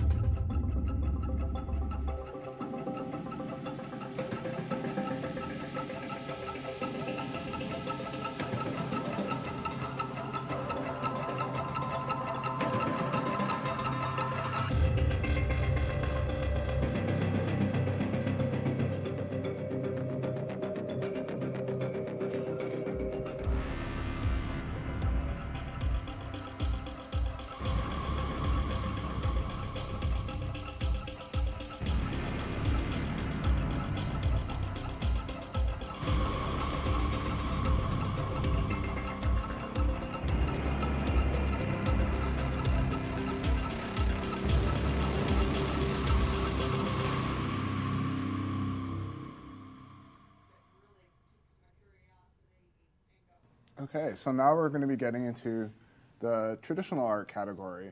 So the things you'll see in this section have been created with physical media like pencils, ink, and paint. That's right. Well, let's kick things off with Irolia. Okay, so painted directly on a shirt. I'm very familiar with this character. Aren't you, Skyers? Yeah. Yeah, so Skyers' Warframe Korra, I think it's a strong start to show you this beautiful creation. Yeah, it lives on a shirt. That's great. Out in the world now. Yeah, the best part of this job is to see people do fan art of the work that we make, and it's really cool to see this on a shirt. Yeah, you did an amazing job, Aurelia. We're gonna do the next one for today, Exgaia. Exgaia created their own Warframe concept of the Vulcan frame and their weapon Talos. This guy looks like he's a forger, and I love it. Oh, He's yeah. got like the lava going through. Yeah, it's super cool. Certainly. Yeah, you can see the volcano inspiration. I feel like Ember would welcome Exgaia into... Be best friends. Yeah, we'd be best friends. I can see it now. I can see the more fan art even now. So thank you for that and all the detailed work in this piece with your concept. Cool. Naxxus has created the next one for us. Whoa. Where the sentience went, the new war started, is what they put as a comment with this piece. It's very detailed. I'm like looking, I'm like, oh, okay, so it's, yeah, it's got the whole story in there. Yeah, it's like the longer you look, the more you see. Yeah. Our next piece is by Tipton. Stop. That's awesome. Scars is very familiar with this kind of art. Yes. Well, yeah, painting model kits and minis is like my pastime. Yes. So that's crazy. And I see, we got Ivara, Mesa Prime, Loki Prime. There's even a Lotus in there too. That's crazy. I know. They've created a whole collection and it's gorgeous. So we really appreciate this fine work. I hope they use it for some kind of game. Oh, surely. Oh my gosh. Yeah. Show us how you're doing that too, please. Warhammer, but make it Warframe. Next we have Mira Casardis. It's incredible. Yeah. Making Saren, I mean... Saren Prime is gorgeous, like, design. So love seeing artists recreate her and do their, you know, tell their own story. She's got a corpus tied up in there. Yeah, an unfortunate corpus. Yeah. Yes, but fortunate for us because we get this beautiful piece of art. Yeah. So thank you, Casardis. As always, your work is magnificent. We have Dronade now with Ember and Frost in ink. Kind of like an opposites combined theme. It's very playing card aesthetic. Yes, I can see it now. Yeah, and I'm always a fan of this style of like the lines to create shadow. Yeah, the hatching, yeah. Hatching. I am so bad at that. So like, I'm looking at it and appreciating it. It's like, it's so nicely spaced and I can make out everything. I know for me, when it comes to that stuff, it's like, it just turns into a mess. So that's really cool. Yes, super appreciative of that. We're on to our next one by Rina May Palma. Speaking of shading. A holy boy, yeah. Our holy boy. Yeah, so we have Harrow here, in all Harrow's magnificence. It's just another carefully done piece. Like you can just see how much time had to go into every detail. Oh, that's very good. Beautiful. Golden Shades has the next one. And their comment with this piece is, "You are the hope and future of the Tenno." It's a very angelic looking operator there. Yeah, you can see some inspiration. So I love that the operator feels like the powerful being that the operator is in this piece. So thank you. Space Child. Space Child. Pyra is bringing us our next one.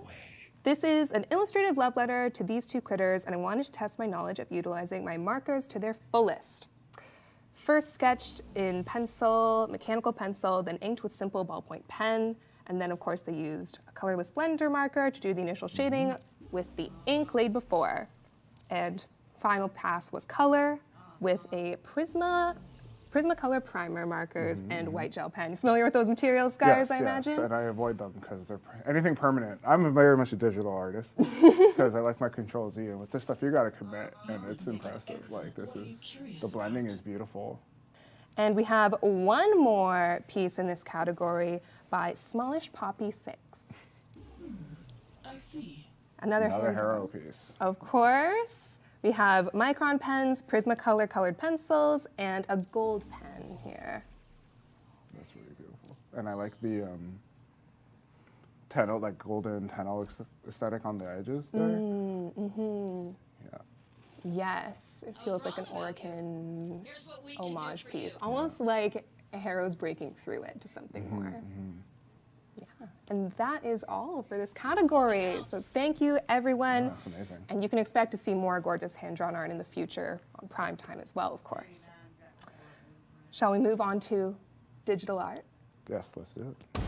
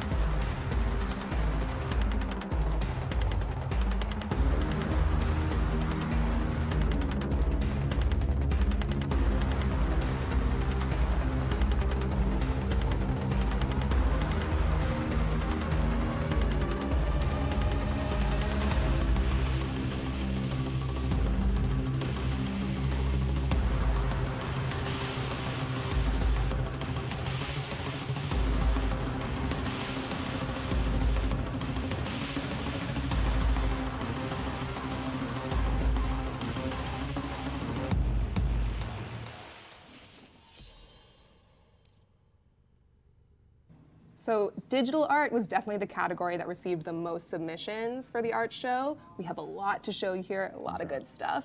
And we're starting things off with Naruban's Mirage Prime. Wow. That's so great.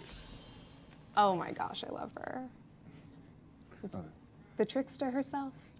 They're all in there. They're all in there, all the clones. I was like, okay, 1, 2, and then the other one's, I'm here too. Yes, and she looks prime. The gold. The posing is great.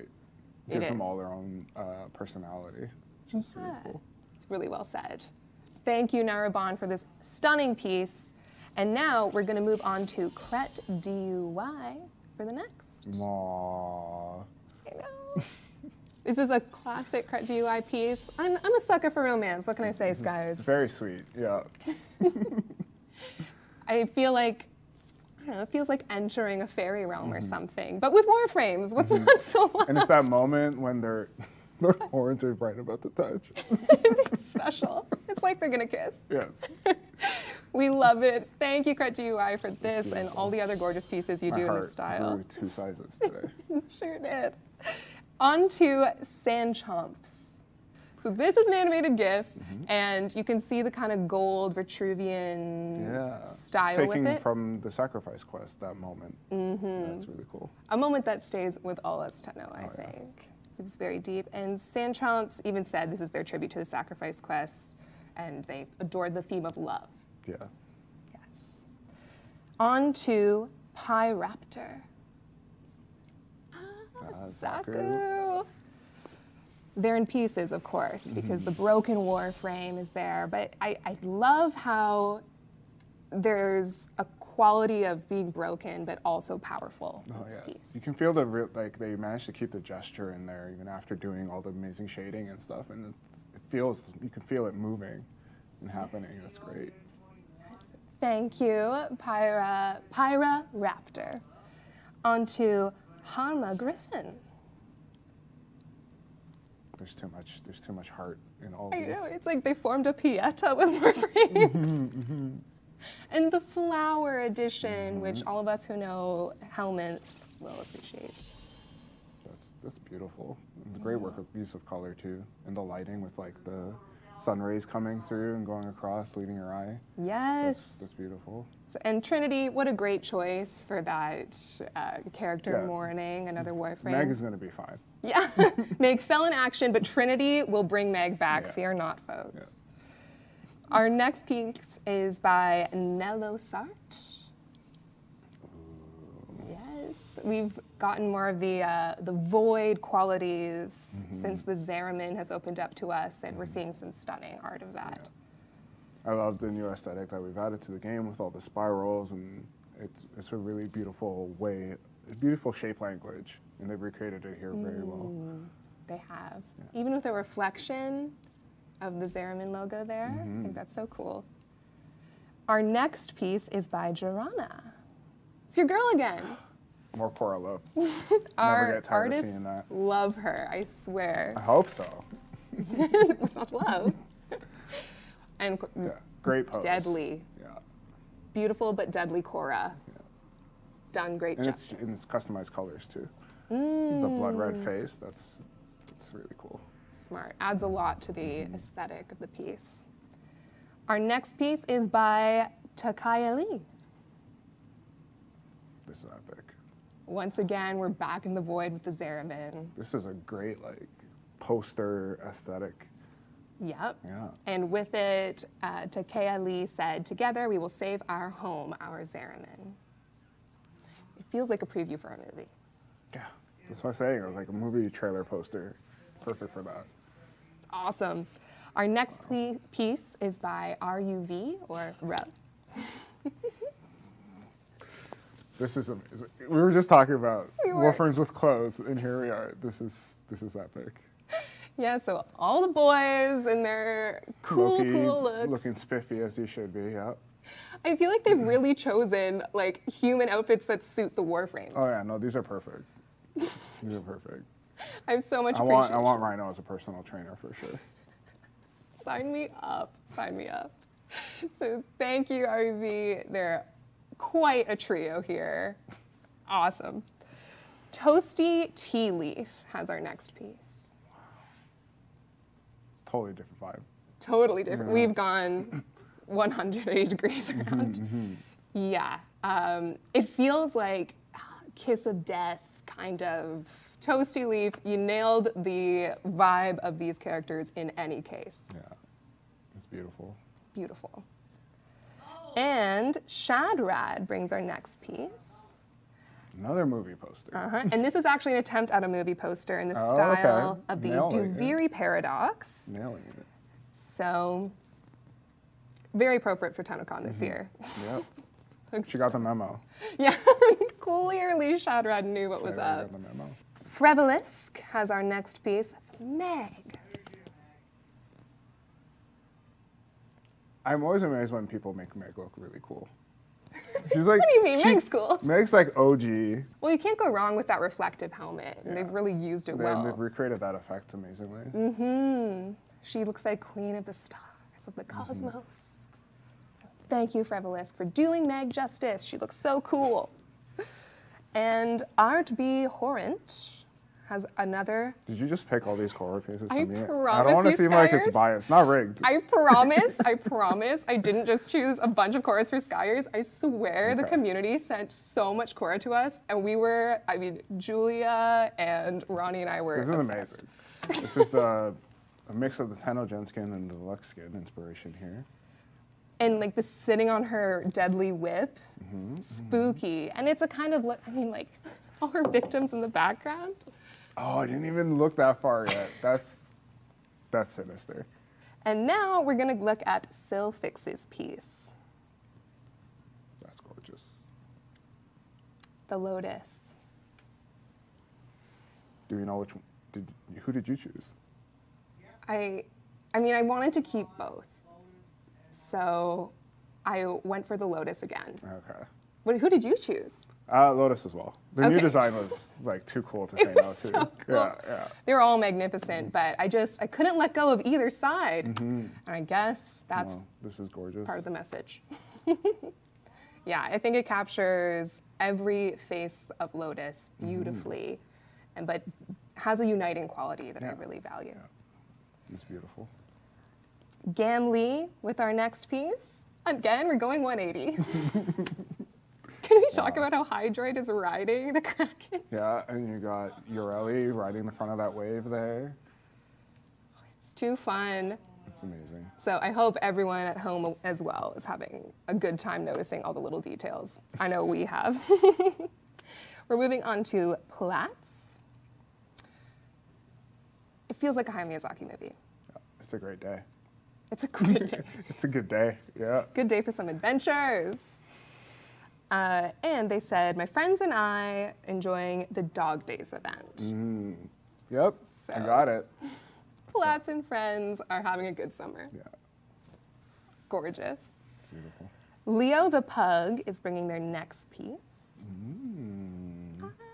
So they said, ever since the release of the new war, I was mesmerized by the design theory of the humanoid statue now known as the Angels in the Zerman ship, and had the idea of merging that design with Trinity.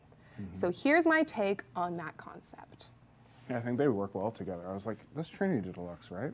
It is, yeah. Because you can see the ring on the top of her head. I think they blended those two styles together very well. No doubt about it. Thank you, Leo the Pug. Super Furet, with this last piece on our list. Intense. Yes. I mean, I love K-driving. I love riding creatures in Deimos. The speed, the motion is coming through in this still shot. Yeah. And it's always impressive to see when somebody's gone in and rendered something so highly detailed, but it still has the energy and the motion in it.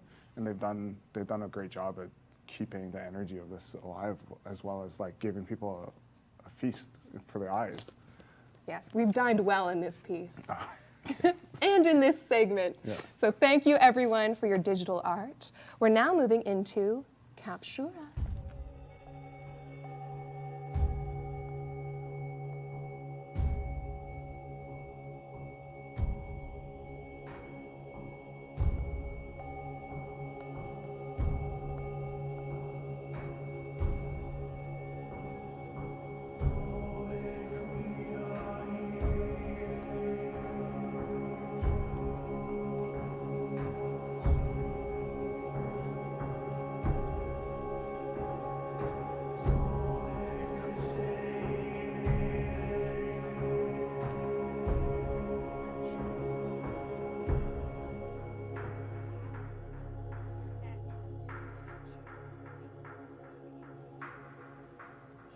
Captura allows players to create detailed images of their in-game characters. Some of these are straight out of Captura, and some of these have been edited afterwards to create something truly unique. Yes. So our first start in this segment is It's True Blue. First start, there's only one start. But it's a great start. No, we're in Deimos now, very red, dark. The framing is great on this. It feels like the start of an adventure. It's another movie poster. Another great movie movie poster. Yeah, It's True Blue. You've done a beautiful piece here. Our next one is by VGC.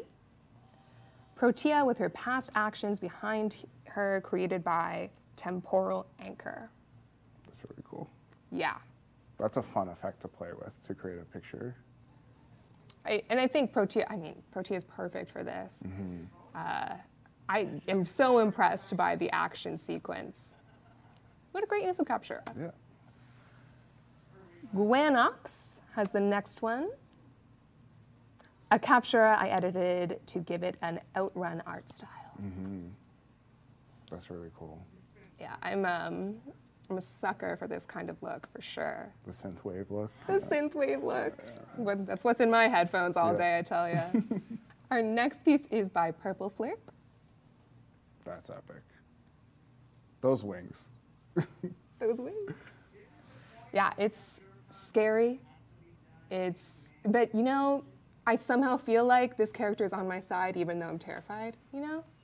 It's here to protect you. Yeah. From darker things. Tells a story. Rowlin Captura. Speedsters. Yes, so this is cover art for a version of Warframe if it was a sci-fi racing game. K-Drive Unleashed. It's awesome. And they The even wild, included perfect colors too for this kind of thing. It is all the looks of Cake Drive. So thank you, Round Capture. This is a really fun idea. Yeah, it's fun. Yeah. Kaylee Emerald. This was their first Captura they took with these wings, and it became their favorite immediately. So this was like a one-shot wonder in the Captura tool. Yeah. It's great use of Tennocon and some in-house stuff. And the lighting is beautiful. I wonder where that is.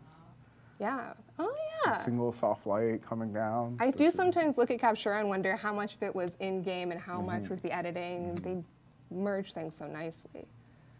Thank you. We're on to Medusa captures. Hero pose. I wanted to challenge myself to try something different for Tennocon. I wanted to pay tribute to the beginning of the Warframe story. The new Void Shell skins gave me inspiration for these stone warriors. They are that. That's cool. I see they replaced Meg with Rhino.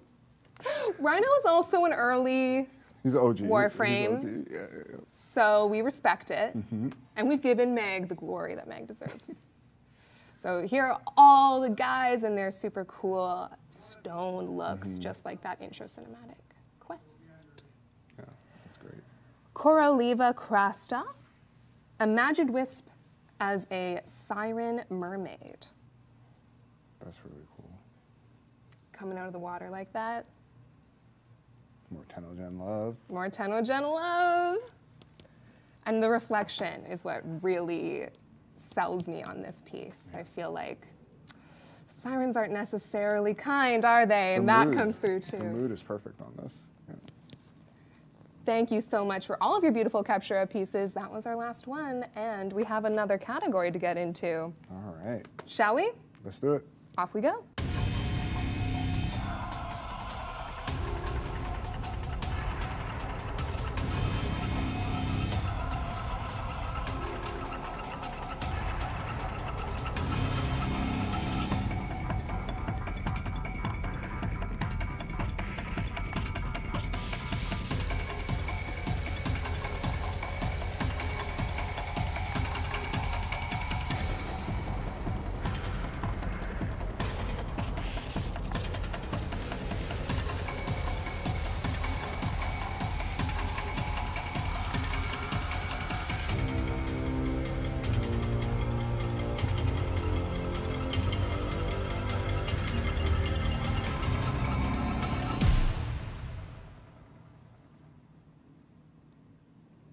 The physical art and props category includes very hands-on media like woodworking, clay, and 3D printing.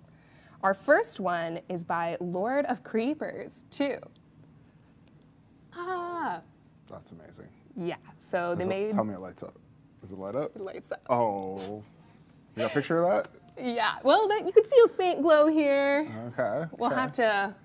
We're going to need to do a whole slideshow of this piece to show you all its magnificence or something, because, yeah, it lights up. It is a model of the war. You've outdone yourself with this prop. That's amazing. I want You're it. going to go fight. You're going to go fight some sentience. On to Specimen Delta's piece. Comey. I need one of those, too. We're going to deck out Sky's whole space, playing Comey with a war at your back. Ready to go. So they used a combination of 3D printing, woodwork, and hand-ground charcoal sand. No, that's beautiful. They say, care to play a game, old friend? Yes. Yes, but... please. Yes, but I want us to have a good relationship after, not like in that quest. I'm ruthless with this. Oh boy.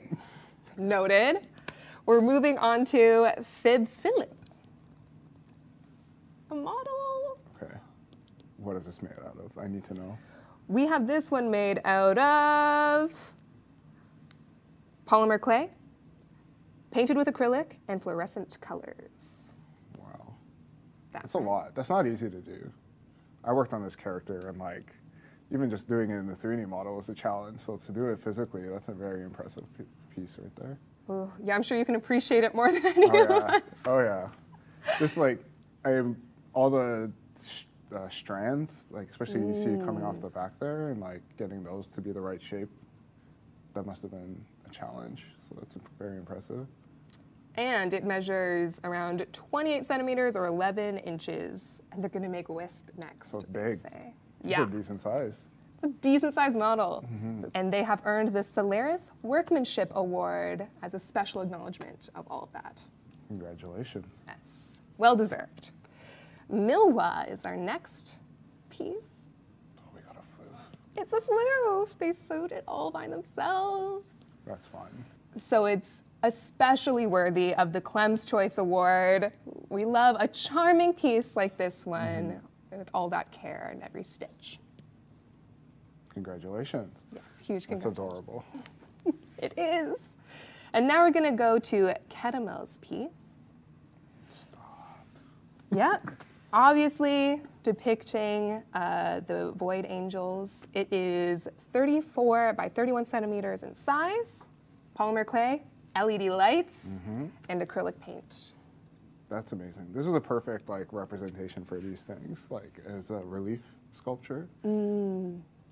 Yeah, and the LEDs, I mean, Oh, yeah. it would have been amazing enough without lighting. Yeah. But Yeah. here it is. Yeah. That's really well done. Stunning Ketamel. Nomad Arts. More polymer clay. So this is 9 to 10 inches tall. They've made a few pieces. So we chose one of our favorites to show you here today, but they make many of these out of polymer and painted with acrylic. That's wonderful. And it's cool how she's like in a heroic pose there. Jumping back. Yeah. Matrix pose. Matrix pose. Yeah. Thank you so Good much, detail. Nomad Arts. Amazing on that. Gorgeous. And MG. Oh, thank you, Dean. Okay. Magic Thighs with the next piece. Oh yes, I saw this on Twitter. Yeah. I love this. Ureli's signature pistol. And I love they used a clear acrylic with some, they textured it somehow, and it looks like it's like the actual bubble material there. Yeah, it does. Oh yeah, it looks like if you just pulled that trigger, destructive bubbles would go flying. That's fun. Thank you, Magic Thighs. You have also been given the Solaris Workmanship Award for this magnificent piece. Well deserved. It was a fun design to work on and to come up with for Ureli. Oh yeah? Yeah. So working with the weapons team, we're like, well, why don't we, she does bubble, so like, why don't we make a weapon inspired by bubble guns? So we sent it the concept, and the concept came up with this lovely design, and we're like, yep, perfect. Oh man, yeah, I can imagine the team had so much fun with that. Yeah. Our deadly bubble gun. We love it. Our next piece is by Widescreen John. Multiple pieces. Yes. So this is a bunch of props that they've made for Warframe. Widescreen John's kind of like, in the community team, we look forward to their next gun piece, you know? We see the recreations often on Twitter. Oh, these are really cool. It's impressive. Like, Warframe designs are not easy, so it's always really special to see people take on the challenge and take it on so well to recreate them in real life. Oh man, that's true. Especially, look at that thing. They have a full arsenal here. It's crazy. Our last piece for physical art and props is by Lr2 Tenno. Ayatan. That's beautiful. Isn't it so cool? So they said Ayatan treasure-inspired bronze sculpture took over 100 hours with 8 moonstones in a single labradorite. Oh, and it jingles. It jingles. That's beautiful. 10 bronze castings and 87 parts to complete the fabrication. That's amazing. I was wondering, I'm like, is that real metal or is it painted? But it's bronze castings? It's like as Ayatan can be in the real world here. So that is a wonderful conclusion to this section. Our last category is going to be cosplay. Stunning. All right, to finish things off, we're going to look at cosplay. This section, you'll see people that have taken on the task of recreating Warframe characters in real life. They sure have. First up is by Tal Jawa. They've said, "This is my cosplay of the Nyx Pasitha skin. It took around 2 months to make, and it is made of EVA foam and foam clay with some LED lights in the helmet." That's amazing. It's amazing. The helmet lights up. Cool. As you were saying, like, no part of Warframe design is easy to make in the real world. No, especially with deluxe skins where they take it to another level, and to see that this person has recreated that. Do we have other photos of this, or is this just the one? I think this might be the only. Okay. Yeah. That's cool. I know. We want more. Yeah. Tweet I'll have us to see some more. Yeah, we love it. Yeah. Stunning. And the weapon, too. Right. It's not like they, just did a Warframe. That would be crazy enough, but they also made a weapon to complement it. That's really beautiful. Beautiful. And they've been given the Solaris Workmanship Award as well for this piece. Congratulations. Congratulations. We're going to look at Ritten's piece. They said, "A cape-type Limbo Prime cosplay for a very special guinea pig." This is great.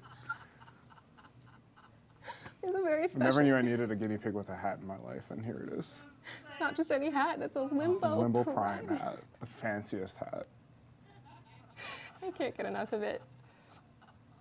Obviously, for such a good guinea pig, it had to get the Master T-Sanai Award. Thank you for sharing this gorgeous pet cosplay. This is adorable. I feel like the guinea pig had a good time having all these snacks in the chute. Now we're gonna finish things off with a cosplay by Arboreal Key. Whoa. Does it look like Captura or what? For a second there, I was like, this is in the wrong area. No, So, again, more Tennocon love. certainly. Yeah. And we've seen this cosplay before. We've seen it on Twitter before. But since we last saw it, they've added claws, they've added more details, and obviously they did a beautiful shoot. It's a great photo shoot. Yes. And they're working on a Nyx Deluxe for TwitchCon in Amsterdam. Yeah, have to keep my eye out for that. Keep our eyes out. I'm blown away by this one. Stunning. So naturally, this piece wins the Best in Show award. Can't argue with that. No. Can't argue with that at all. It's even got weathering on it. It's not just like clean. It's got some dirt and grime on there. Obviously, LEDs is a must. It's a must. Yeah. That concludes the Tennocon 2022 Community Art Show. Thank you to everyone who submitted. I can't tell you enough how much Julia, Veronica, and I enjoyed looking at your work. And I'm so happy I could share so much of it with all of you and with Skyers, one of Warframe's wonderful artists. Yeah, it's been a huge pleasure. As an artist working on the team, it's such a treat to be able to create something and then have it released into the world and then see people interact with it, and even go out of their way to do their own art based off of it. It's really re-energizing, and thank you so much for that. It's been amazing to see all this, and I hope you all enjoy watching the rest of Tennocon 2022. Bye. Bye. Hey everybody, Megan here to let you know that by watching this year's show on Twitch, you're going to earn yourself some incredible free items if you have your Warframe and Twitch account linked. Watching Tennocon until 5 p.m. Eastern Time for 30 consecutive minutes will reward you with both the Veracruz Warfan and the Renala Sugatra. But that's not all. Tune into Tenno Live between 5 p.m. and 7 p.m. Eastern Time for another 30 consecutive minutes, and you're going to earn yourself a free Titania Prime. That's right, a free Prime Warframe. If you already have your Twitch account and your Warframe account linked and received drops before on Warframe streams, then you're all set. But if you've never linked your Warframe and Twitch account together, simply go on over to warframe.com/Twitch, log into your Warframe account, and follow the simple instructions to get set up. And that's it. Enjoy the show. Whoop. Hello.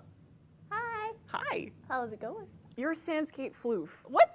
I'm a Bolarola. Okay. You really are. I'm okay with this. If you're okay with this, if you want to talk about some things. 4 legs, and I've got flippers. Yeah. So, maybe not. But maybe if chat buys enough stuff on the Warframe store, we'll be able to turn back. Maybe. Did you know that we have Tennocon merch? What? Yeah. When did this come out? This morning. But it's not the morning anymore. Is it still there? We've got a Wake Up Tenno mug. Oh my god, I hope it's still there. Because, like, how am I going to know how to wake up if I don't have a mug that tells me how to wake up? Don't panic, don't panic. Okay. We've got a Warframe lamp. Maybe that's still there. I love lamp. We've got, Mesa t-shirts. We've got a Neja and Wukong t-shirt, a Rhino t-shirt, a Ureli t-shirt. You like t-shirts? Really? We got t-shirts. Tennocon merch pack, you can still buy it if you want to celebrate Tennocon and you want to have a creepy mask on your chest. Yeah. In game, you get like a cool little charm and stuff. There's so much that's in it. We've got an Excalibur bobblehead. Hell yeah. A Sunny Popperfloof. A Teshin statue. I love Teshin. He is really cool. He's got 2 swords, which, like, considering I have no hands, that's more swords than I can hold. You know what? It's worth it. For the amazing merch that you will be able to buy, possibly. I'm not sure. I'll be honest with you, it's still June. So when you're seeing this, you're in the future. And if stuff is sold out, it's not my fault. No. And so you could go check out all of our merch for Bye. Bye. Hey Tenno, Danny here. We're getting so much closer to unveiling some incredible surprises. Tonight at 5 p.m. Eastern Time, we'll be opening up the Duviri Amphitheater orbiting Earth in-game. Join your fellow Tenno for an up-close and very unique experience during the Tenno Live presentation. As a special thank you for joining us for Tennocon today, for the next 48 hours, you can claim a special operator and drifter cosmetic, the Stranger's Hood. This exclusive cosmetic is available right now on all platforms in the in-game market for 1 credit. Be sure to log in and claim yours. Bye, Tenno. The movement is so crazy in this game, man. I'm a fish from Deimos. Like a brown? Yeah. I'm liking this as a base. Ooh, that's a love. Hello everyone and welcome to All Stars Warframe, a friendly competition of Warframe's greatest challenges: fashion, interior decoration, budget cosplays, and of course combat. My name is Earl T. Kim, also known as Earl of Sandwich, your host for today's competition. A big thank you to the Warframe devs and the community for all of the fun we're about to have in today's competition. Now, it's time for some frame fashion. I'm thinking Dalmatian or ice cream. Puppies or ice cream. Both great things. Cottage core! Bad and bougie! Tactical? So close to potted plants! Alrighty, let's put 3 minutes on the clock and let's get them in. Okay. You know what's gonna be the bad? The bad's gonna be the whip. The ice cold sort of vibe. I'm thinking whip, because she's cozy in the cottage in the forest. Oh, yup. Let's get some burgundy. We're gonna change that white to something else. Okay. I like that she's got the bow too. Very nomadic. Oh, yeah. Energy, I don't even feel like I need to touch that. Ooh, that's a look. Once you've got your selection, start making your way to get your selfie shots. Where are we gonna go? Gonna go to Deimos. Let's go, go, go. It's gonna be a nice and cozy spot. There better outside. be a tree. Tactical snow mission. You're in the mountains. Let's go. Pose. We got 5 seconds. Right up on the cliff here. Pose for it. Yes. Work it. Boom. Are we good with that shot? Tactical as ice. All right, chat. Which team was a 10 and which team was a no? Poll is live. Oh, that is the final score. Congratulations, Ambers to Ashes. I feel like that went really well. We're going to be getting into a little bit of gameplay. Okay, let's go. We're going in. The goal here is for me to do the headshots, Charlazar to just go ham, just blow it all up. Back up, back up, back up, back up. They are crushing it. You see an enemy, just cut through them. So I initially thought my 4 went through the bubble, but I don't think it does. The movement is so crazy in this game, man. Yeah, that was like one of the first things that I ended up falling in love with this game. Oh wait, where am I going? Wait, oh, it's this way. Oh man, where'd you go, laddie? I lost you. Went through a door. To the green, to the green. To the green. Yes, get there, get there. Which way did you go? Oh, another beefy. Got a minute and a half left. get those final kills in. Oh, we got it. We got it. Get back, get back, get back. Get out, get out, get out, get out! You're making Space Mom nervous. 10 seconds left, 10 seconds. Yeah! Alrighty, and we'll call time for that. Next, we've got our competitive Orbiter interior decoration. Our themes today are Boogie Nights, Polar Paradise, and Beach Vacation. All right, poll is closed. Beach Vacation it is. Yes. Let's get into it. No, we need to get our colors going. I'm gonna get some bright yellow. I'll throw some lighter green in here to kind of give like the plant aesthetic. Maybe like some lime palm trees. I also want to start with the sand, but on the sides, we're going to go with the blue. Let's get the ocean water in here. Ooh, I'm liking this as a base. Decoration. Do we have any decorations? If you had some beach balls, that'd be perfect for this. Oh, I'll get a planter right here though. I'm gonna get a couple of these probably. Hold on. What is that? Those are the little jellyfish. Let's get our beach towel laid out. You see it? This is where we hang out. Look at that. Ooh, hold up. 40 seconds, here we y'all. go. No, we got a tree up here, almost like a palm tree. All right, let's get ready to take that photo now. I'm liking it. We got all the crabs. We got a couple of jellyfish right there. Oh, I love that. Dude, can I lay down? I can't lay down, but you know what? We can sit. We're on the Perfection. Beach. Gorgeous, gorgeous. Woo! If that ain't beach vacation, I don't know what is. This is the final tally, so I believe the victors are Embers to Ashes, first place. I'm hearing that the leaderboard is finally ready, so we can see the results of who is victorious for All Stars Warframe. Oh!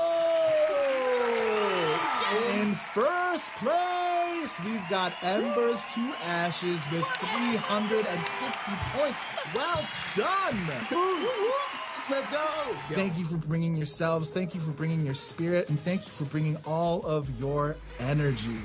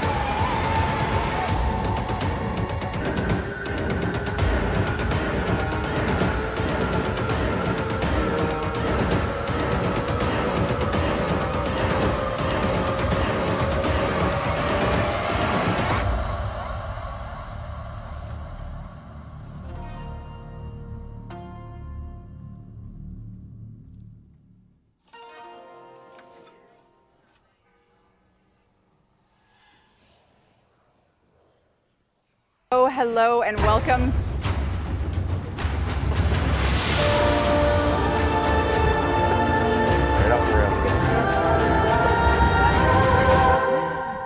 That was a sick intro, Dean.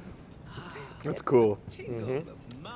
Hello and welcome to Tenno Live, the end keynote of Tennocon 2022, which means we've made it through the day. Woo! Any bruises? Nope. Just some sunburns. Any sunburns? No. Anyone radiating heat at a level that's... This is embarrassing, though. No one showed up. I know, no one showed up. Yeah. This is real Hey, sad. where's everybody? We were going to have the DE staff here to have like a pseudo live audience thing. We made it work. This is, luckily, we were able to get a nice stage put together. Cool. The events team this. made this awesome. This is awesome. Yeah. So I feel bad it's just us getting to I know. This indulge is, in it. it's quite empty, but you're here at Twitch There's chat. like 6 people. You too. Hey. Thanks for being here. Yeah. If you're watching, welcome and thank you very much for joining. We have about an hour of Warframe to talk about here. So we're going to do some intro, some housekeeping, just saying hi. I love housekeeping. It's the best. Do you? That's my favorite part of everything. Scott's got a beer. Okay. I don't. We're already off to an unfair start with. Spirit animal. Where's my beer? I'm set. Sorry, we'll get you one. No, it's okay. I'm okay. Anyway, welcome. My name is Rebecca. I will be somewhat running the show here with Megan. Hey guys, back at it. We're back. This is your third live show today. This is my third live. I feel like I've done the most work. I'm kidding. Okay. I'm totally joking. I'm totally joking. Probably right I'm though. joking. But anyway, thank you so much for joining us. We really do have a lot to go over, and we are going to get started after you guys want to introduce yourselves. Who are you? Who are you? Oh, you guys know us, right? Yeah. Well, you might. People might not. This Been might a be. minute. This They don't recognize you. You shave your beard. Okay. Yeah, so I did shave. I'm Sheldon. I am the COO of Digital Extremes, and I'm really excited for all of the work that our team has done and to show you guys this. I shaved my beard because I'm just excited. Okay. Great. That happens when you get Thank you. excited. I'm just Now get rid You of it. start shaving places. What the? Stop the Please. Who are you? Who are you? Who are you? Who are you? Next time. I'm Jeff. We had a Jeff with a G. We had a rehearsal last night, and then a construction crew cut the fiber optic cable that connects us to the office, and that was exciting. I was recovering from my booster. I don't remember last night. And Jeff said he doesn't remember because he just had his booster. Yeah, I was kind of, Yeah. You were Needless cranky. to say, I was cranky. life has thrown everything at us for the past 24 Yeah. hours. We lost 6 hours of internet to do builds and get everything ready for the live gameplay demo. But Canada we're here lost internet, or half of Canada Rogers lost lost internet. Wow, but you know. Anyway, we're here now. Steve is joining us.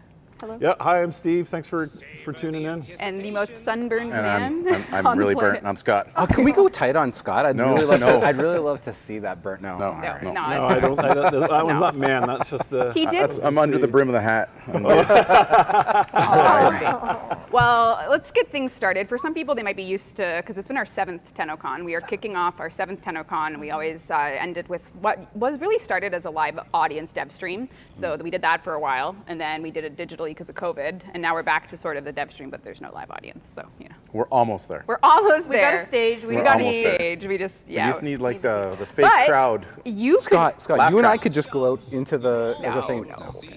Get like a mosh pit going. But this is actually a great time to be a live audience member in-game. If you haven't logged into the Warframe game, all platforms, the Duviri Amphitheater is now live. This is actually, if you cut to Megan's screen, you could probably see it. It's there. Dean, if you want to do it live. I don't know if you want to, maybe I not. don't know if he wants to. He just No, doesn't that's seem fine. to want to. That's fine. Dean is the heartbeat behind everything, so he's in control. But the live Duviri Amphitheater is there. We have partner experience for the live gameplay demo. So if you're in game, you will be treated to an in-game partnering experience for everything we're going to show, which we're very excited for. So get in now. This is your warning. Partnering experience. I couldn't think of a better Did you word. just make that up? Yes. It's a It's horrible a new word. thing. It's Interesting. a catch on everywhere. Yeah. Sounds like you just made that up. I've been rehearsing metaverse jokes for this stream like for about But did I 6 just months. make- But you just killed it. You just were so good with that. Partnering experience. Anyway, speaking of partnerships, we always have wanted to turn Tennocon into something more than just about games. We wanted it to be a charity event. And 7 years running, we've got to do a charity partnership. And each year, we get to contribute to an organization in Canada that we firmly believe in their cause. And this year, we are thrilled to announce that thanks to the generosity of the community and just the year-over-year Tennocon momentum, we're donating $200,000 to Inspire. Yay! That's amazing. Yes. Whoa. So extremely exciting. This is an incredible organization. I don't know if you want to say a bit more about Inspire, but Yeah, of course. we were able to get a video from them this morning in our intro, but otherwise. Yeah, they're a national Indigenous charity who help First Nations all around Canada, education, getting them started. So really special organization that we've had the privilege to talk to and be able to donate this. And we have !donate in Twitch chat if you would like to donate throughout the day, throughout the stream. Appreciate it always. Yes, so thank you, everyone. Very, very excited, and we'll be able to connect and make a difference in the community. That's awesome. Yes. Yep. And we had a couple live segments today. We had a run of show, we had an order, but then we saw all the crossplay and cross-save questions, so we're switching it around just to address it right now. Like, we were going to do like a bit of... It's canceled, we're not doing it. Whoa. No. I always feel like I'm at my like stress and nerve limit, and then we just go live, and somehow it's we just fun. crank it up a bit. See, We make it worse. It's like a test. It's, I feel like I'm being... We changed our mind. No one wants it. See, there was not enough people in Twitch chat asking for it. If there had just been that one extra voice, your voice, the one that held back, the one I'm fighting the toughest battles. It's your fault. All caps would have turned it around, but no, you're too lazy. Have a field time right now. This is like I don't even know what supervillain would do something like this. This is the start of my Joker arc, that's for sure. Okay, all right. All right, but nevertheless, so crossplay, cross-save. It's been a year. Last Tennocon, we showed you the work in progress. That's right. Versions of it all. We had the mobile build, we had cross-play working, we had cross-save working, and then we were saying in development, stay tuned. So now we're in the stay tuned phase, and we are essentially at the point now where the next thing we're going to do is, well, twofold. First is cross-play is coming first, and we're starting community stress tests very soon, which means we're going to be picking some platforms. The community team and the tech teams and the dev team are all going to work together to spin up true live tests for crossplay. So this is something that the community team will have posts up about to give everyone a window into what we're doing it, and it's going to be happening soon. Soon TM. Soon TM. Classic. But Warframe is a game that has spanned many years, and there's a lot of systems in Warframe. And as we released platform over platform, we introduced things like Barrow. We introduced, relics, and all of these different systems that are per database timers. Yep. So if you play on any console platforms, you know that you're 2 weeks behind Barrow Key Tier's offerings. He's one of our in-game vendors. He shows up every 2 weeks, and he. We need to start really breaking some bones and resetting those timers. Yeah, so July 29th, that's our goal. We're going to do what we're calling a Barrow parody event, where Barrow's going to arrive, same place, same time, but he's going to catch everyone up, more so console, because I think like 2 manifests behind. So that way Barrow is bringing the same thing for everyone at the same time. Because yes, we... Hashtag Barrow Pero. Barrow. Oh no. Marketing, write that down. No, the goal is to, like Reb said, basically sync all the things that have timers, vendors, everything. Absolutely like that. everything. Everything needs to be on the exact same level. So now with this Barrow Pero event, thank you. No problem. July 29th, amazing. he'll bring some new stuff as well. But the goal is to obviously just have that synced across the board, one barrel for all, and just bring it all. And that logic is going to be applied to everything, Yes. whether or not you're getting the same, nightmare missions, all of the things that are systemically generated. We have to unify them all so that crossplay will work. This is going to be part of the stress test. And then after crossplay is proved to work, fix out whatever we can, then that is paving the road for cross-save, which will pave the road for other things. And we are actually starting a mobile friends and family test. Yeah, it's live right now for our friends for the and staff. family. So we have a lot going on behind the scenes. The order of operations is crossplay stress tests are coming very soon.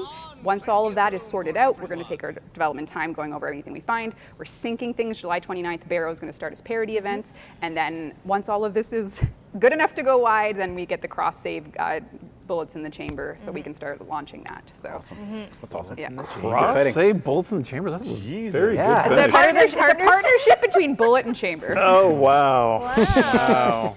Yummy. Yep. Okay. So now that we've said that first, because I feel like the amount of people that want crossplay and cross-save, we had to move it to the front of the Reddit show because it is such a key part of what keeps communities together. It's going to be a great feature. We don't want to. We don't want to f it up. We don't want to launch cross-save and then all of a sudden Turn it off immediately. and then have to turn it off, and then some poor Tenno's account is lost in eternalism of the version of them that didn't get rescued.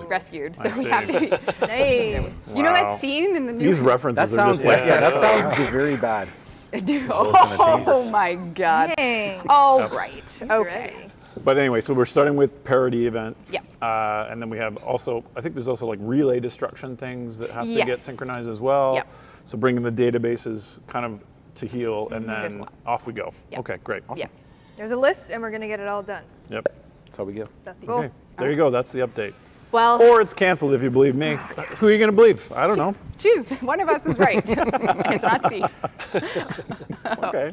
Well, we'll see. But anyway, we are going to now give stuff away, kind of. Oh. As we do. As we do. What are we giving away? Some free Would stuff. you like to see? I would We're love not to. actually giving it away. We're launching a giveaway. You have to enter this. But would you like to see it? Yeah. Dean, play that Oh, clip. is this the computer? Yeah. Computer. Yeah.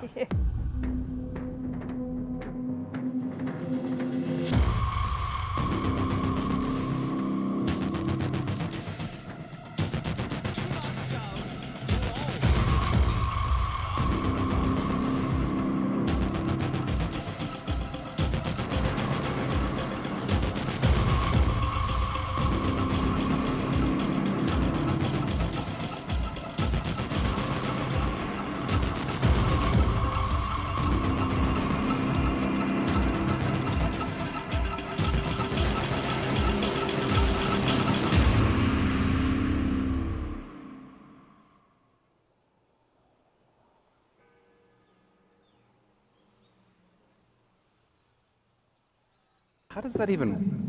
This is the first time Sheldon's seen this. I've never seen that thing. So I'm asking that, about we need it. a banana for scale. So where do you plug your? That's a 4 foot tall. It's almost rep size. Red side. It's even a little bit taller. That's a 4 foot tall computer. It's made by PC modder AK Mod. They have built this one of a kind custom it PC. looked amazing. Zeraman 10.0 tower. It's incredible. Wow. This is actually a Gleam giveaway, and it's going to be live until August 16th. So if you're in Twitch Chat, you can just do ! giveaway, and it'll get you a nice little link so you can. You can't win it if you work at Digital Extremes. You can't win it. I'm sorry. You cannot win it. I'm sorry, but you put could. an order in for one. You could. No. ! giveaway. Get all the information on it. Again, August 16th. You have until then. So get yourself a chance at a 4 foot tall Zeraman 10.0 PC. One of a kind That is tower. amazing. It's insane. That was Wild. amazing. Yeah. Honestly, amazing work putting that whole Beautiful. computer and giveaway campaign together. Good job, team. That is the best computer I've ever seen and will never have. I know. It's like out of reach. It hurts. We give, but It hurts. This is the internalism where we don't get the Well, we don't know. We could. Wow, We could. these We could. Yeah. Journalism jokes. Love We it. had a lot happen today. We did. And at 4 p.m. something really exciting happened. We deployed a update on all platforms today. If you haven't got it yet, you can download the update, get in the Duviri Amphitheater. It's on Earth. But yes, the update went live on all platforms today, and we launched Core Prime. She's out. She's here. Whoa. Core Prime Access. We debuted it on the art panel. Little tease. You were there. Was I? Yeah. Did you spoil it again? Eternalism. Jeff spoiled it again for sure. Trouble. But the best perhaps panel, I don't know. maybe we should show the Prime trailer. Oh, we have a Prime trailer? Sure do. Sure do. Dean, roll You mean it. you didn't spoil it?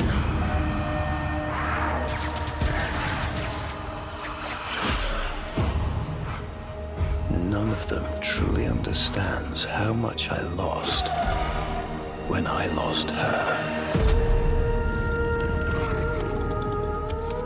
Nor by what subtle art my dead love now lives within another's gleaming scar. So tonight, we shall celebrate in her honor and mine. I shall unveil a new creation, a harmony of mistress and monster.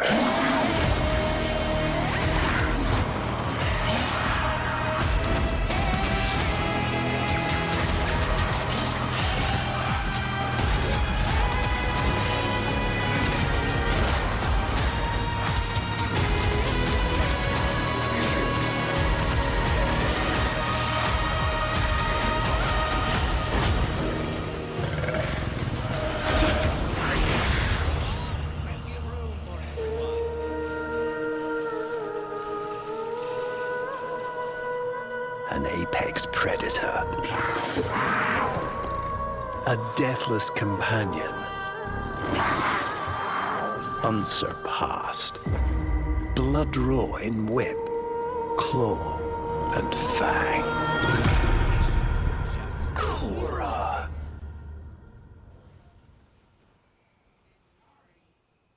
Good That's like posing amplified. I know. Pose. Core Prime. That's how I'm going to show my butt from now on. Yeah. We will not be showing any butts on this stream. No okay? butts on this stream allowed. Definitely not. Zero butts. All right, so that is the Core Prime Access trailer. Again, launched today. Did. You know what we should also launch? What else should we launch? A giveaway. Shall we do the first Core Prime Access giveaway? Yeah, I think apropos. You gotta win the first one. And you're the closest, so you're going to have to read it. You're also the only one with laser eye surgery. You're really asking Sheldon to do this? Oh, I can't wait. Oh, God. Okay, That's why he's sitting there. If you have to go get a snack, go now while Sheldon tries to read the giveaway. We're going to give away a Core Prime Access to one lucky Twitch viewer. Let's go. Let's go. Could it be you? The answer is. Oh, it's scrolling by. What's my names? Oh, it's Phase jump. Phase jump. Face jump. Hey, PH like us. A's jump. Placeholder A's jump. So Phase Jump, you have just won the first Core Prime giveaway of the year. Congrats, she launched today. The Prime Access is all Way to yours. go. Live. Awesome. Message our Twitch page and we'll hook you up. The first ever. Zach's ready. I think we have key art we can show in case you want a closer look at her and all her beauty. The team did a fantastic job with Cora and her Venari Prime. That's cool. It's got the Hystrix Prime, the Dual Carries Prime, alternate Prime helmet, which is really awesome. Just all hot. So beautiful. Oh man, I love that trailer and just love this design and just listening to Ballas. Scott was saying he could listen to him just like reading bedtime stories. Yeah. I'm sure you're not alone in the community for that. He needs like a redemption arc maybe, like New War kind of. Don't spoil it. He's not so okay. Never mind. Yeah. Never mind. Some people haven't played the New War, but you should. But you haven't yet. That's okay. Maybe that was like his brother.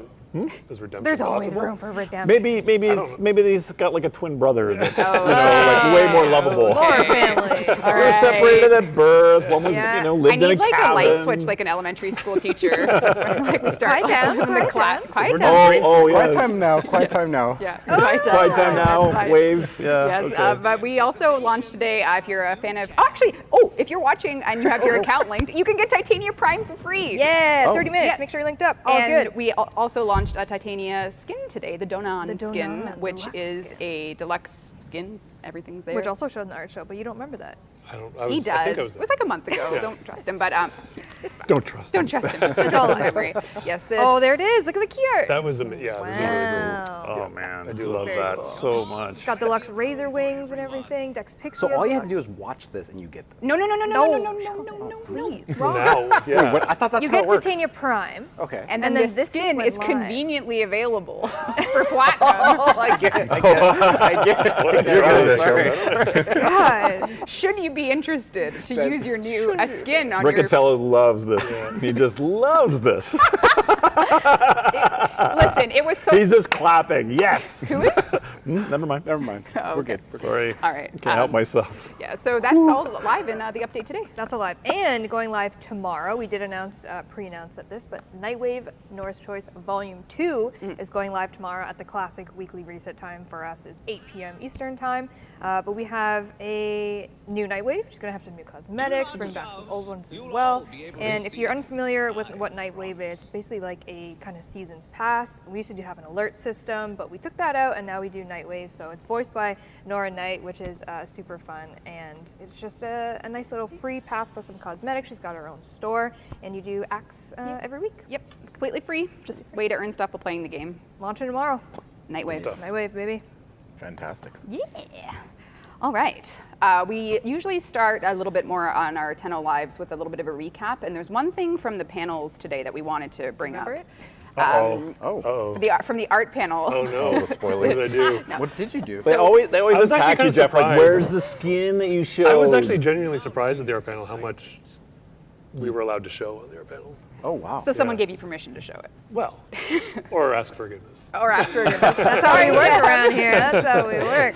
Yes, but we were, we've been working on Warframe for quite some time. We were always looking for new ideas for our next Warframes, and we got the opportunity to work with industry legend from comics to video games, Joe Mad. And Joe Mad had been working on a wolf-inspired Warframe, iterating on it and bringing all these ideas to the table. And we ended up with a concept that we're going to be using for a future Warframe of our wolf-inspired Warframe. Let's take a look at what Joe Mad worked on. We had Eric Vetter here working from the DE side, and it's a thing of beauty. She will be having quite the power set, and you can look forward to hearing more about that in future dev streams. howlingly good. Howlingly good. Wow, he's been saving that. How long has this been like? This has been requested for? The wolf inspired? Well, I feel like you started this, didn't it? I don't think No, I it's did. vampires. Oh yeah. Other things. Monsters, guys. They're cool. Monsters are in. Monsters are in. They were never out. Oh, they were never out. No. Monsters are always Yep, in. yep. But there's no, there's it's not a coincidence that we were, lucky enough to work with Joe Mad on this. Yeah, I mean, everyone here at D, we're huge fans of Joe Mad. He's just, he like you were saying, he's And all the just, games that him and his team work on at oh Airship. my God, the team at Even as a Airship. '90s kid though, '90s comics and stuff. Yeah. Like, Oh yeah, come on. totally. Yeah. You can't not. And the team that they have at Airship Syndicate is a fantastic one. And we're excited to kind of talk about the next steps that DE is taking in partnership with Airship Syndicate. Maybe we should roll it. Let's take a look. Hey, Tennocon! Don't swivel, Steve. You're already swiveling. I know. Drop some hot bars, Joe. I can talk louder. I'm the loudest talker. Do you have enough tape for all this? They don't have tapes anymore, Steve. It's the future. Man, I feel like we had great banter. We did have great banter? Yeah. Yeah. Hey everyone, this is Joe Mad from Airship Syndicate. Hope you guys are enjoying Tennocon. Unfortunately, we couldn't be there this year. I did have the honor of designing a brand new Warframe. Hope you had a chance to check it out. A lot of people have asked what we're working on next, and we haven't been able to talk about it. Something we're really excited about. It's our best game yet. Hey, I'm Steve Madureira, one of the lead designers at Airship Syndicate. I'm Ryan Stefanelli. I'm the president and game director here at Airship, and we're really excited to be partnering with Digital Extremes on our next big thing. It's a third-person action game, new original characters, original world, never been seen before. We never would have tried this type of game right away. That's why we started with something like Battle Chasers. Then we dabbled in multiplayer with Darksiders Genesis, and now we're going all in with this new game. This is our biggest game yet. We're building a much larger world than we ever have before. But for this, it's really more of a world that you live in, potentially every day for years to come. We've been fans of many genres over the years, and we've sort of worn those influences on our sleeve. One genre we never really thought that we could touch on is MMOs. For us, we played a lot of games together online, so it's fun for us to finally get to work on a game like this where we're building a world that players can experience together. I don't think we would have tackled this type of online game without a partner like DE, a group that knows how to do it. I was actually one of the people who bought into the initial Founders Pack. I still have my Excalibur Prime. Warframe is touted as one of the most successful games of its kind. It's always evolving and introducing exciting stuff, and we definitely do not want to blunder through something like that. This game is really character-focused. The characters have personalities, they have relationships with each other. We want players to feel excited about all of the different characters that they're going to have in their arsenal. We're mixing in a lot of modern sensibilities and modern technology into those fantasy definitions to create something brand new. What makes this game special is the sense of adventure and camaraderie. The secret locations. It's got an identity. People are going to be so jazzed. This project represents really being able to go big. To everyone that has supported us since the beginning, I can honestly say this game is for you guys. We didn't get to say a lot of details and specifics about the game, but we'd love for everyone to talk to us on Discord, get involved in our social channels, and get ready for this December's TGAs where it'll all be revealed.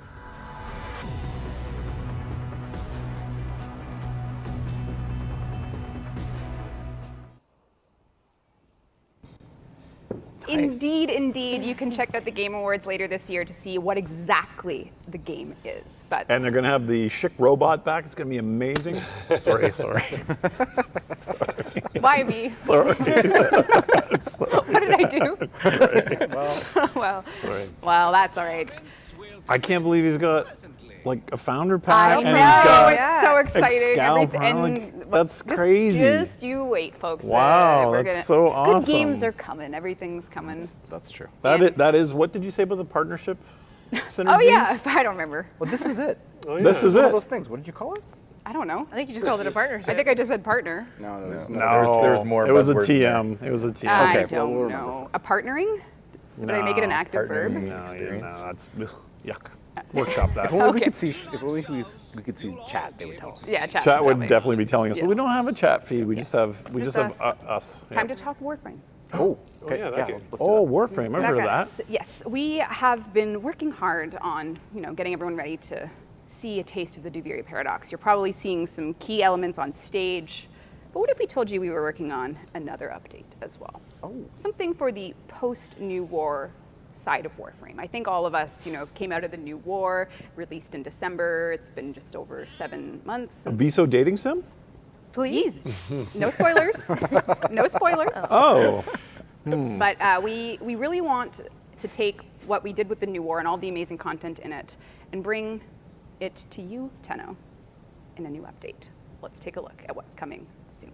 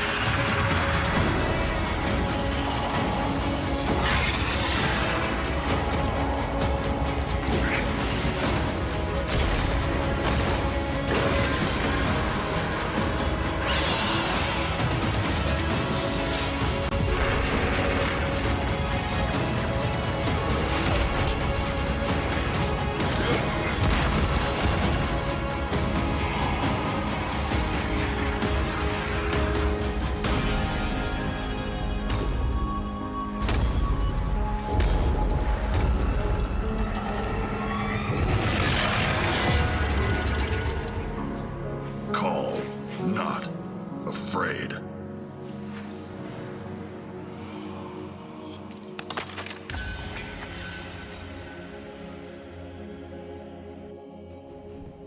Veilbreaker is an update that Cool name, too. Veilbreaker? I love that Yeah, it's a pretty good name. You like it? Yeah. Yep. We're gonna give that one to you. Good job, Rev. Good job. Breaking veils. Breaking veils. But Veilbreaker is an update that's dedicated to the state of the origin system that you know after the New War. So if you played the New War, a lot of things are really going to stand out from that trailer. And if you haven't, you'll be introducing yourself to a lot of those characters soon, we hope. Maybe you want to try out the New War. Get to it. And this is really going to take the state of the origin system and the conflict and everything.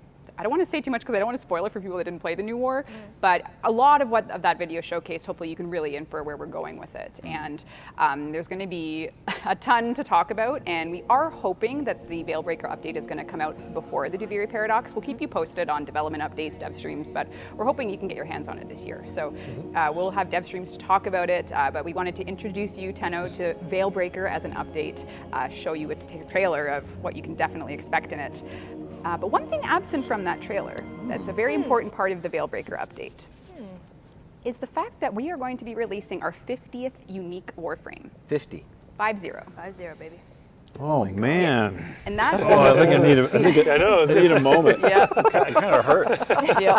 I remember when we were pitching this game, Scott will remember this. Yeah. We were pitching this game when we didn't think we could do it independently way back in was that 10 years ago now? It was 10 years ago. 10 years ago, and I think, how many Warframes do we have? 8 at the time? And they said, I don't even think we had 8. I don't think we had 8. I think we were like 4, 6? 4 that were really solid 4, and 6 that were. And a prominent executive asked, well, like, are you worried you're going to run out of ideas for Warframes? Because you already got 6. And now we're at 50. And now we have 50. Exciting. We're at 50. I'm just checking on our servers. As you know, we do an ambitious live event. Everything. Oh, how's everything going? We're just taking a look. Sit tight. Hamsters are- Sit tight, everyone. We won't. If you're having connectivity issues, don't worry. Team is on it. Sit tight. We'll get you updates Oh, soon. so things are heating up in the hamster. Things are heating up. Okay, the They're hamsters. spinning wheels very I can fast. hear them. I should have changed their wood chips. Yes. And it's just they're not going to run as fast. Yes. Without the fresh wood chips. So on the 50th Well, 50. Warframe topic, we're going to be debuting fully in a.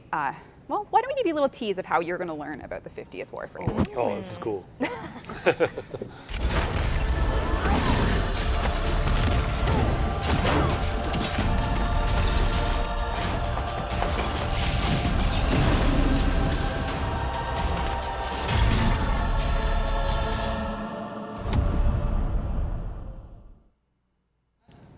Styanax will be making his reveal in an animated short that we will be uploading closer to the launch. It's not of even a Veilbreak. short. No, It's like a 6-minute little short film. Yep. Partnered with Passion Paris, I believe.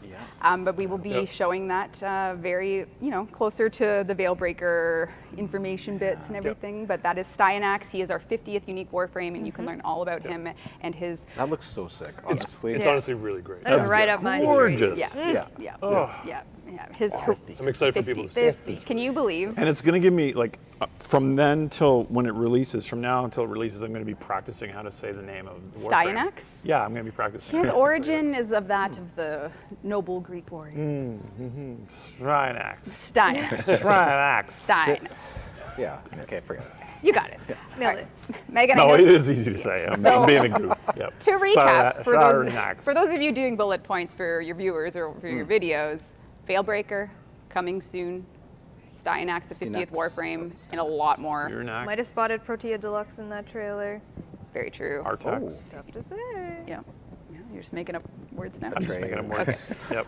Now, Megan, I noticed you have some stuff on your lap. I just thought I'd sit here with a bunch of things on my lap. I just keep These me segues warm. are getting so sophisticated.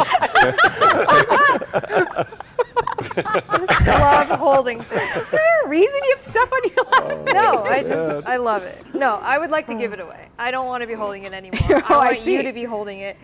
We have a couple giveaways from. Oh, is it your iPad with your No.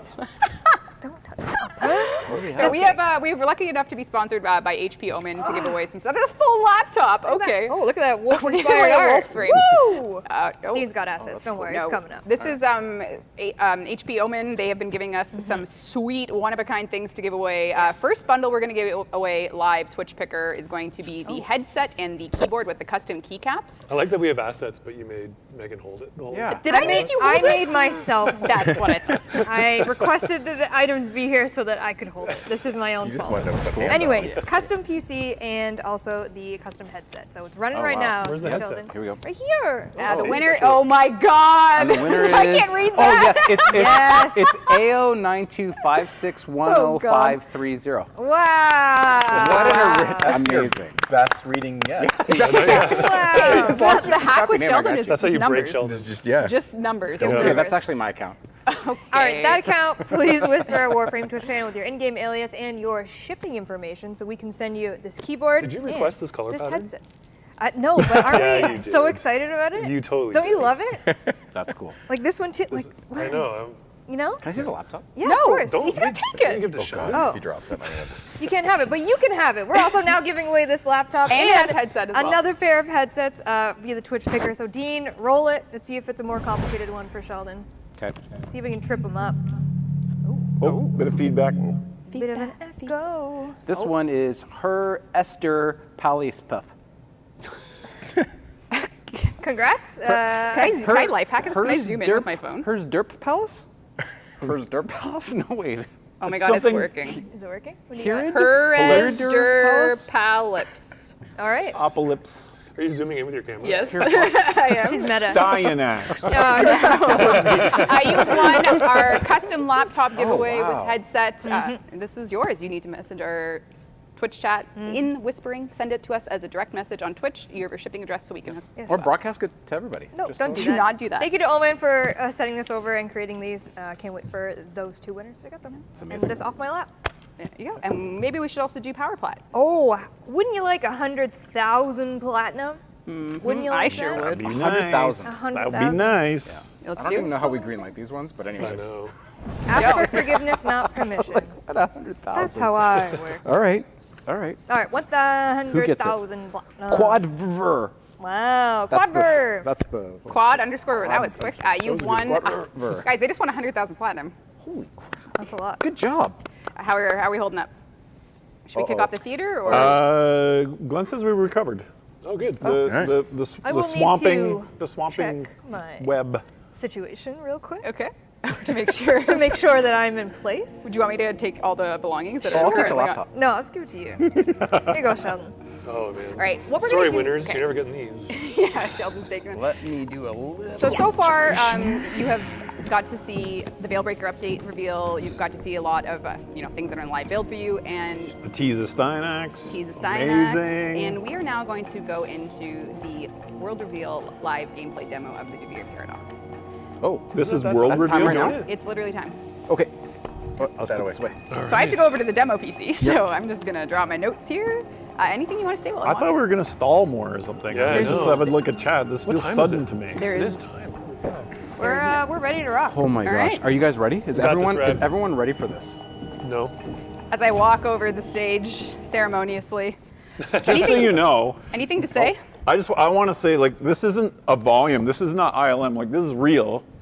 Like, just like this is real. You know, this is not like a Obi-Wan show. It's not a you green know? screen. Like it's physical. Sorry. All right. Okay, we're gonna sit quiet. Okay. You guys ready? Well, what's there to say? The Devere Paradox. Is there no like camera for you on? No. Oh yeah. All right. All right. Let's get started. Just a voice. Wait, get in game. A voice from the void. If you aren't in game, go to the Devere Amphitheater on Earth. Megan's there now, and we're gonna start the show. Yeah, this is going to be a really cool, kind of interleaved show. Oh, look how cool this is. Yeah, awesome.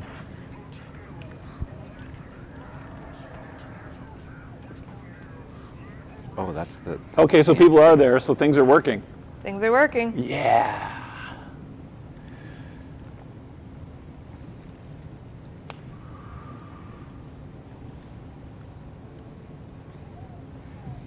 It's just oh boy. As we wait for the Devere Paradox, there's something everyone should know about it, which is that it's going to come earlier in the game than you'd expect. The Devere Paradox is indeed a paradox, and to that end, you may find yourself wondering if you are required to play the new war to play the Devere Paradox, and the answer is no. No. It'll be earlier in the Warframe journey, and we're going to be taking it in lots of strange and weird directions to that end. Because what is a paradox if not an anomaly in time and space? And for us, taking all those themes and pushing them into this update has been a lot of fun and frankly, quite exciting for the future of Warframe. Yeah, I can't wait to see it. The Devere Amphitheater is live on all platforms, and our gracious host, Bombastine, will invite you to participate in the Devere Paradox Amphitheater experience. Get in And if there. it doesn't Tano. start soon, I'm just gonna Wait. We're waiting. Go back to the couch. We're letting everyone get in. Everyone needs to be able to see this. We can see the numbers rising. We have a little ticker over on the side. Every relay keeps filling up. Thanks, guys, for coming in. But we're going to give them a few more minutes. We don't want to start the demo without everybody in place. So bear with us. Right. Oh, 100 more. 200 more, Scott? Scott's not even watching the ticker. Scott's terrified. Can't watch anymore. Can't watch the ticker, can't watch it. All right, I'll just go ahead with the demo. All right. All right, we're going to start. Get ready. Oh, hold on. So Megan's getting, it's making its way through. The demo is about to begin.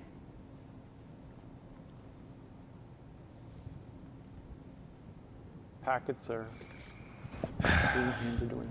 Ever get that feeling you're stuck? Spinning inside your little wheel day in and day out. Only to find you're right back where you started. And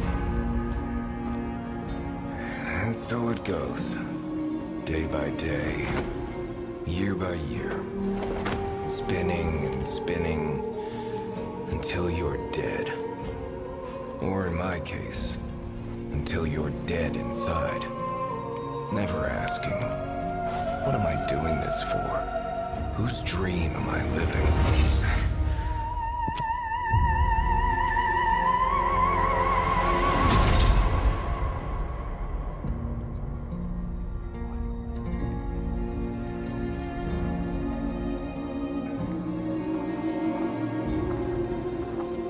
You are hereby consigned and sentenced to death by royal order of His Majesty Dominus Thrax, hero of all.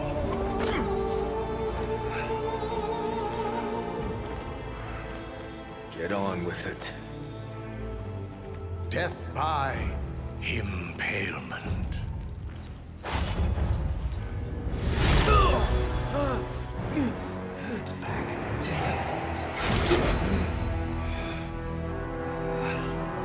What? Huh?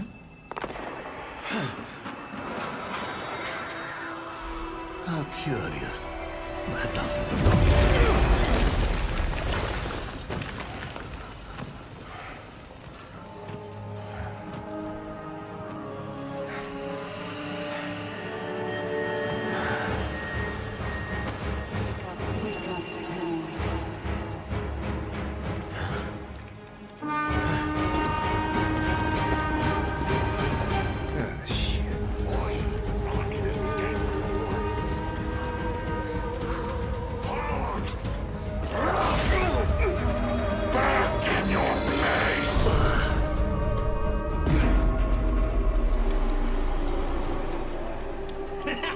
And the daring knight was slain!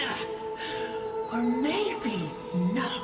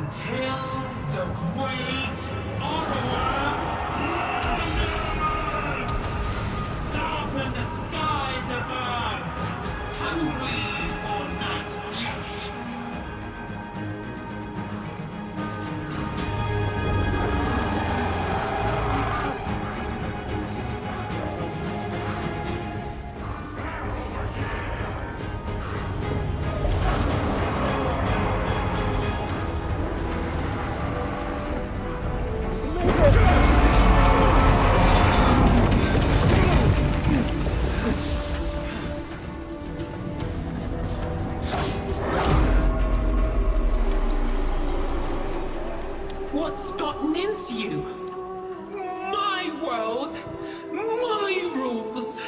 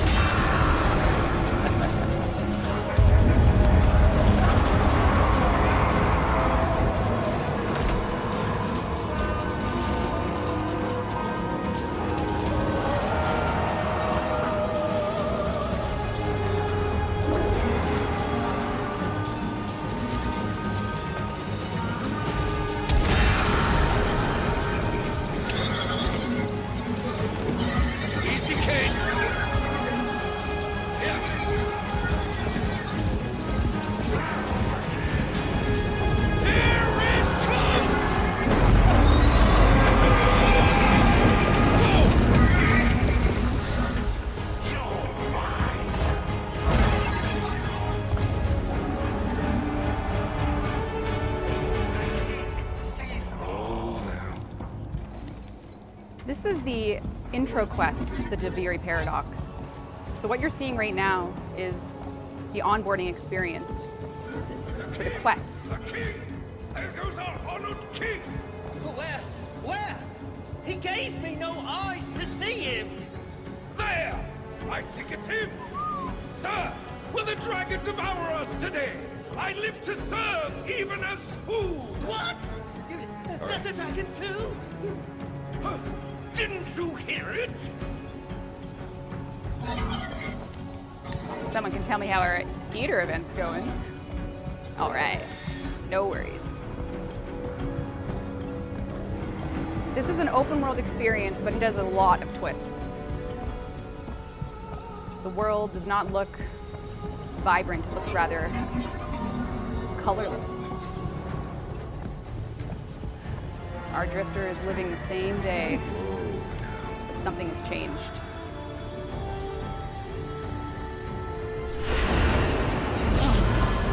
This place can change. This place can change!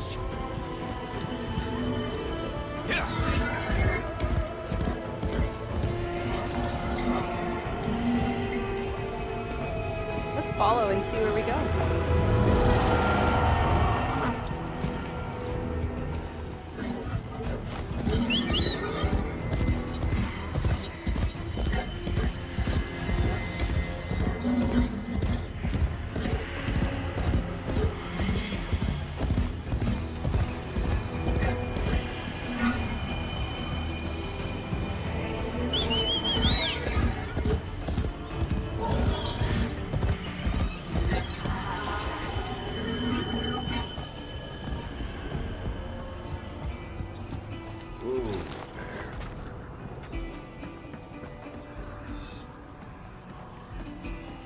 The king graces us. I am Bombastine, sire. You do remember your courtly playwright? Hey, I am not. Have you come to join the performance, sire? It would be my deepest honor to see you command the stage.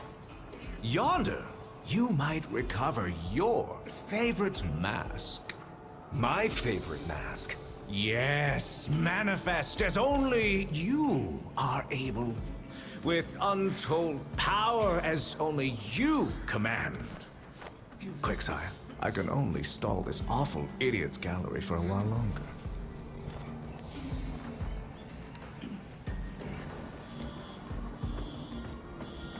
Evidently, we have to go find a mask.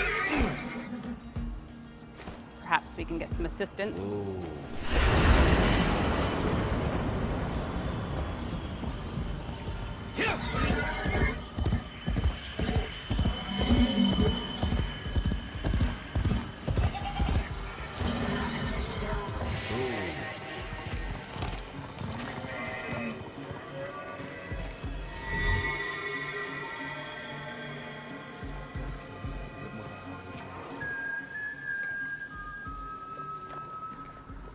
How do I know this?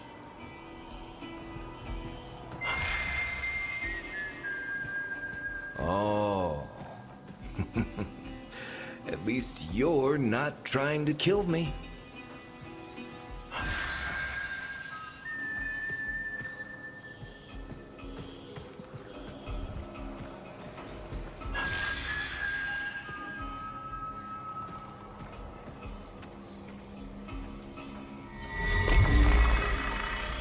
What the hell?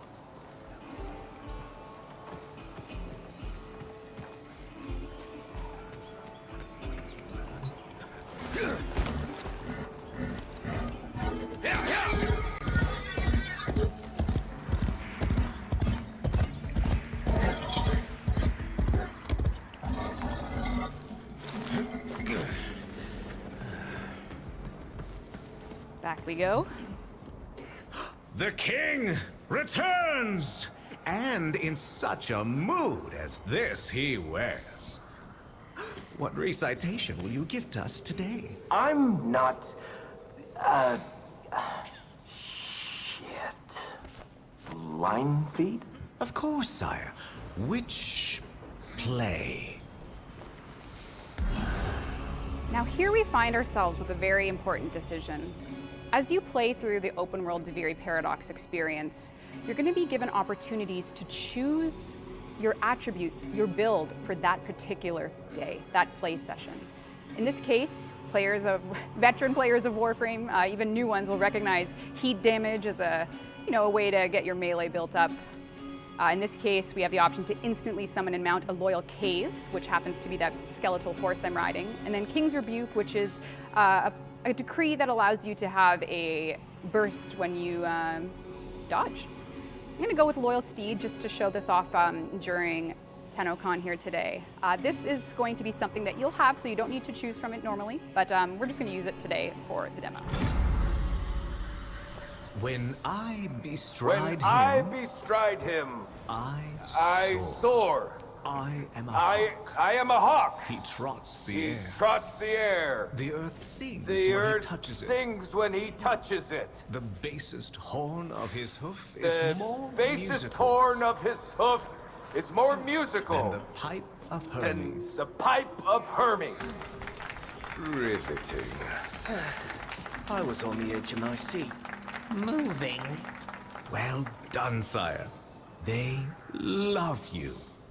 Right. Duviri is a strange place. It is a place where your choices will allow you to build builds for your drifter and what's to come. And let's take a look at using that decree right now. Instant horse. But where to next? Okay.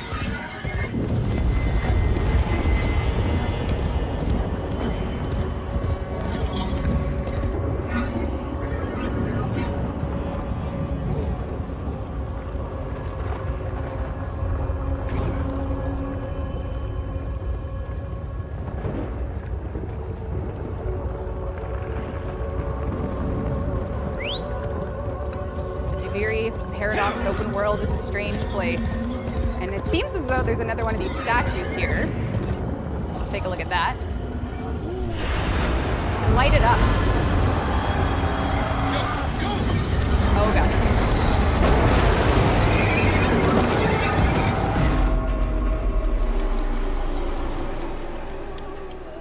I thought I had lost you for a moment, but you don't get to leave. Ah, so now I've chosen my respawn point. And I can escape the dragon. The Aura Worm node.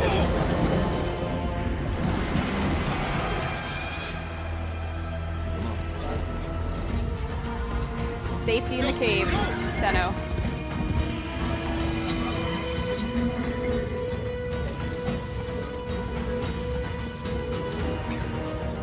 Alright.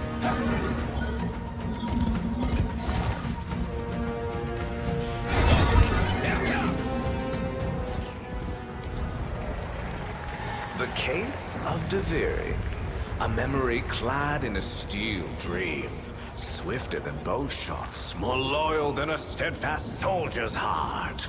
Run true, noble cave.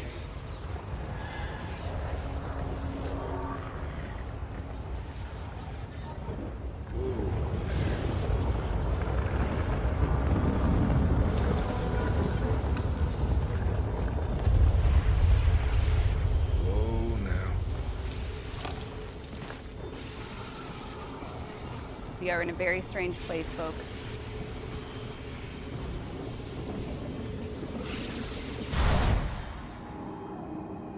Now, of course, this is a Warframe update, but this is also the introductory quest to the Duviri Paradox. So we'll see where this goes.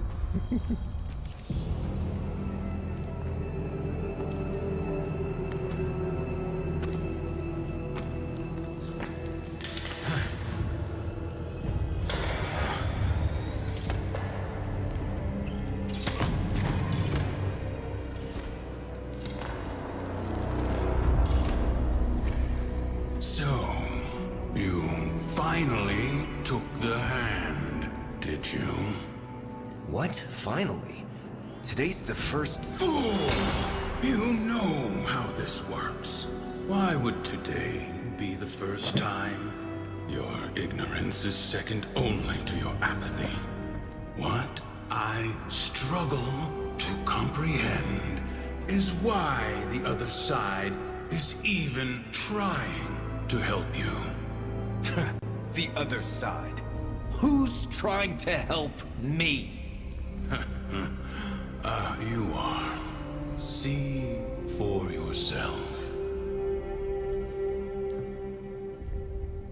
You should make a choice here, I think. See where it goes. Gotta stay true to the poster boy.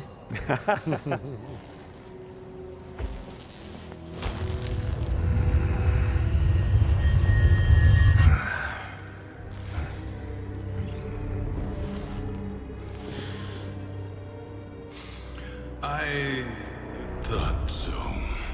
Old dogs and new tricks. Go on, go wallow in your routine. Fine, I'm getting out of here on my own.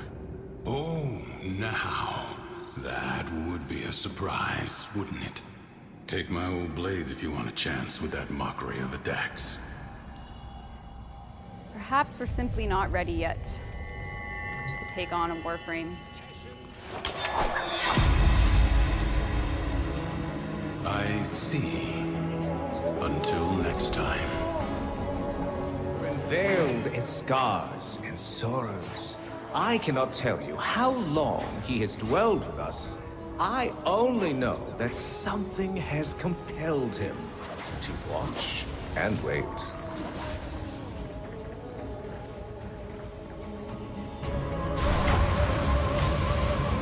The world has changed.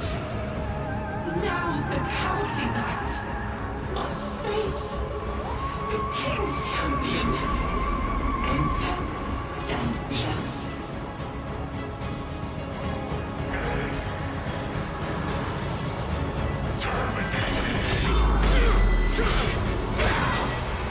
Oh, pro. Wow.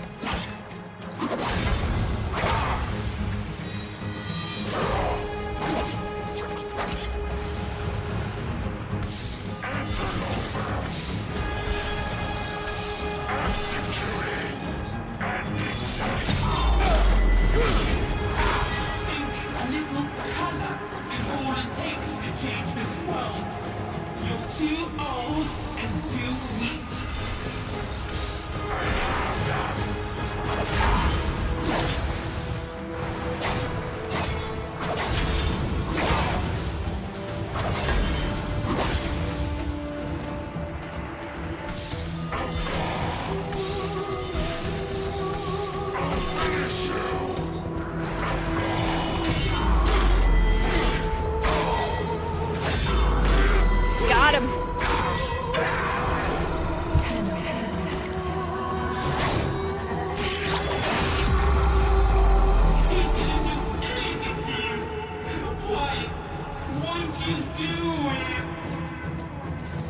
Well, looks like I made quick work of Sad. Danfius, but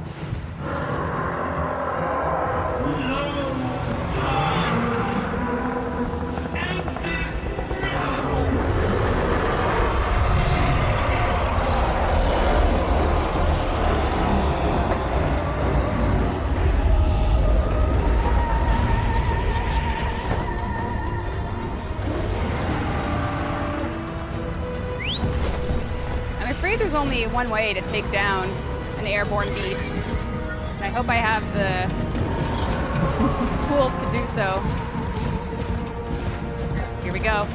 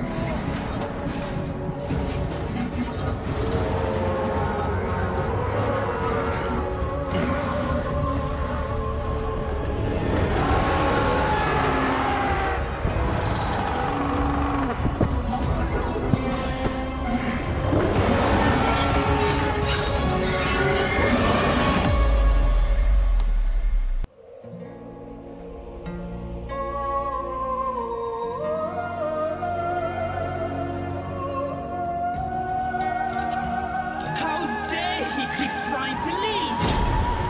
What's out there that's so fascinating?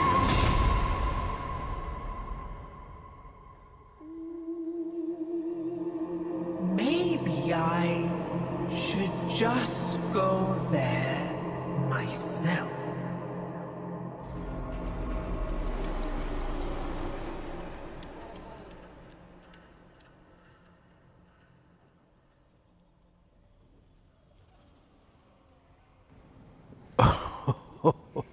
And that is.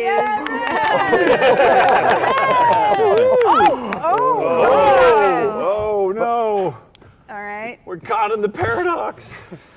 Did it work? No. I'm so easily excitable, but That's so awesome. the open world experience coming with the Devere Paradox is going to be everything you love about Warframe. Your builds and everything you know is going to come to you through this drifter's point of view, the experience where you start off as the underdog, and as you play through, your decrees will be bound to you for that play session. And we're really trying to play with very different things for this open world experience. Narrative, you know, there are those 3 frames in the cave. Yeah.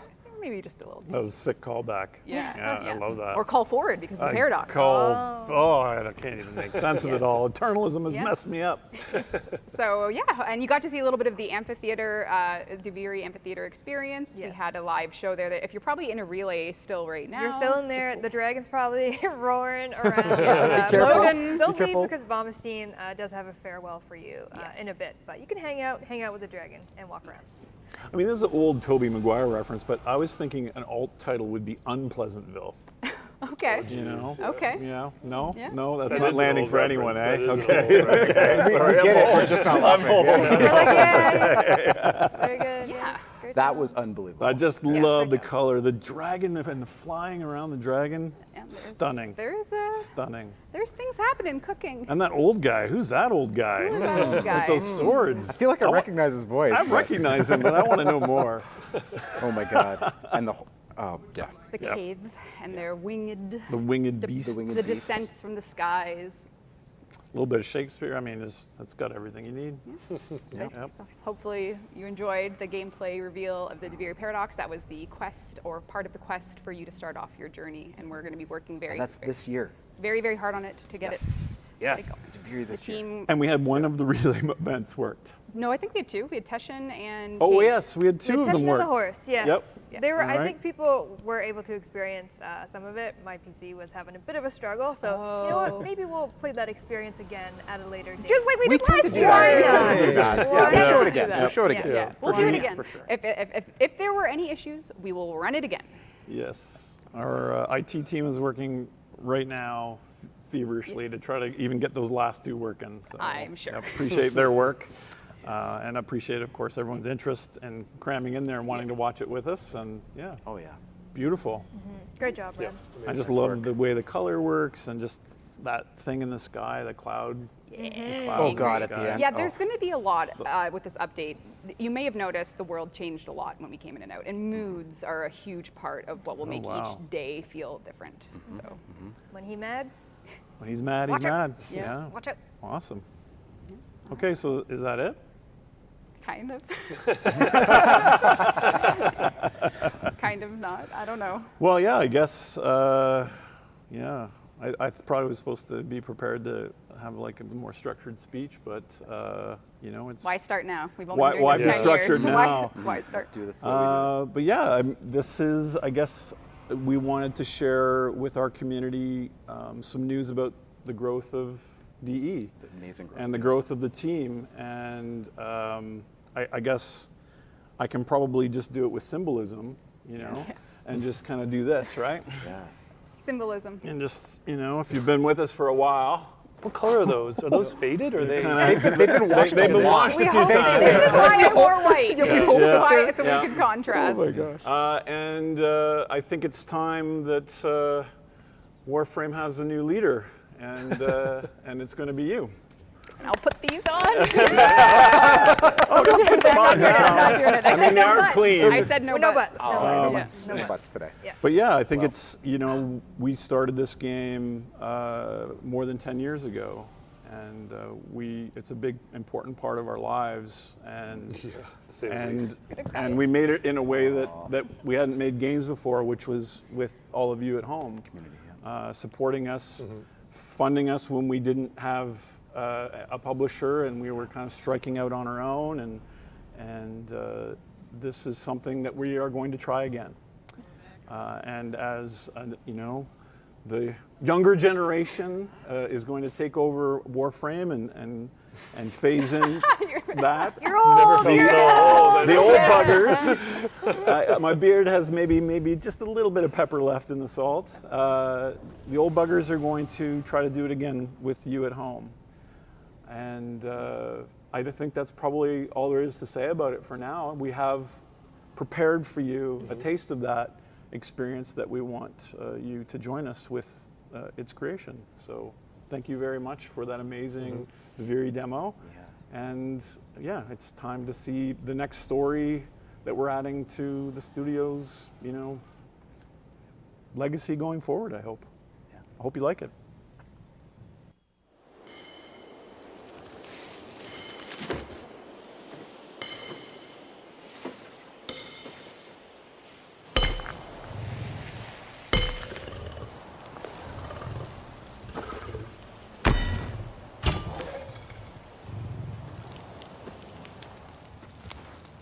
It began as song, pitched sweet and solemn.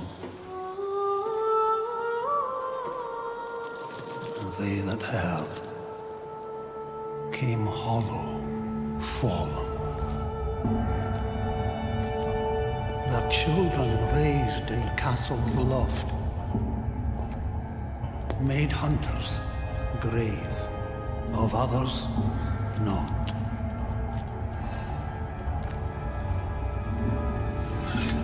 Remember this. We are a family.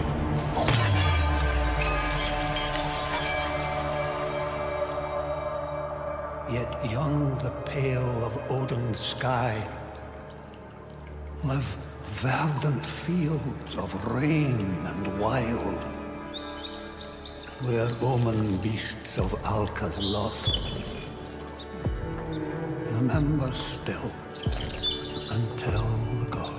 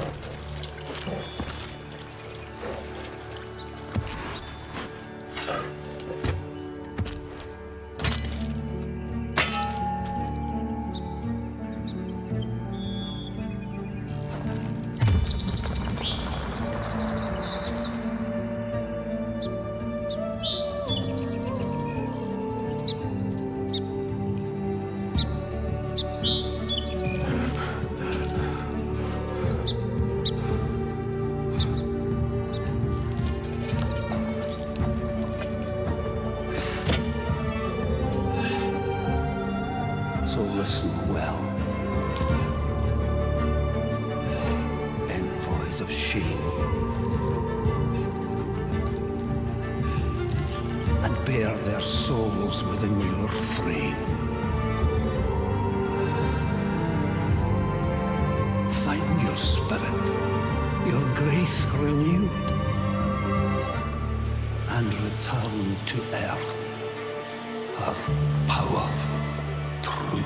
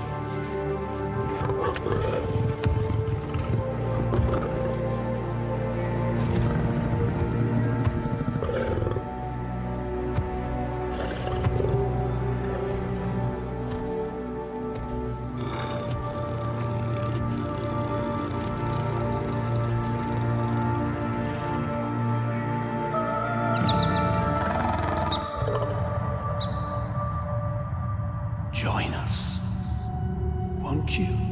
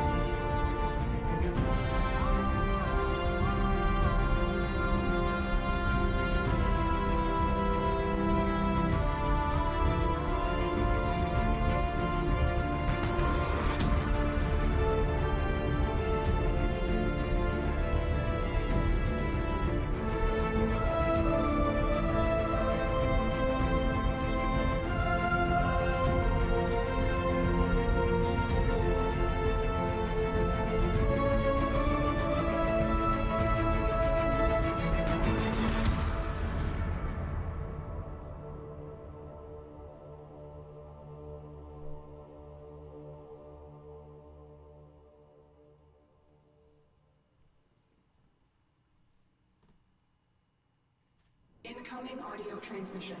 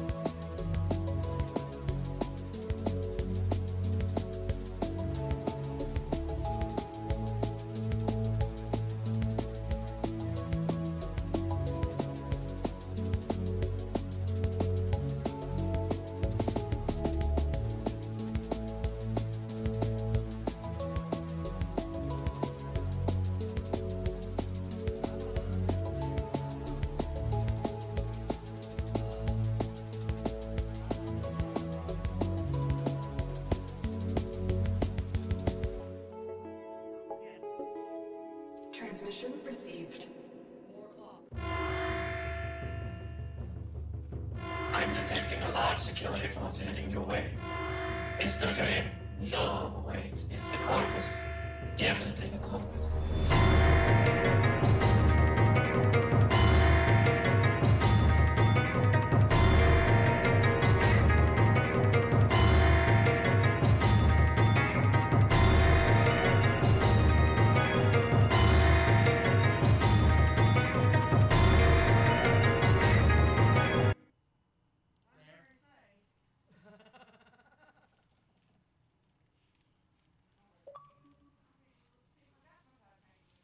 It was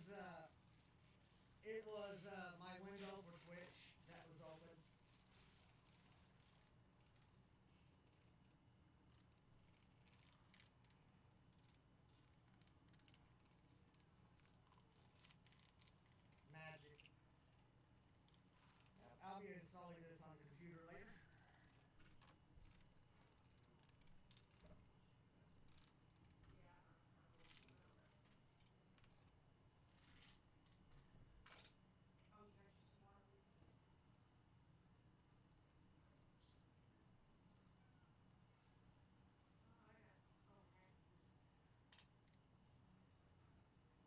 Got a internal USB hub so I can turn the Wi-Fi on.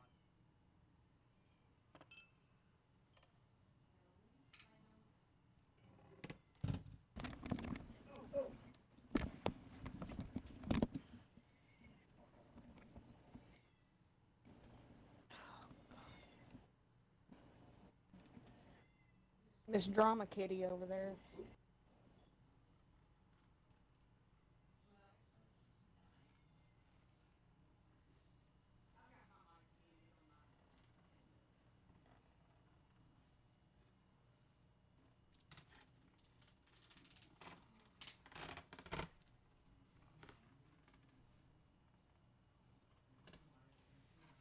Yeah, I don't think it's going to be stable enough to actually do a mission for the time being. The replacement tail light for when my brother broke on my truck. The devil is home and the shades are up. That's right. You'll all see what that is later. Passing each other slow and with a And a future review. all that needs saying. I'm Nora Knight,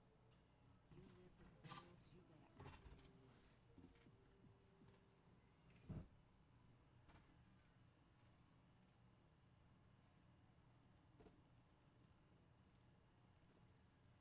you live the world, you better act like you work. I wonder if they're going to let us squat up.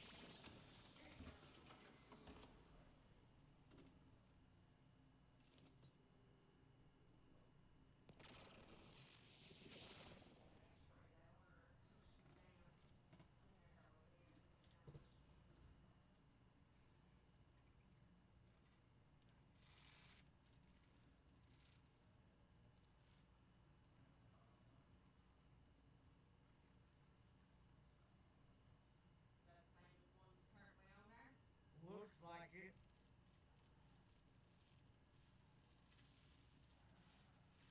So for those watching at home, my brother broke this section off on my putting an electric motor in my truck last weekend. Luckily, these aren't that expensive to get. It's got just 14x2 and it's got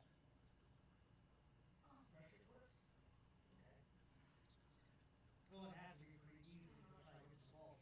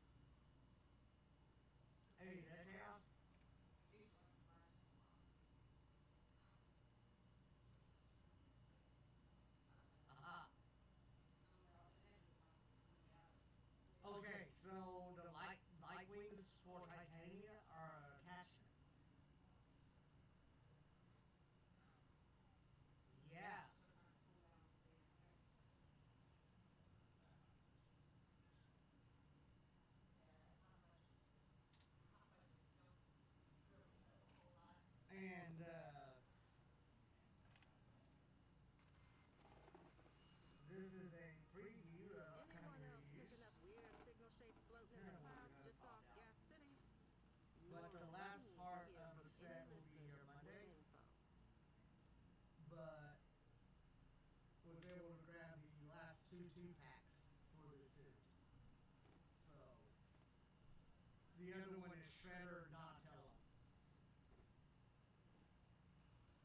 The other two are in the stack with the other stuff to review. Yeah, be careful when you move the chair because the thing for the AC unit is up underneath the chair. Okay. Oh, And this, oh. yeah, no, this is the NECA cartoon line. Oh. They're modern versions of the original figures. So, like, I have the single releases of the 4 Turtles, but I got Bebop and Rocksteady at Walmart on clearance a while back for like $10 a piece.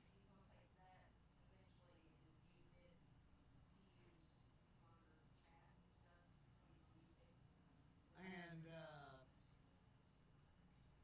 I was just going to get those two because, like I said, I've got the other ones also, but I was able to get these for pretty much next to nothing. So I decided to, when I got Shredder, went ahead and got the last one, which is the Raphael and Triceratops. Yeah.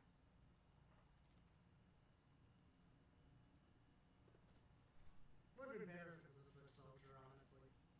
Or Baxter Stockman and Mousers.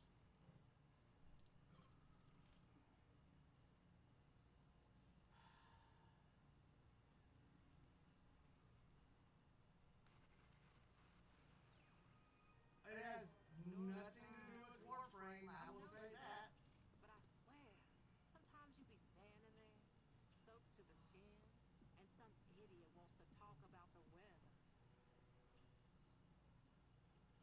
You know, the thought crossed my mind because in the art stream and on the dojo section of the contests, they kept bringing up Elden Ring.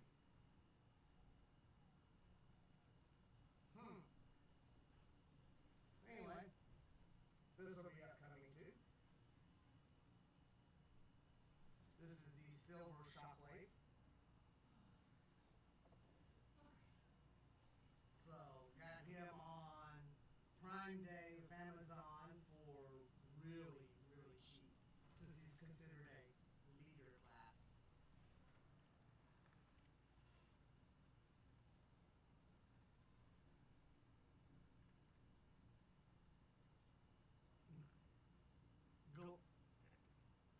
Shockwave. Okay, so back in the days of G1 Transformers, when they released the Shockwave toy, it was also released as Galactic Man at Radio Shacks. It was identical to Shockwave,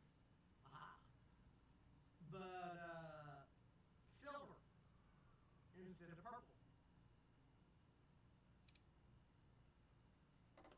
So, for the Selects, we'll give a preview since you're on your chaos. For the Selects version,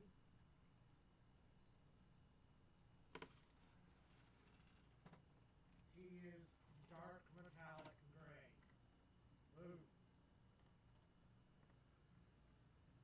Now I've got to do a completely different setup for reviews because my streaming camera is really crappy at it.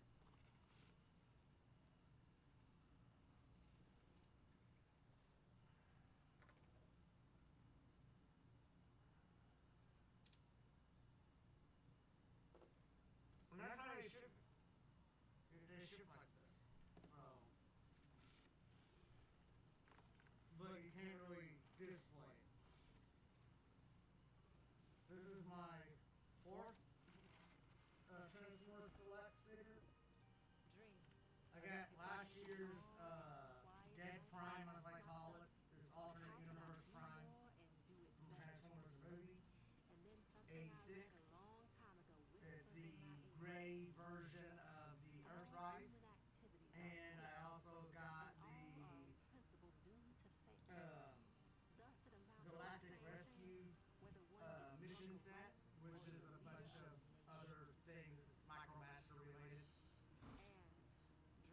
And then these guys, which I got for, I think it was like $15 at GameStop, which is the Minicon Patrol things. So.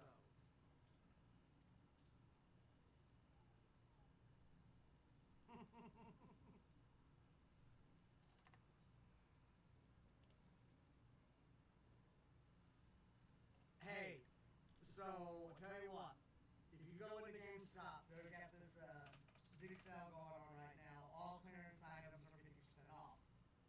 And there's this thing, they got a gamer tray. It's got a gyroscopic drink holder on it.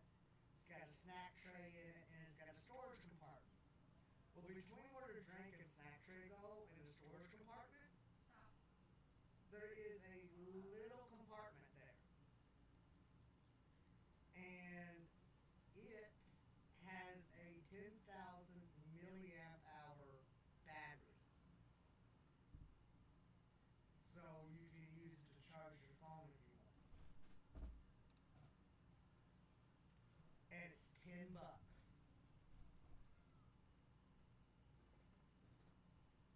So I got one for me, one for Silver, a spare, basically a gift for Christmas for someone probably, and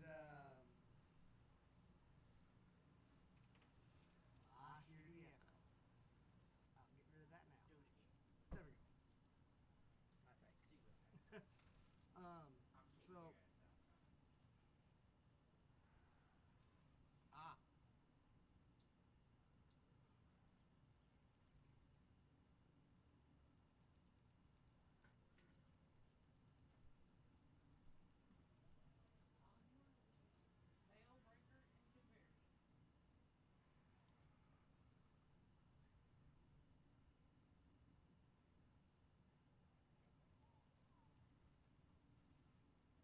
Oh, you did an Umber formal one?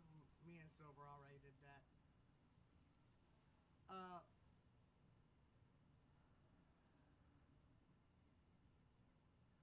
I'm going to bring this back up on stream real quick, if it will show up, because I said we were going to look at something. So,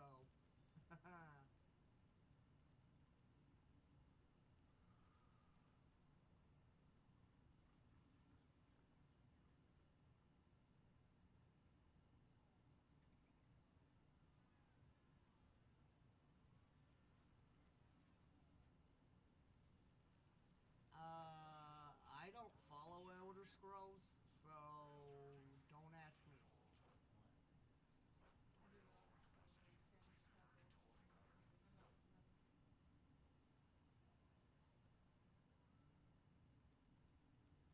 Outside of Elden Ring.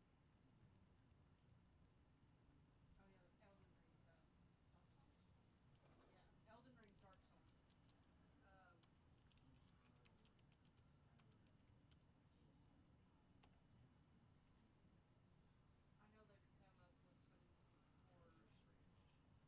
Okay. So before we do some gameplay, here's the current stuff on offer with Warframe for Tennocon. And this is why I made a comment earlier, it's not fair. Got the new War Collection. You've got the Haro statue. There is a Tennocon bundle that's physical merchandise only. What have you all? There we go. Of course, the floofs. Those things will sell out in a day. The Angels of Zerman collection. Also, if people watching would like the shirt that I'm wearing, they do still have the 2021 loot box bundles. The Huntress collection for Ivara's statue. And then a Call 175 new war collection. So yeah. They're still up for pre-order. They're doing a vote also.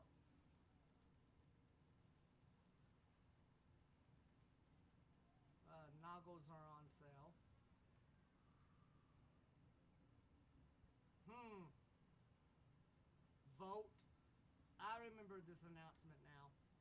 You can buy one that's only primered, where you can paint it however you want. It's called the Fashion Frame Edition.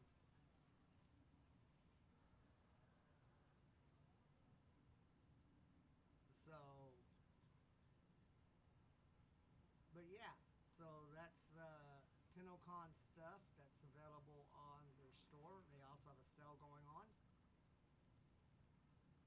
I would say we would try to make our own badge thing, but I tried to go to it through my phone and it would not work. But let's see what happens.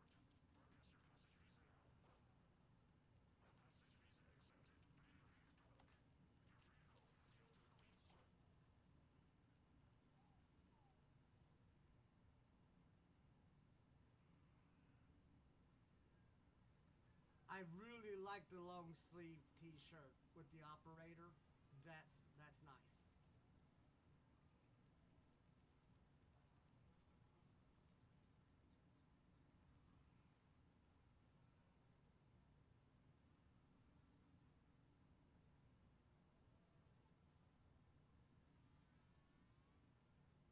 True Master merch. Wait, what? Back up for a minute. I didn't see that.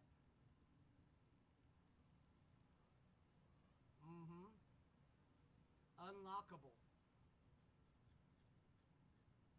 Aha.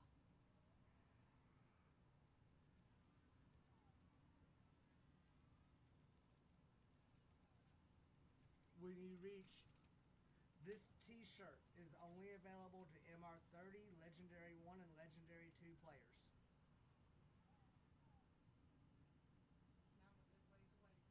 Now I'm a good ways away from it. From MR30 And you can also get the pin that matches your orbiter decoration.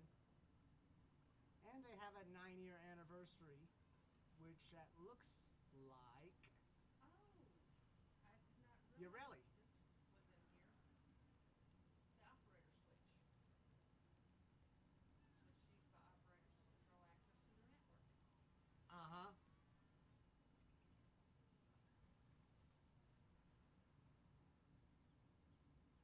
I think that came out with Echoes.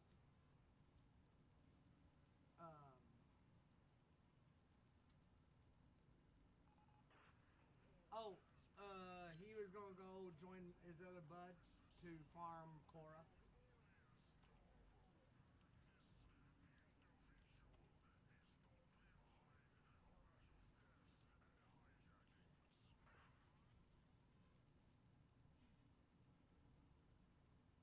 Okay.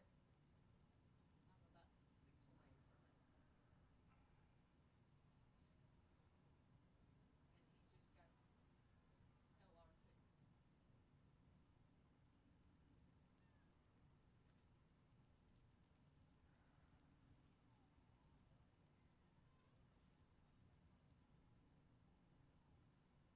Yeah, the badge site's still down.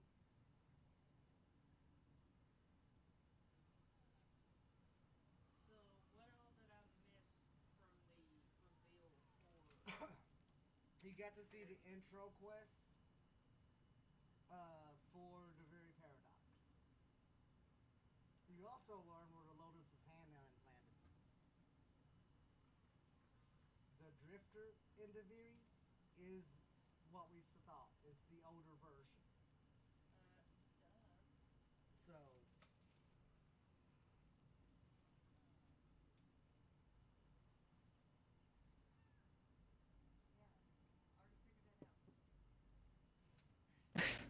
Yeah, already figured that out.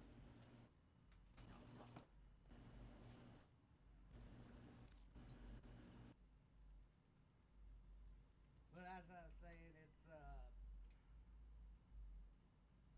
I think it's only like 15 minutes long, the reveal. So we went to the amphitheater for 15 minutes worth of a reveal. Basically, yeah, you got to see Teshin. I mean, yeah, I get why they had us go to an amphitheater. You got to see the horse and hey Siri, what's up?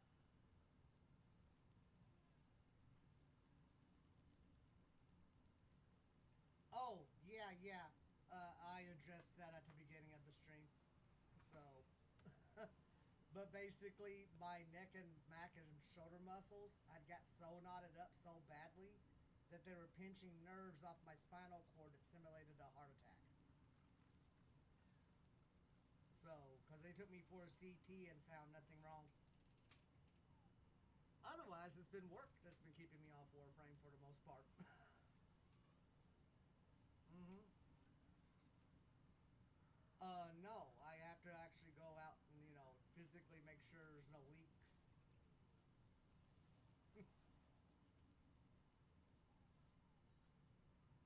But, yeah, I did that early this morning, so I'd be back in time for, day stream for Tennocon. By the way, welcome to the stream. To those watching, this is the mystical Siri, or Halsey, that I constantly talk about.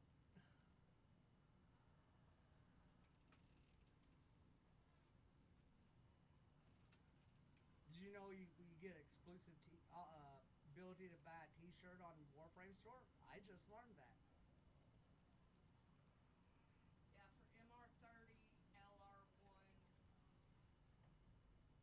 they're the only ones that can get it. And I'm like 6 away from being at MR30.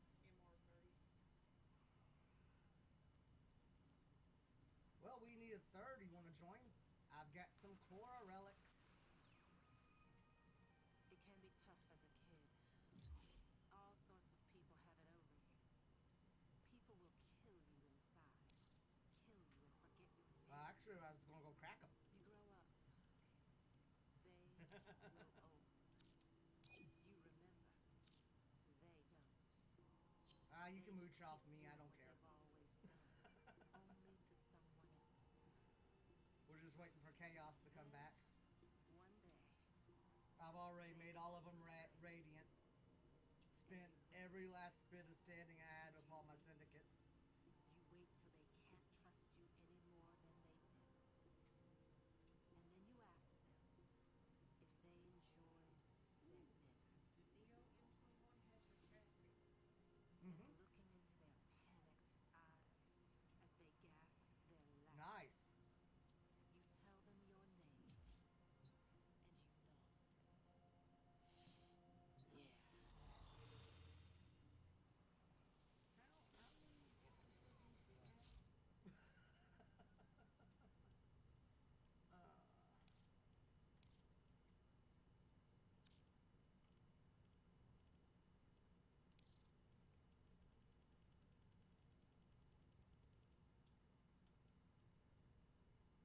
I have 3 Vectus ribbons. The Fevatron, the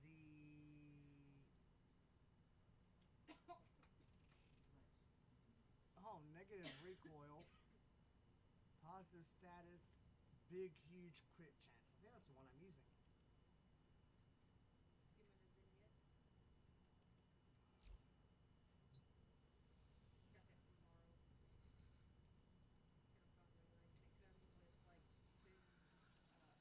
Got that from Morrow. Tennocon ring light, and it comes with like 2 Arctic mugs. So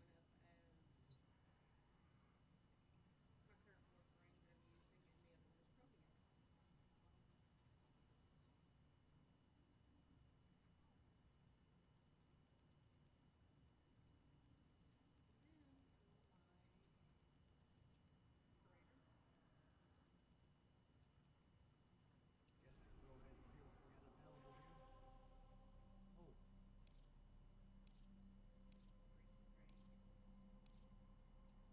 Oh. Okay. Mobile D-lift. Rescue disruption. That can be right off. Huh. And then I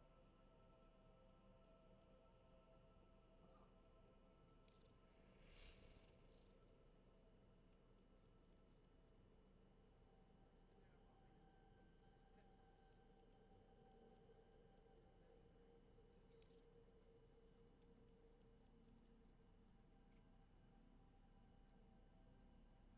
Well, I'm gonna look at it like this. Either I'll get to parts of Cora, or I'll get ducats.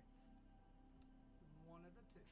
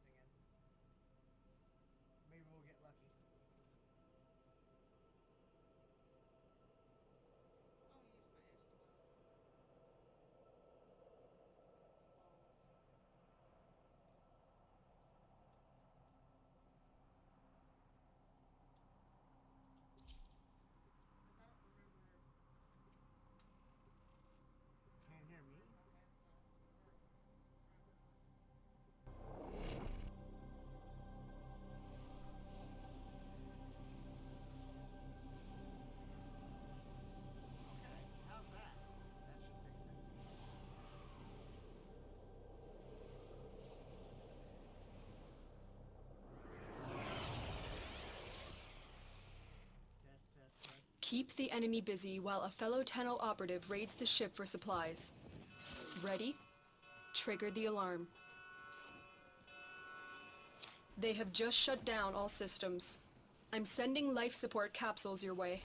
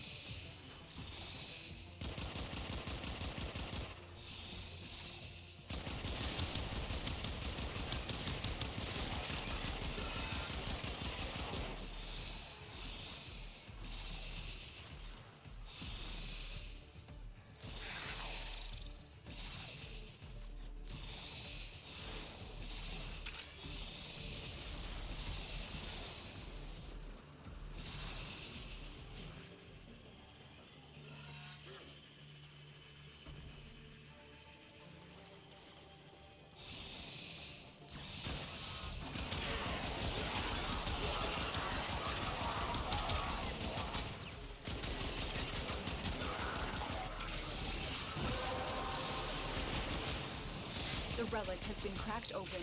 Finish your mission to find out what's inside.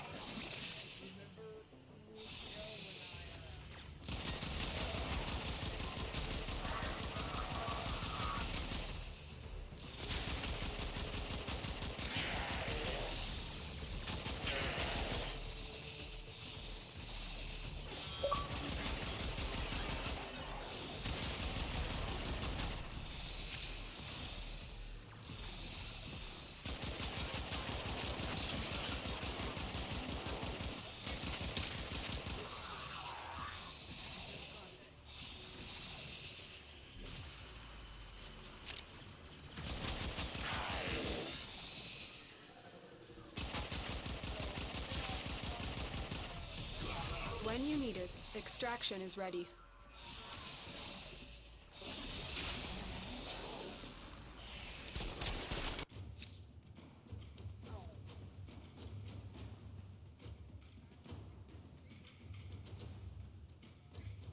will grab anything that's worth more than 50.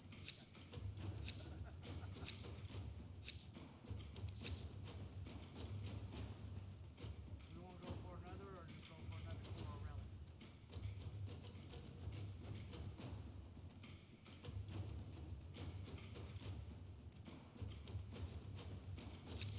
Okay, I'm not taking a relic. No. What's that?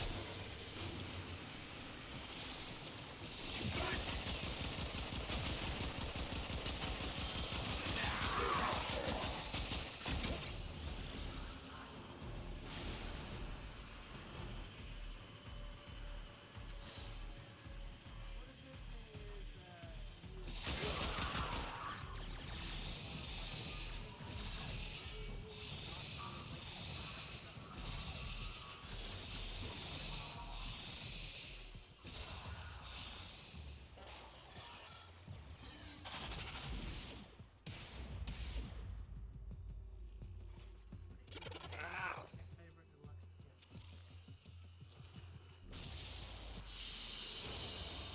Your crowns are safe in my grasp, oh Parvos. Protect me!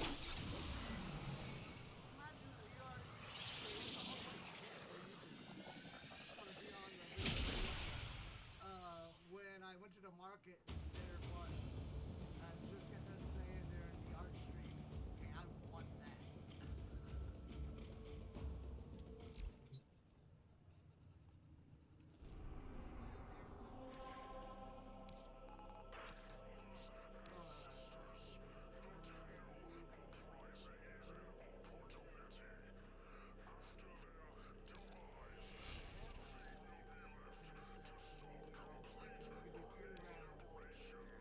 Two shots at her chest.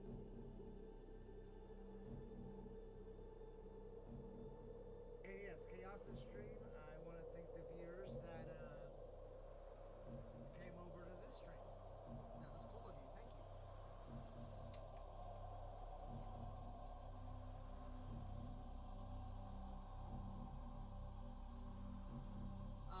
Going to try to crack some meals. Maybe you got 2 chances at chassis with mine.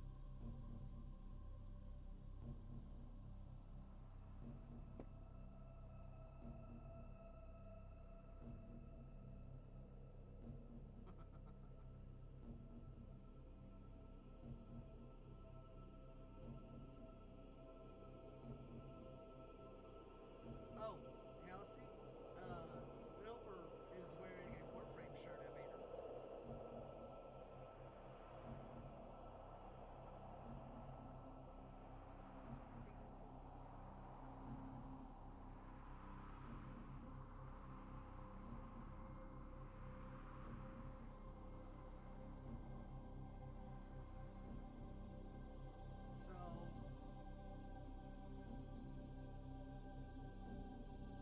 cool. Well, oh my gosh. So we were at GameStop in Owensboro about 2 weeks ago, 3 weeks ago.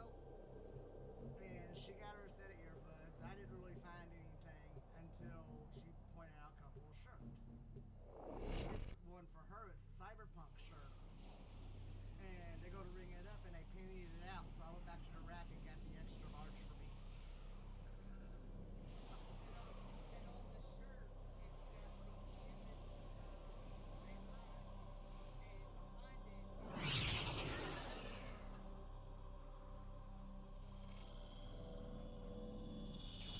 Nearby communications towers are broadcasting crucial enemy intelligence. Capture the towers and decode any incoming messages.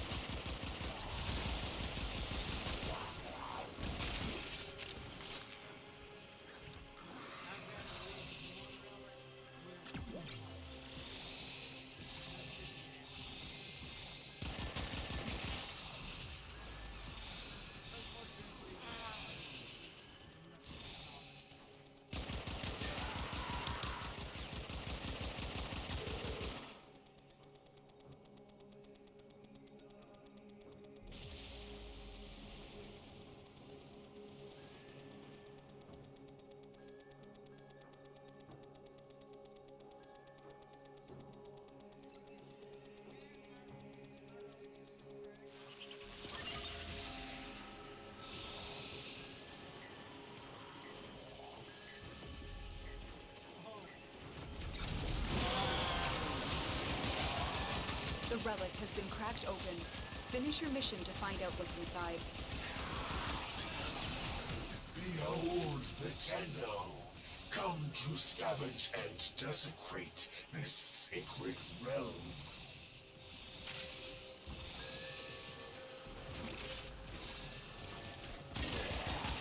My brothers, did I not tell of this day? Did I not prophesize this moment?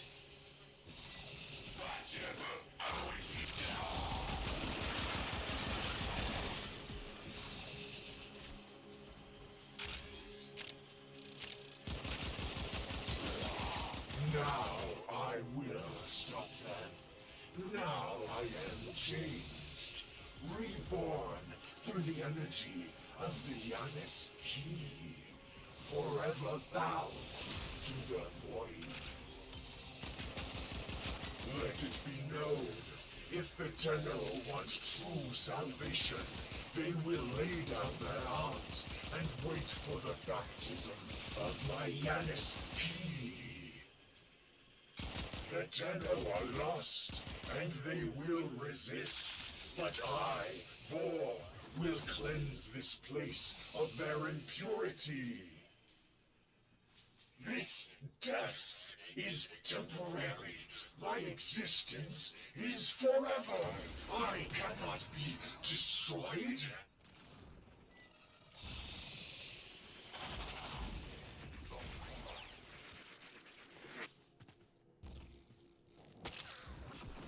That was a quick fabric revive. There's my malignant horse.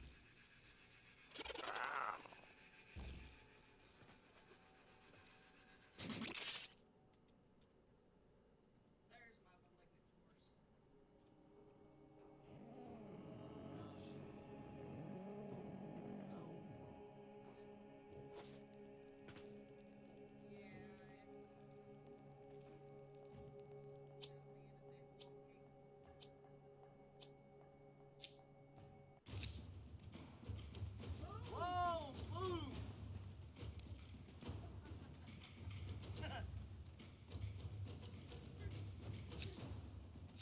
Yep. Well, I guess we can leave now.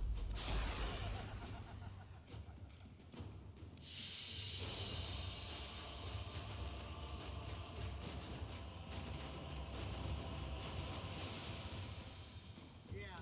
Yep. That's actually kind of funny. One port down. Ready to go. Ready to go.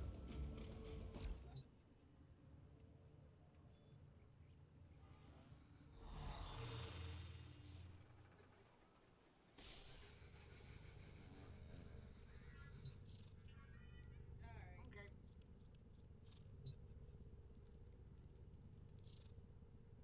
Yeah. Okay, so the Lith K9 is a blueprint. It's a rare drop. I've got 4 of them.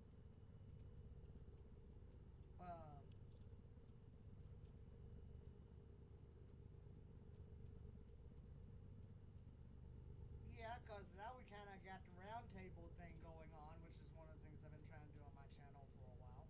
So, hey.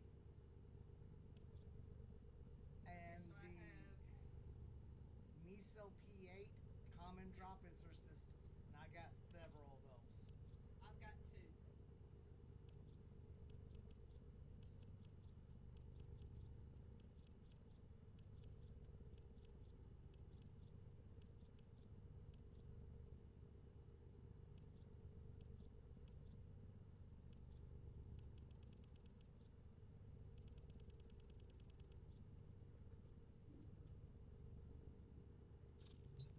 You know, I was wondering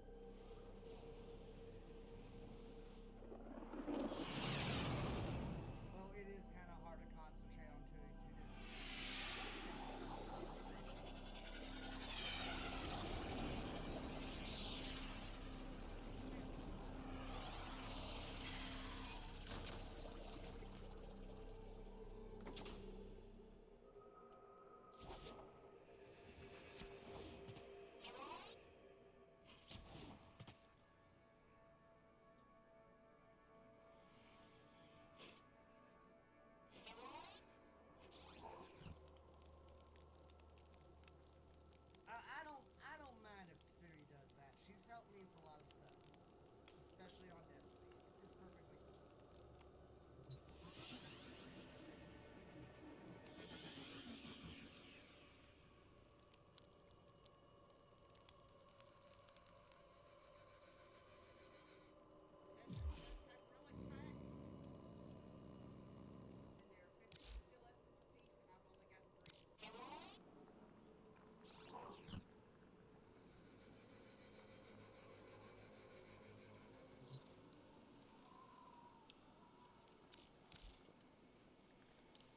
I have good questions.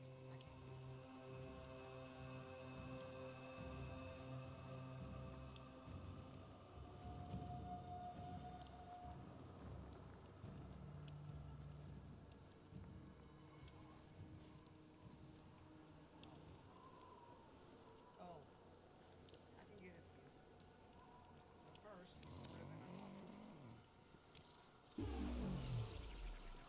Let's see, rifle ribbon mod.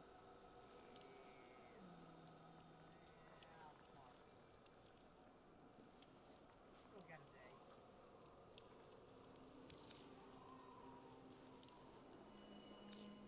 No, yeah. I get 4 packs.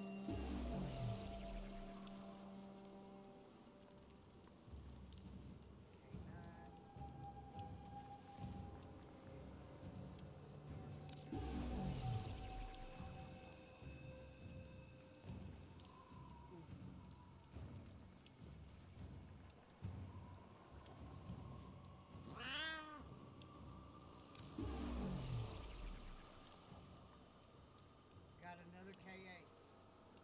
We have another shot at one rockets.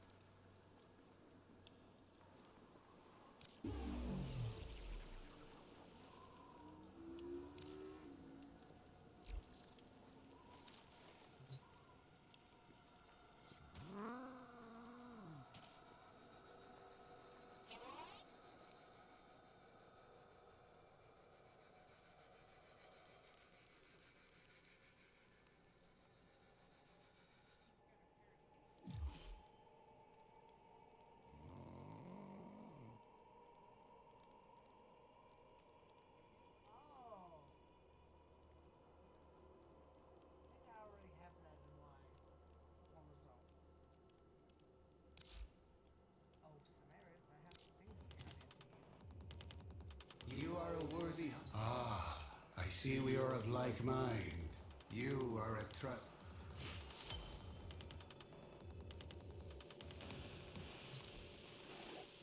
These can make you an even stronger hunter. Do not disappoint me, hunter.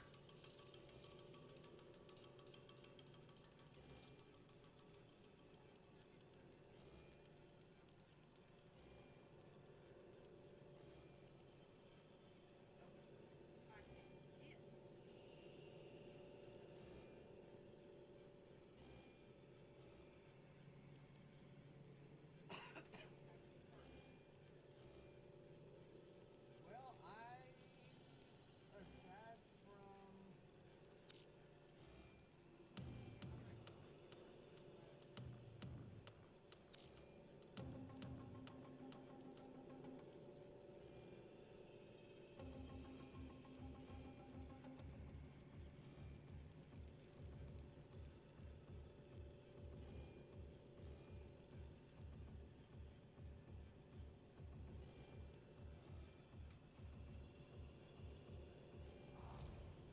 I will share what I know, but you must prove yourself deserving.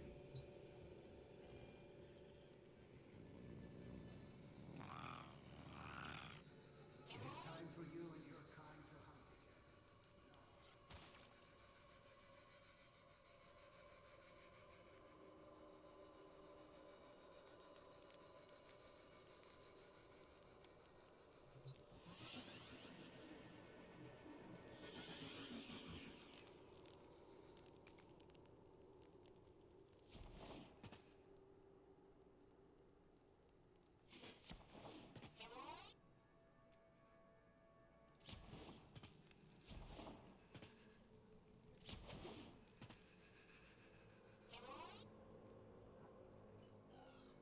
Work hard now, and for sure we suffer.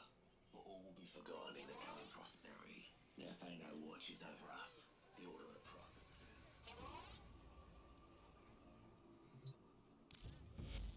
Have you survived arbitration? Honors await you.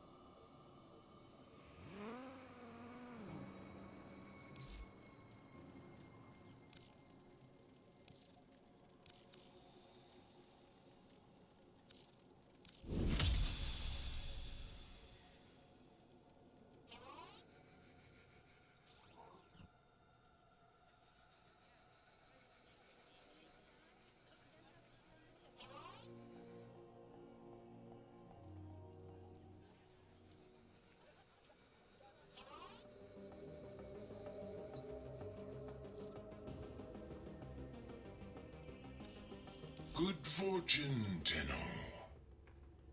Yeah, Tennocon.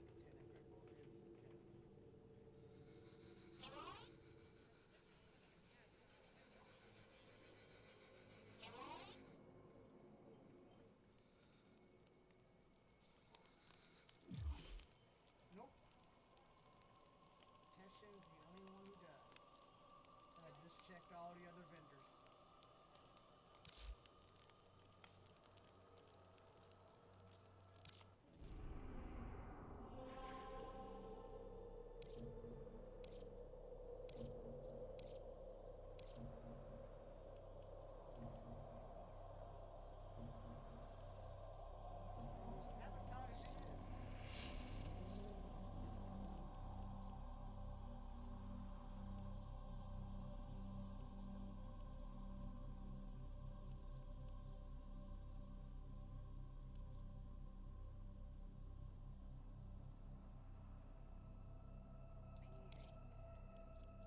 I know, I hate when Severus does that.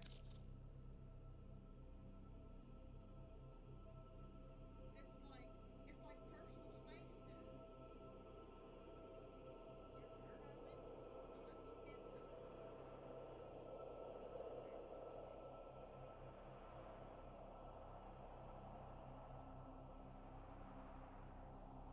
By the way, I want to point out how hysterically funny it is that we managed to get Cora in this little farming session. And then tomorrow for Nightwave, it's crack 10 relics. Oh, I've got plenty of relics, so that won't be a problem.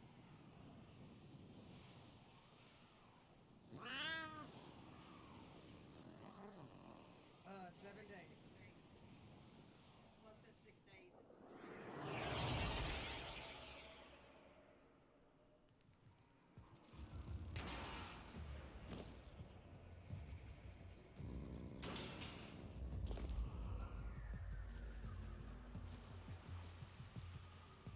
I need you to sabotage this ship's reactor. The reactor is a complex system. Start by removing the coolant cells. My intel suggests there are rich enemy supply caches in the area, but I am unable to pinpoint their exact location. Search them out if you are willing to shoulder the added risk.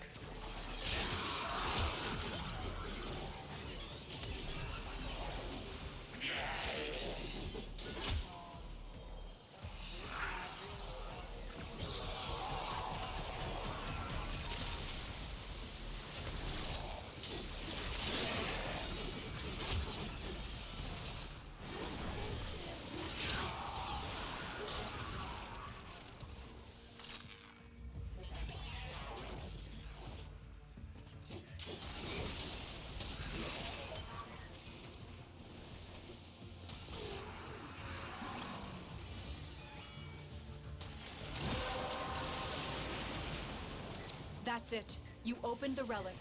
Finish your mission and we'll take a look inside.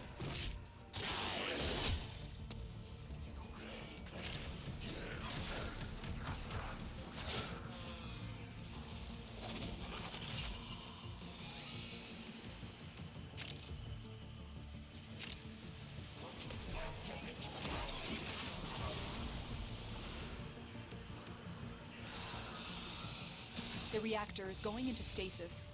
Now is your chance to complete this sabotage. Use whatever you can to make sure it never works again.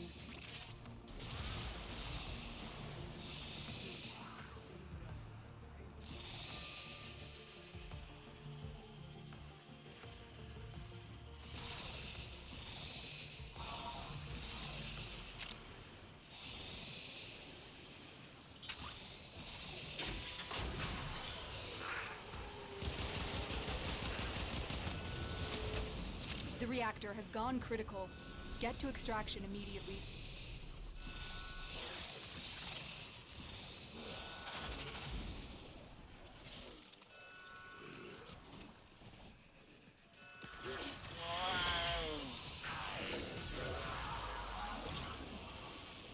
Most wise founder, protect your avaricious servant.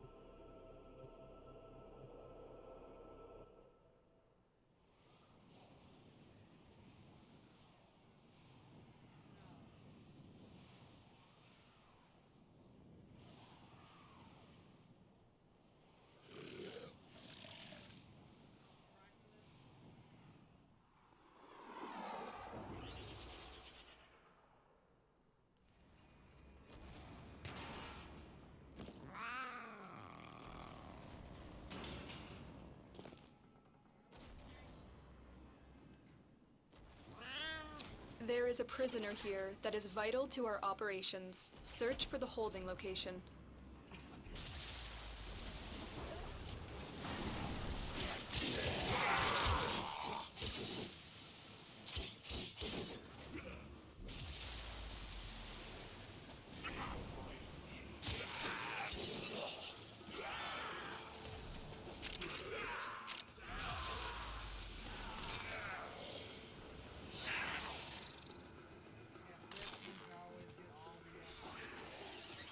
There's no telling what the captors are doing to our rescue target. You need to find the holding cell immediately.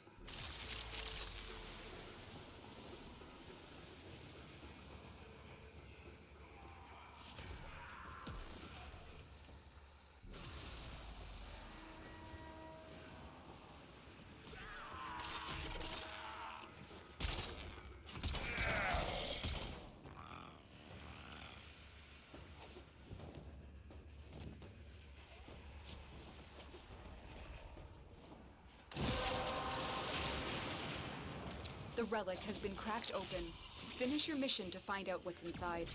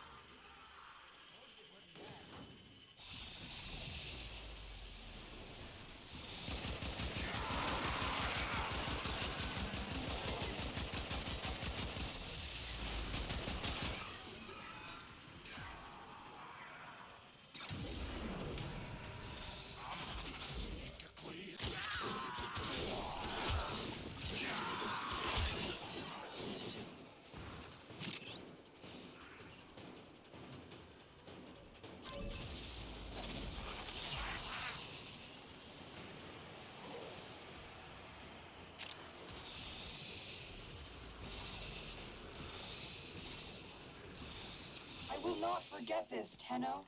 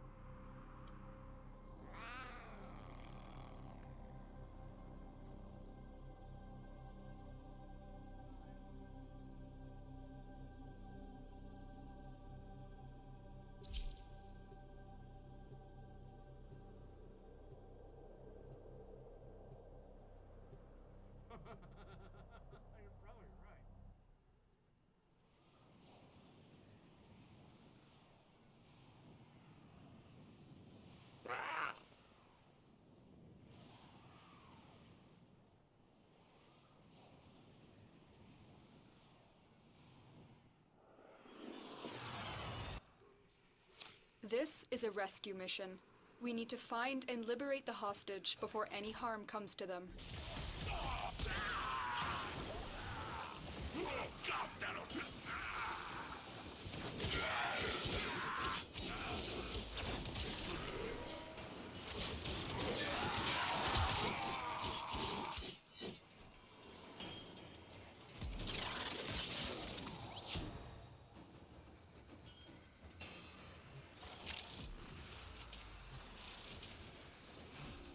Find the captive as soon as you can. We don't have much time.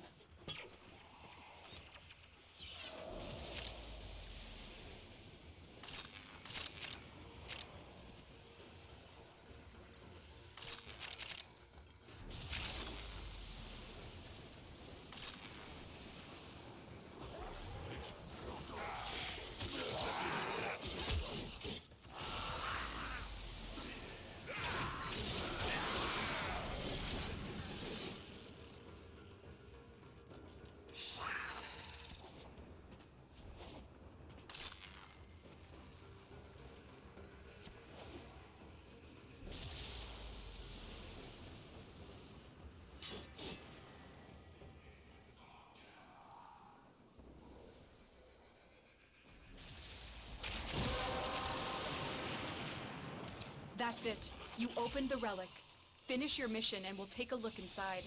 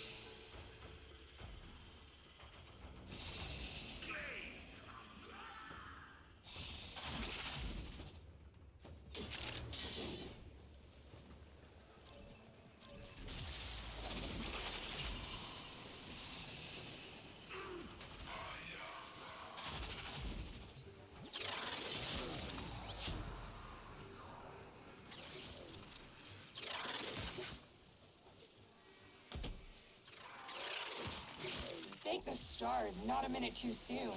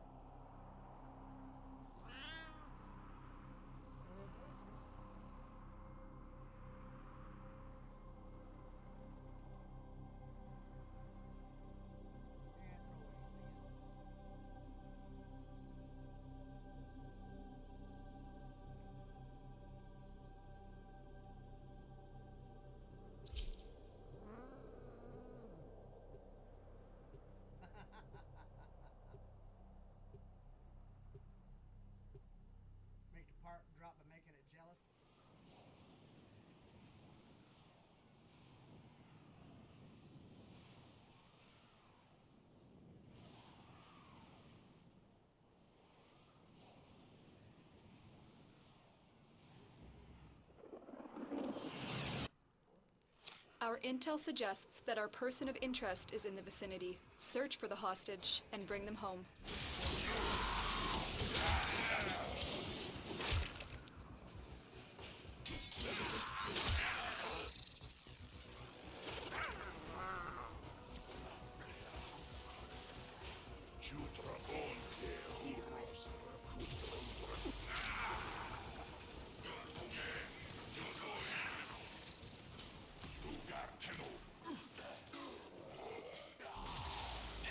There's no telling what the captors are doing to our rescue target. You need to find the holding cell immediately.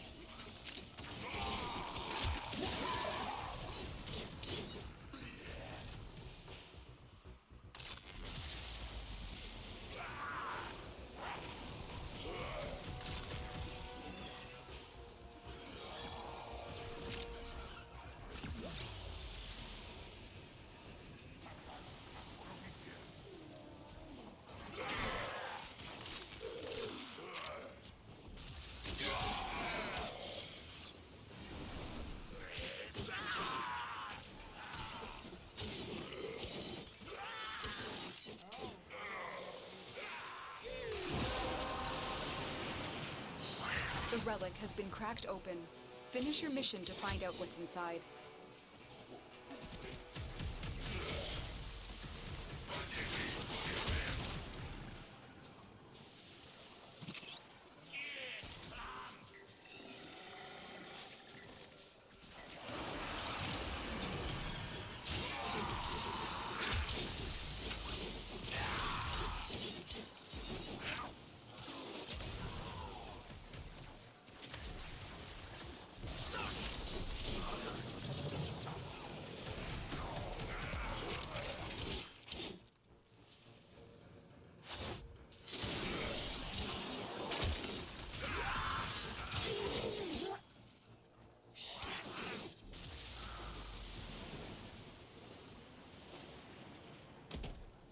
Okay, you're at 10.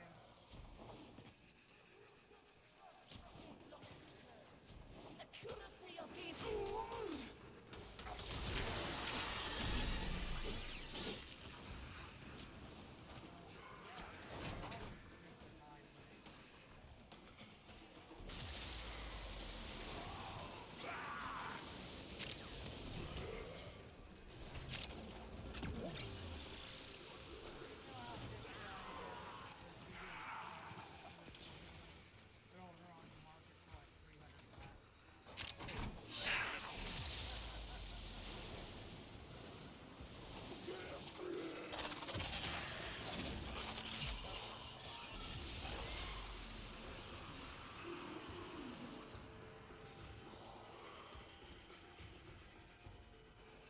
The hostage is almost out of time.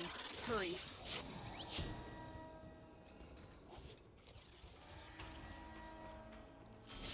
I'm in your debt, Tenno. Let's go home.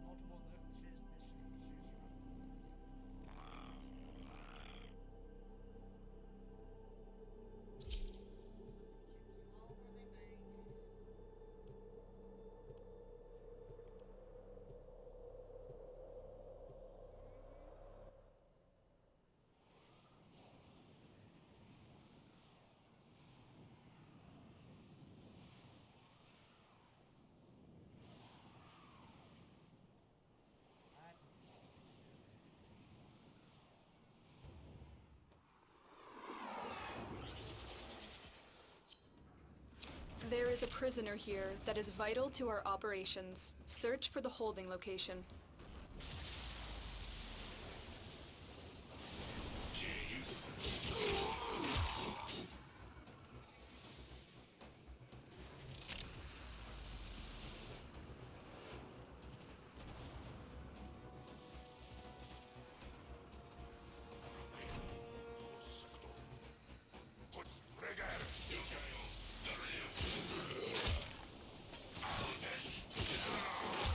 Find the captive as soon as you can. We don't have much time.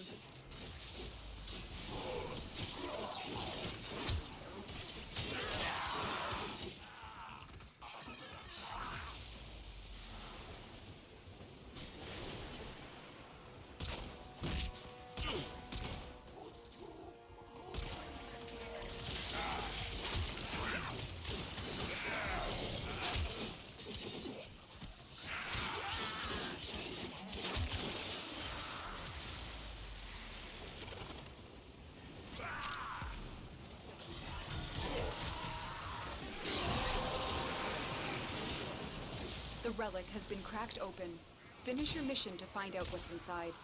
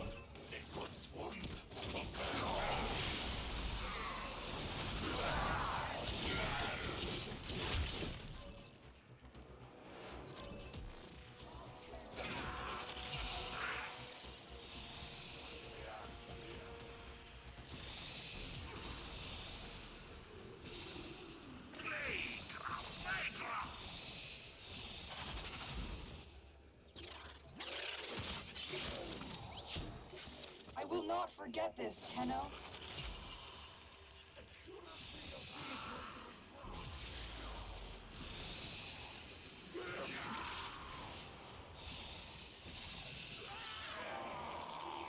I need a weapon.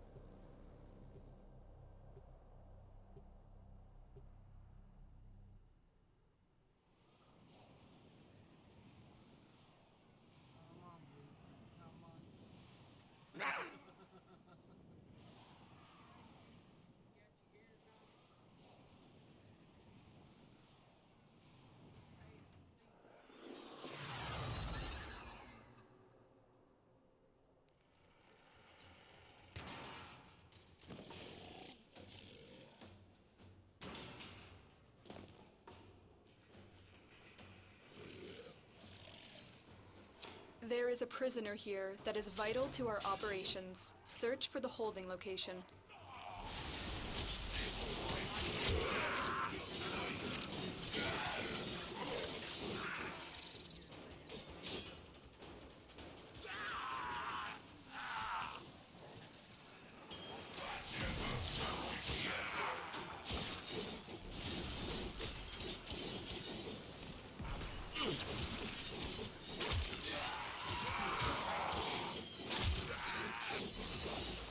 Find the captive as soon as you can. We don't have much time.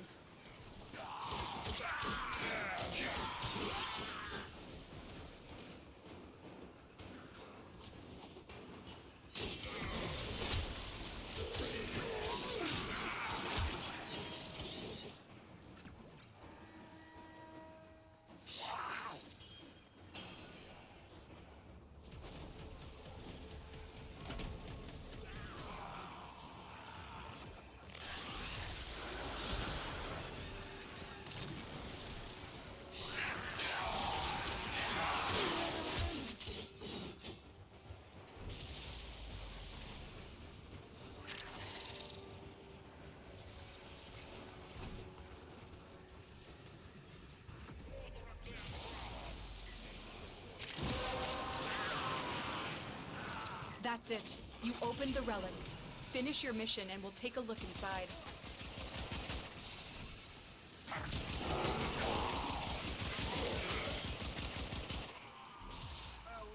If you go back and watch the stream, you'll get it.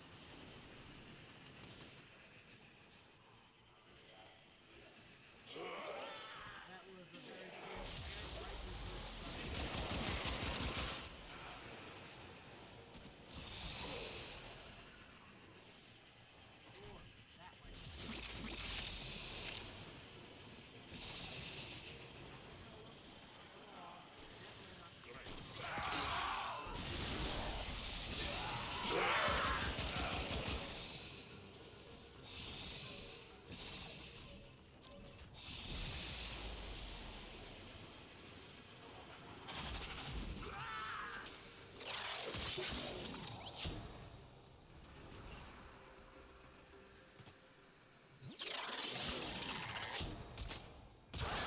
Hurry up.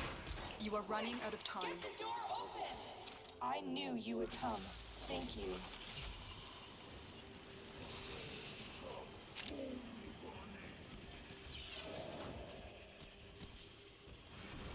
I need a weapon.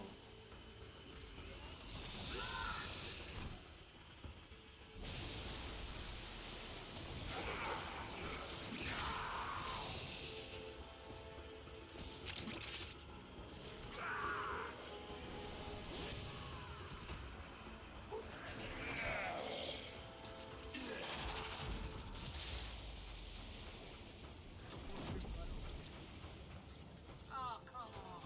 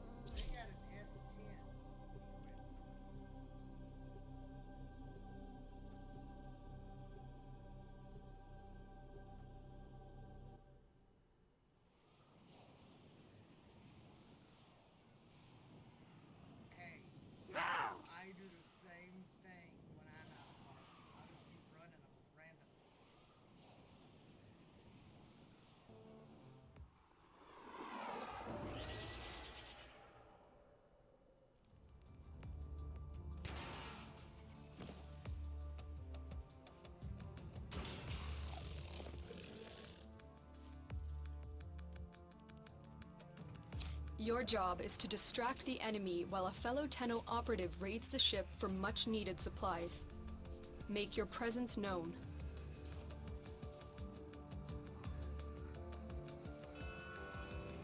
They have just shut down all systems. I'm sending life support capsules your way.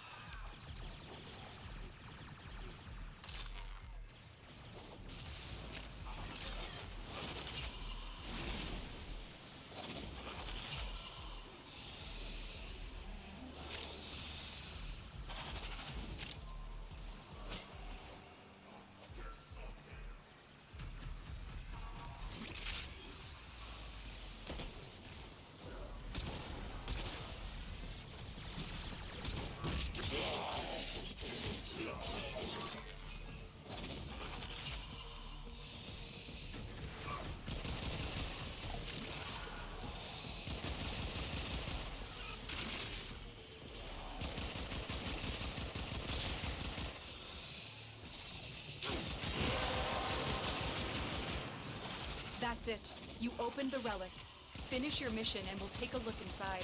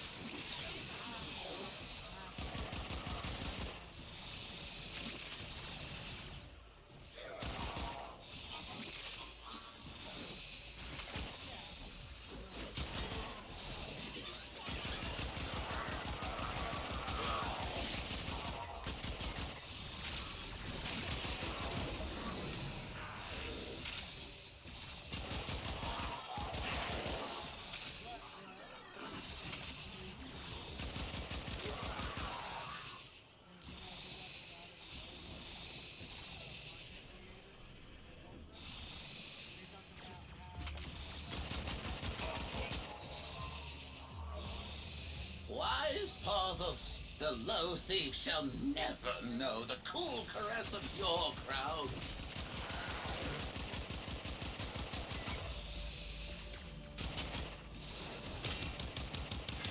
Sully these crowds. Oh, no! When you are ready, go to extraction.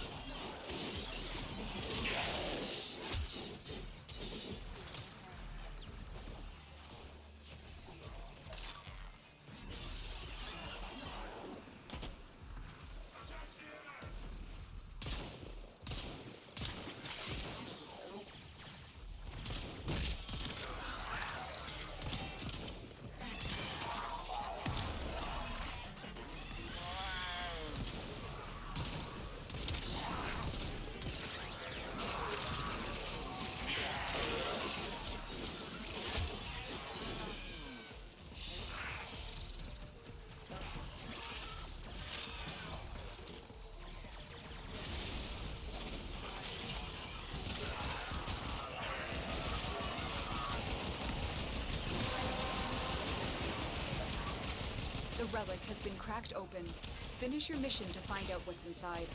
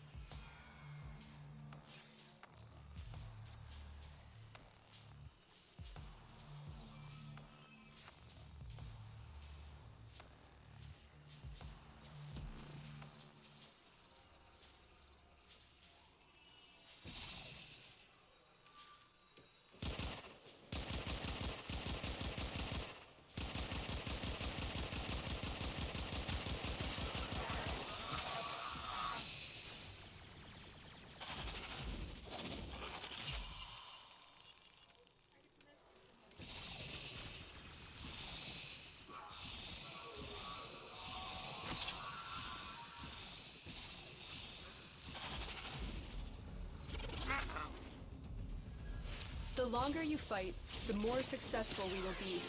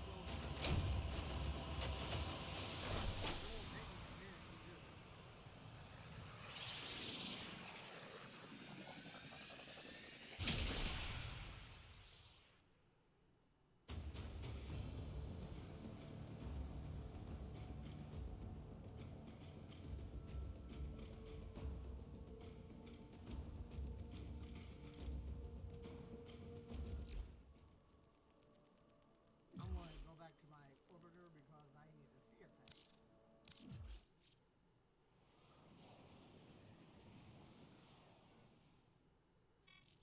Welcome, friends.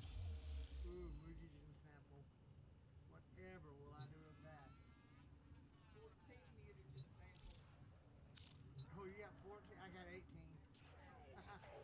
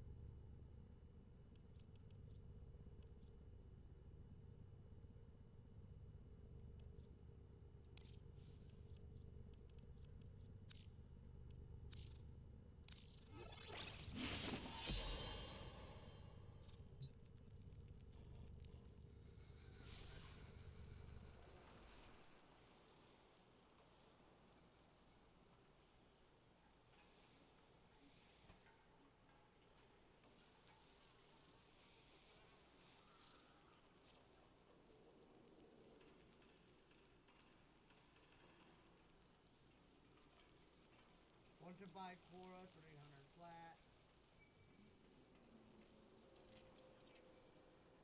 Yeah, the only thing I'm seeing with Quoras are wanting to buy.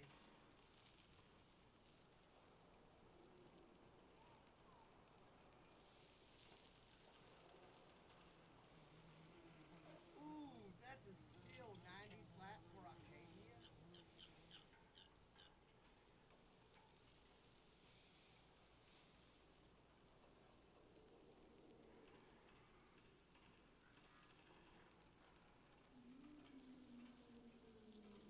That's such a hard part to get.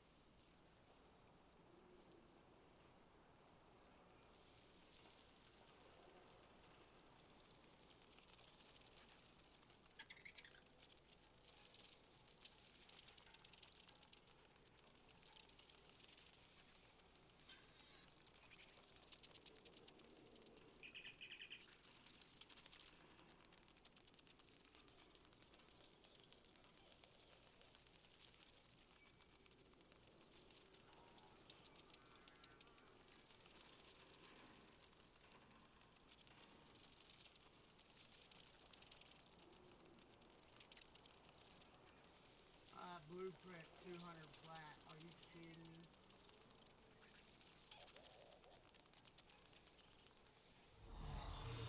Okay, I'm gonna go start dinner. I'll be right back. Silver Chaos, stream is yours. Have fun.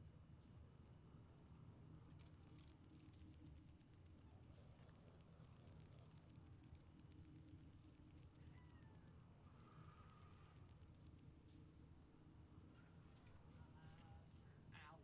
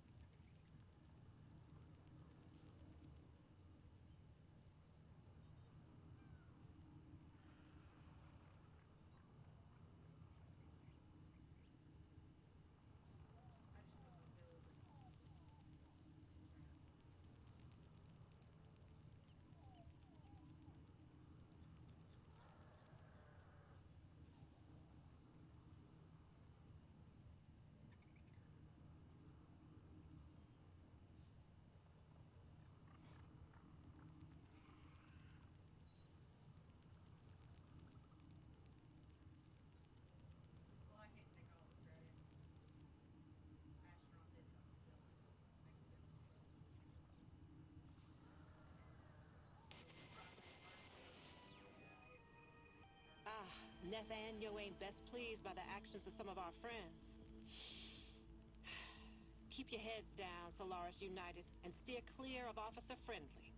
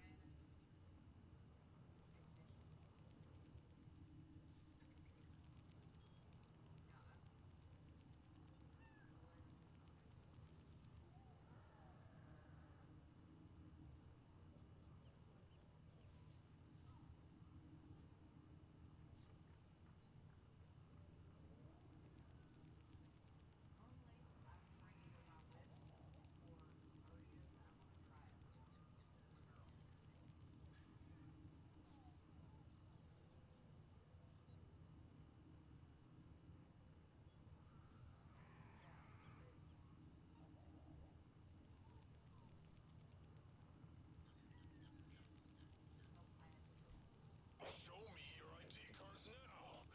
You, where's your round? Down on the ground. You, come here. That better not be a Redfield badge. Grab him. Search those crates. Rail leader requesting a ship lockdown. Perform deep scan for Tenno and Tenno sympathizers. You, I'm placing you in custody.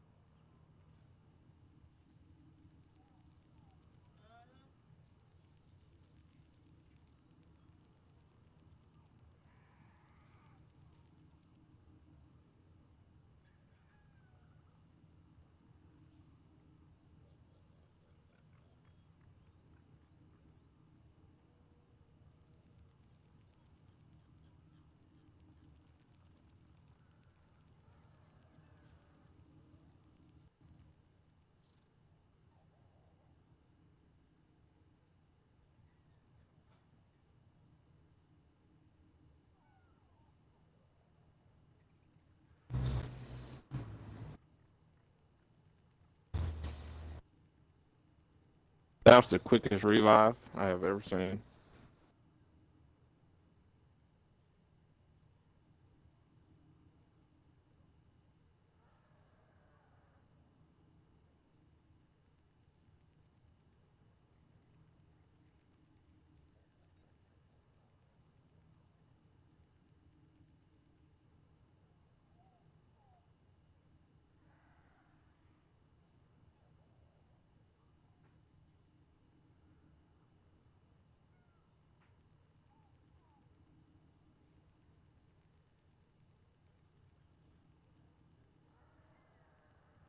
Oh, that'll work.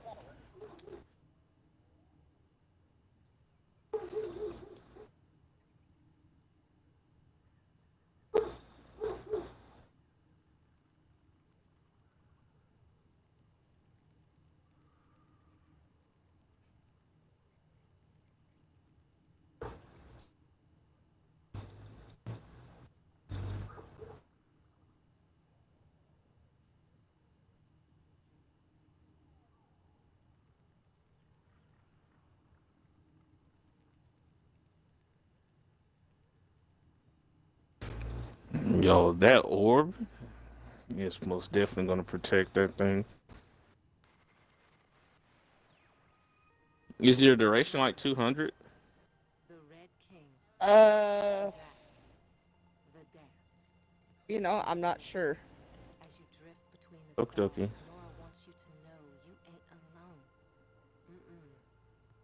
We're all of us a kind of family out here, ain't we? All of us, the multitudes, drifting and listening. But you need to remember, it never troubles the wolf how many the sheep may be. It never troubles the wolf.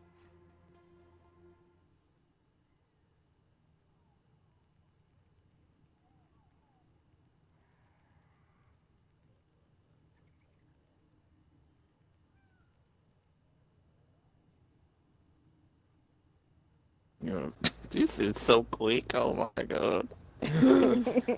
I'm loving it. We are 8 hours in.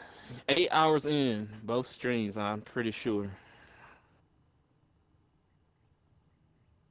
This will be really good for Ashton on his algorithm because he hasn't streamed in a while. So it'll be really good. Me as well too. I haven't been streaming that much either. 2 more argon crystals.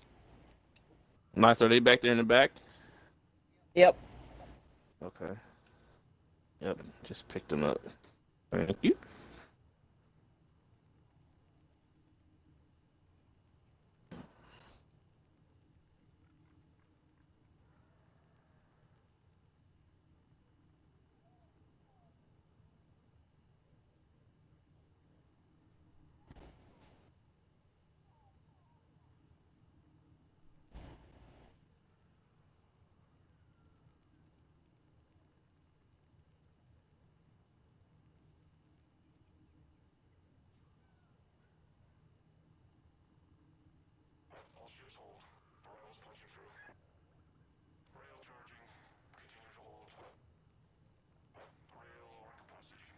What is that? Scourge.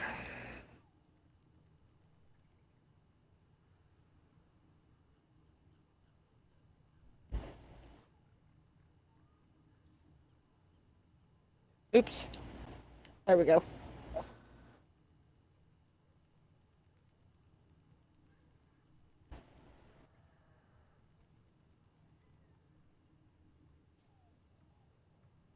Ah, Ooh. here they come. Wait, I'm ready. I gave you guys. Oh wait, I'm gonna refresh it because it's about to run out. It's mania. All right, where It's is over it? here. Okay.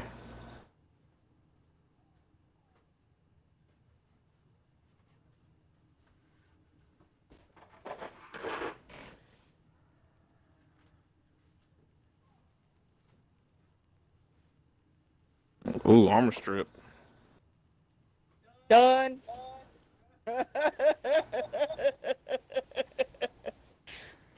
Oh, gotta love it.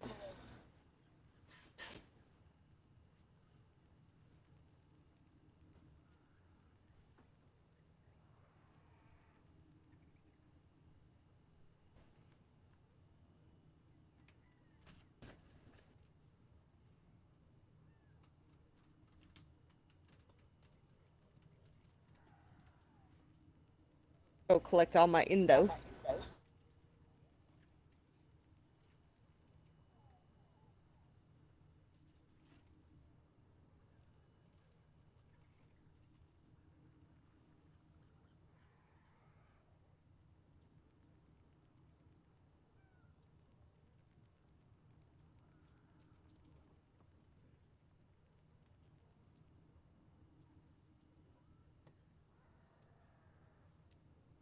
And just as an added measure,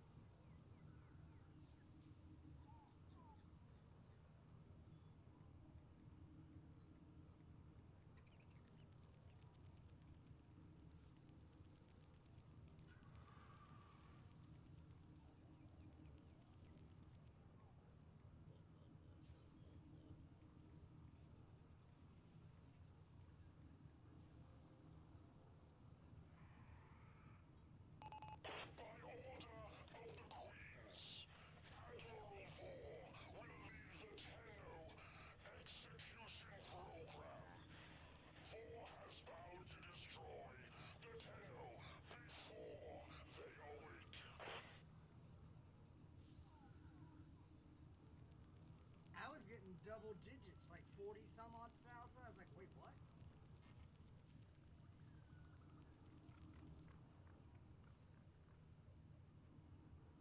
Yeah, I've got the pressure cooker running, so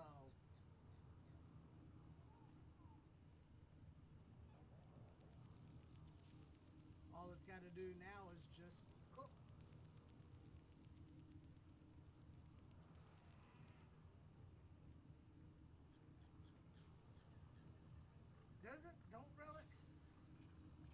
Don't relics drop and still path pretty powerfully? What do you think we're doing?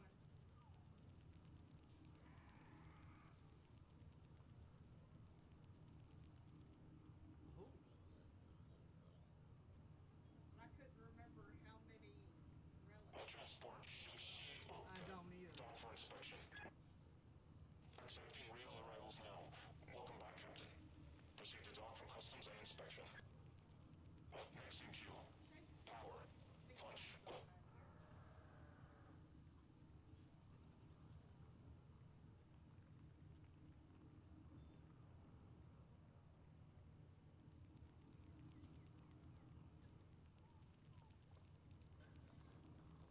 Like on a major scale. Nice.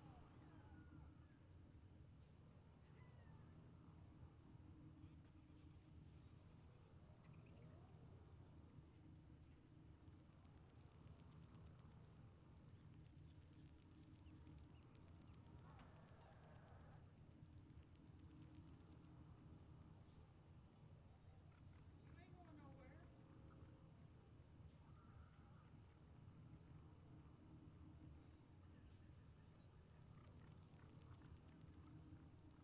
Now he was the definition of a tryhard. Wait, somebody wants to buy a jaw sword ribbon? What? Yeah.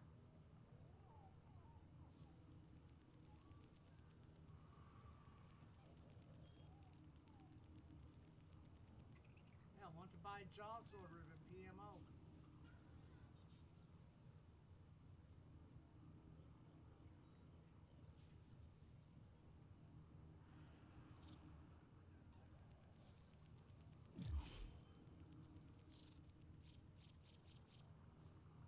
Yeah, let's make it hurt a little bit.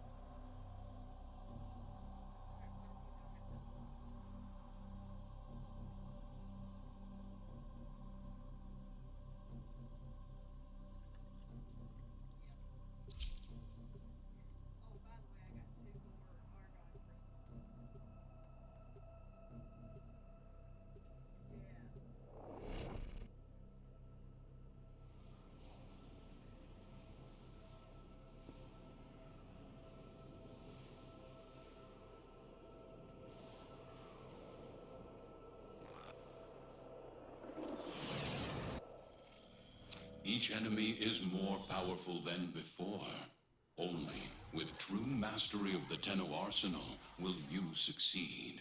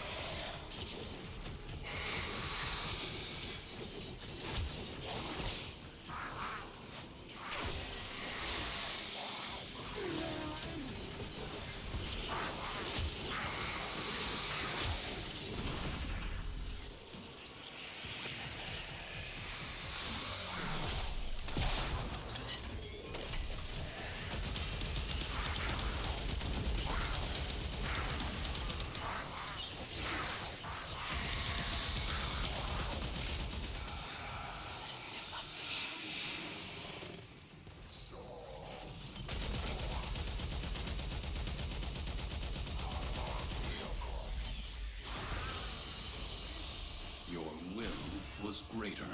This is good.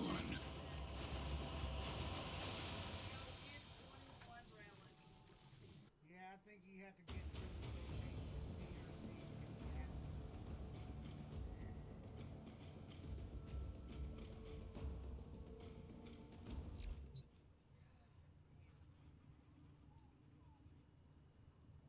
However, Boris Strangledome came through clutch. Ah, Nathaniel ain't best pleased by the actions of some of our friends. Taking over the point. Keep your heads down, Solaris United, and steer clear of Officer Friendly. I can't believe how it split us. Like, it split us right in half. But normally when it does that, it's like I end up in one party and she ends up in the other.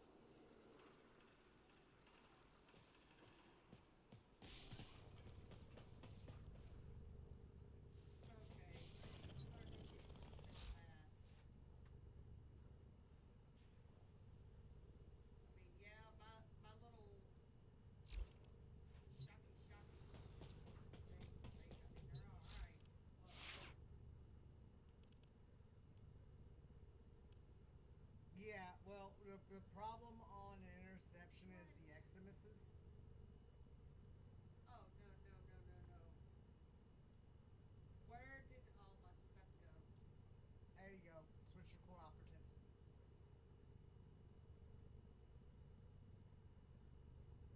I've done that before by accident. Yeah, now all my loadouts disappeared.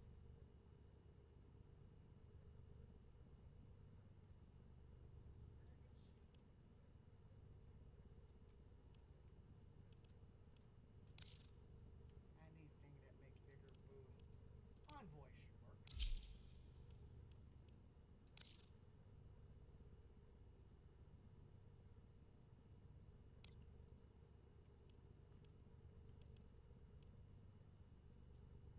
I'm cool with going to Mott. I mean, I don't expect What the hell? things to you keep accidentally switching to It won't let me switch back. click Astro. down RS. I did. Oh. And it just completely got rid of all my loadouts. Exit out. Exit all the way. Wait. Oh, empty again. There. God damn. Protea or Wisp?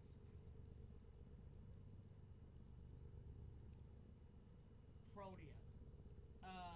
Protea, I mean, Wisp is covered.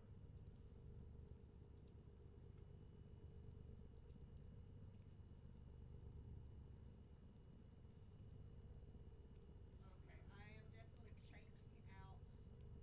I don't want to use the fans. No.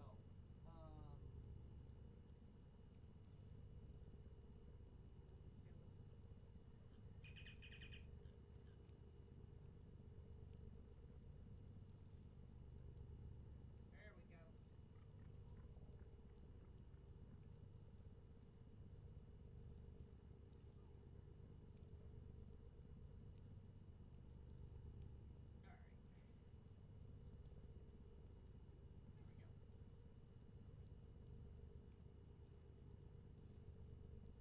Well, my phone is down to 1% because it really cannot keep up with it.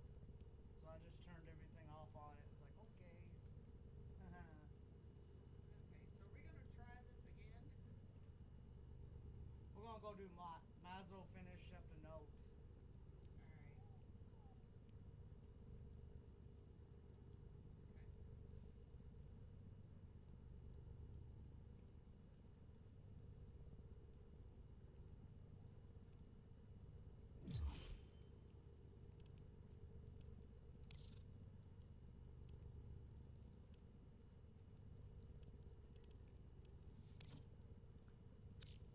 Alright.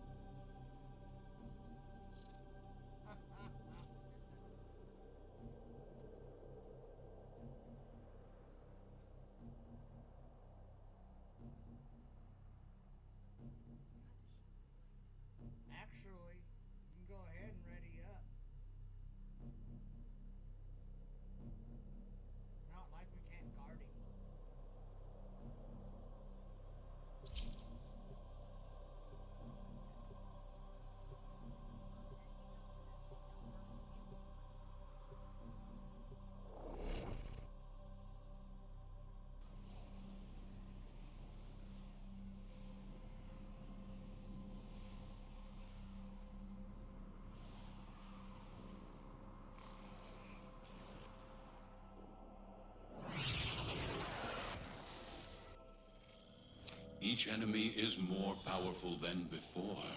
Only with true mastery of the Tenno arsenal will you succeed.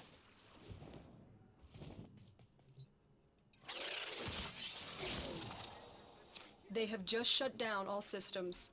I'm sending life support capsules your way.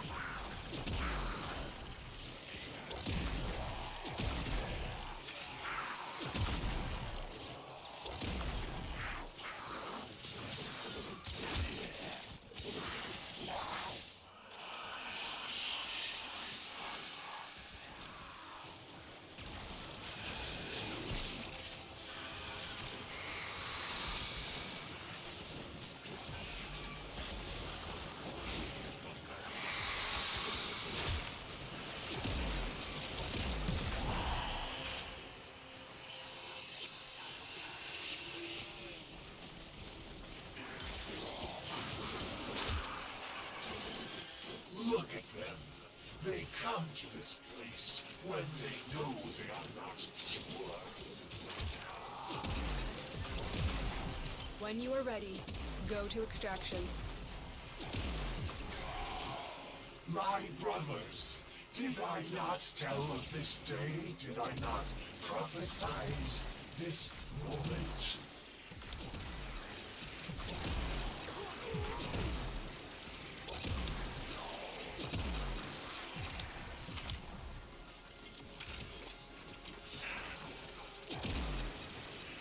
It is time. I will teach these trespassers the redemptive power of my goddess key. They will learn its simple truth.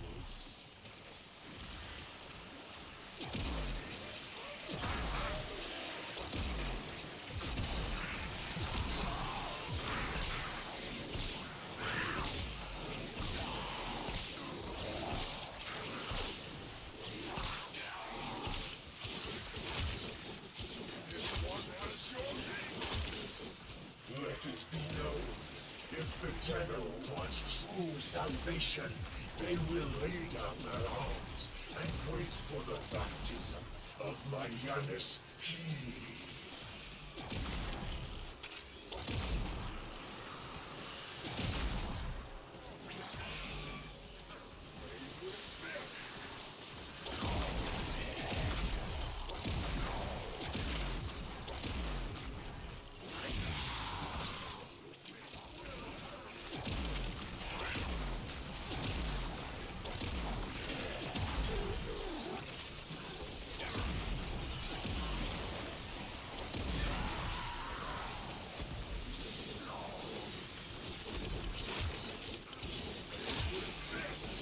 The Tenno are lost, and they will resist. But I, War, will cleanse this place of their impurity. Behold, they cut me down, but still I speak. I am energy, and I cannot be destroyed.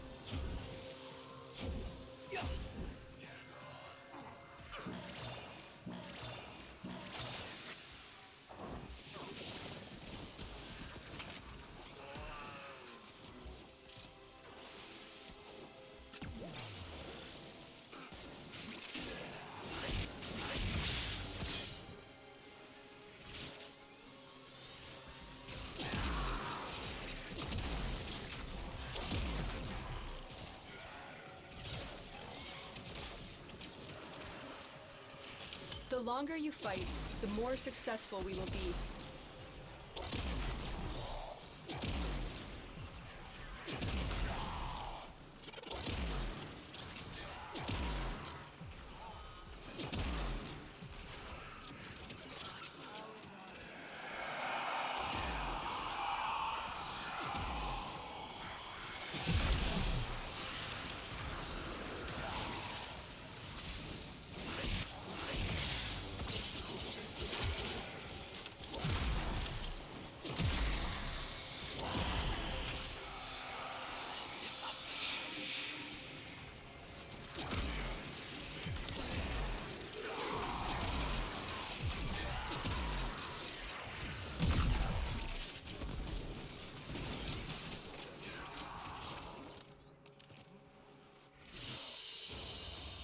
As you conquer the foe, so you conquer yourself.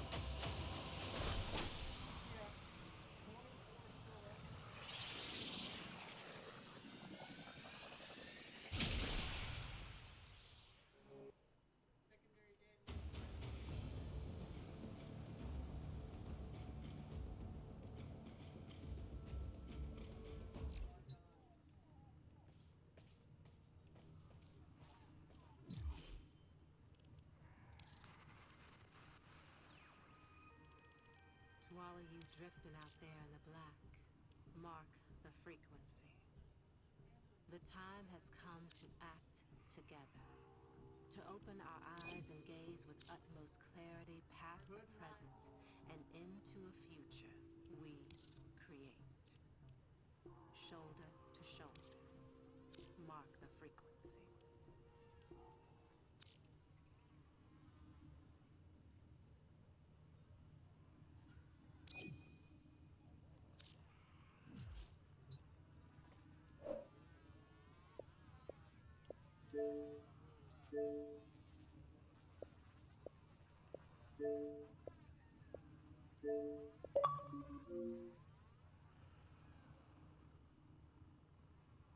No, it wouldn't let me give Chaos an invite through the game, so...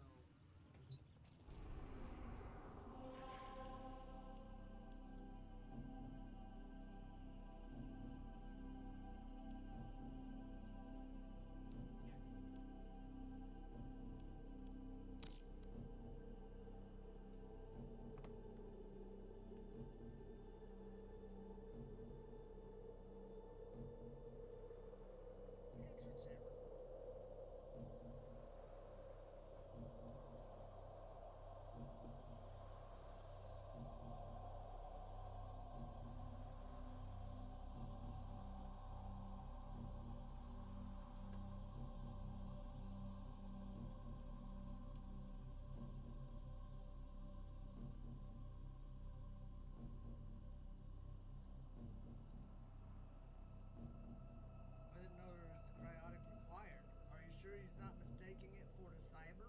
You know I gotta get that up.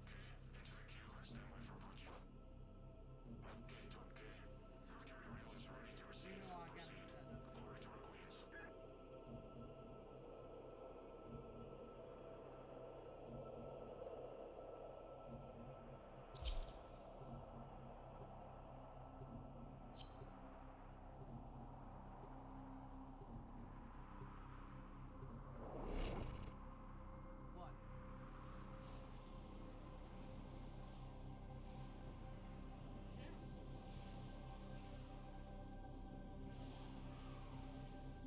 What the hell? We were your last squad. These foes deserve your respect.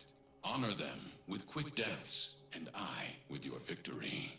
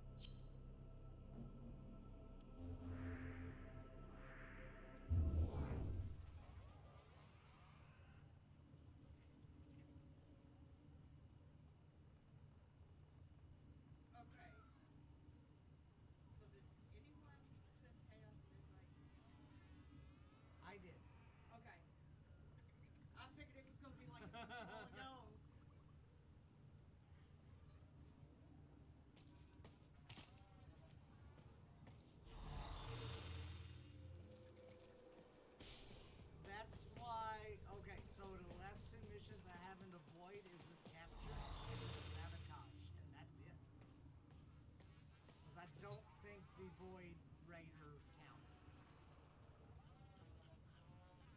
I sure hope.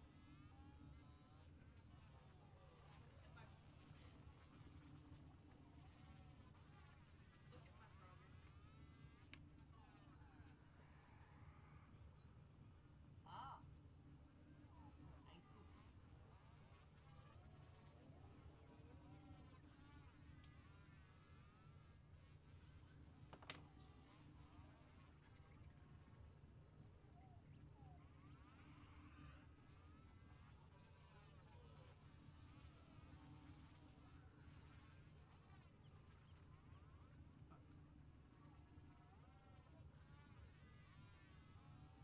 Oh, when my shoulder blade gets like this, there is no fixing it. Pretty much, yeah. Of course, I did find myself sleeping really odd.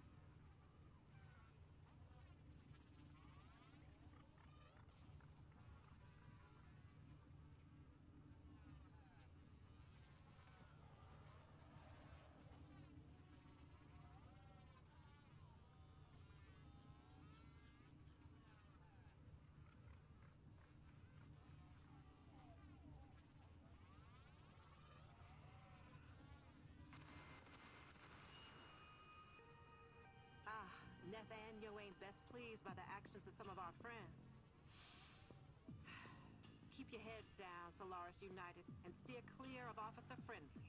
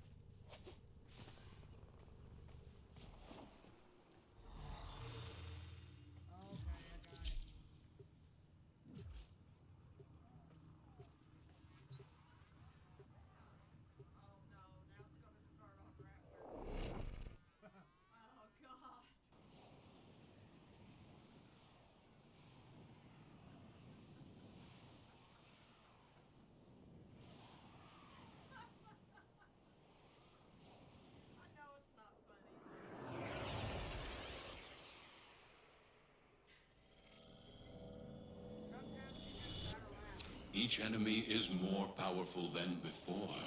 Only with true mastery of the Tenno arsenal will you succeed.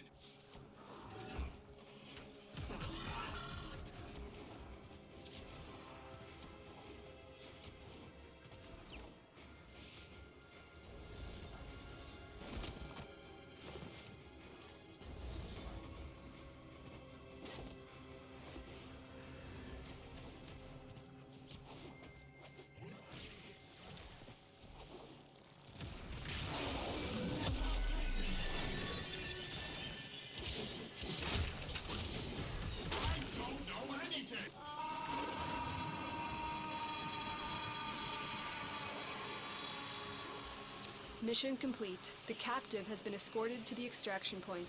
Well done.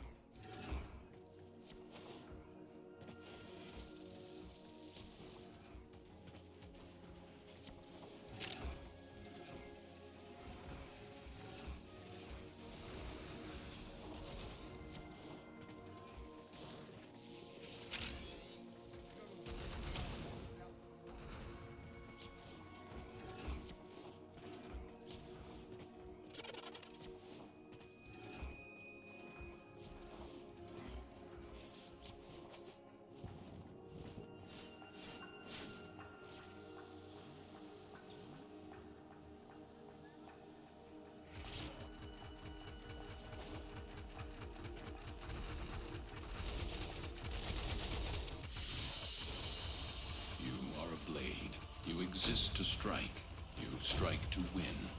The lesson ends.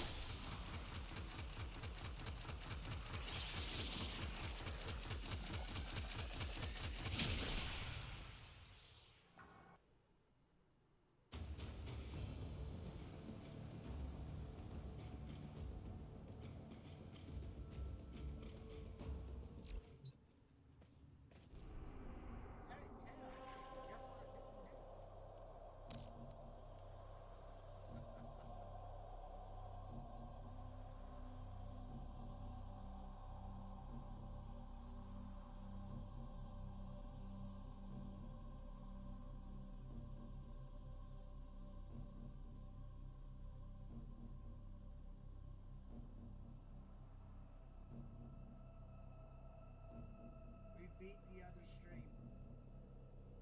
This is now the longest stream. We beat our other stream.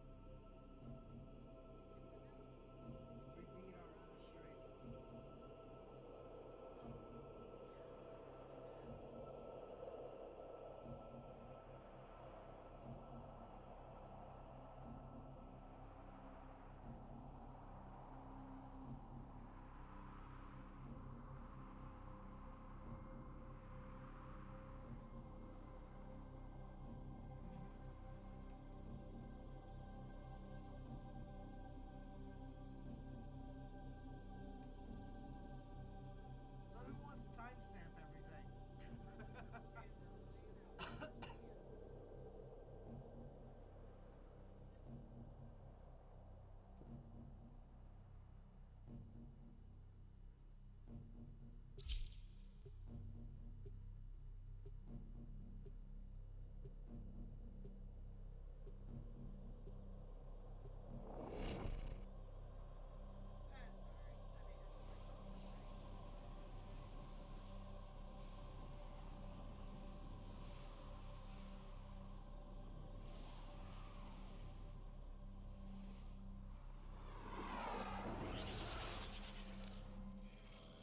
Each enemy is more powerful than before.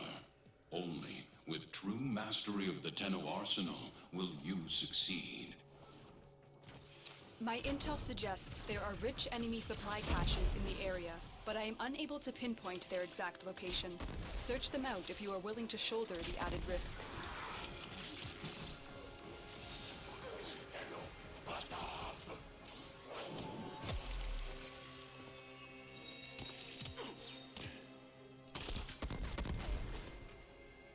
The enemy are using a void key and a portable torsion beam device to force open the portal, destroy the key and the device.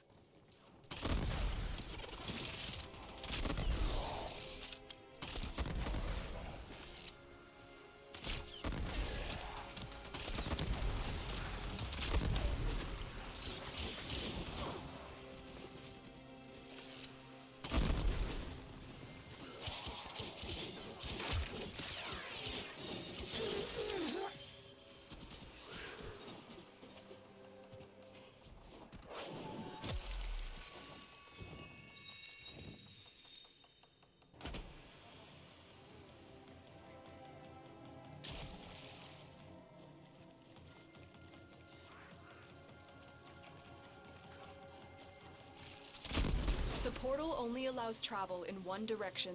Start up the portal generators to reverse the polarity.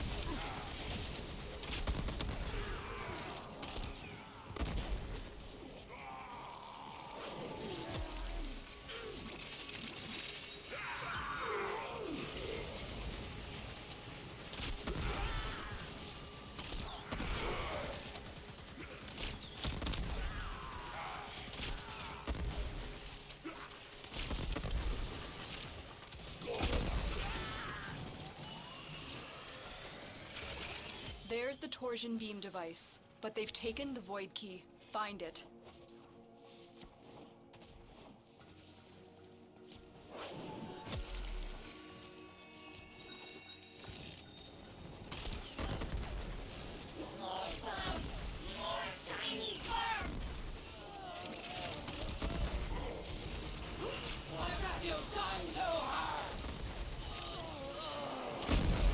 Quick, pick up the key.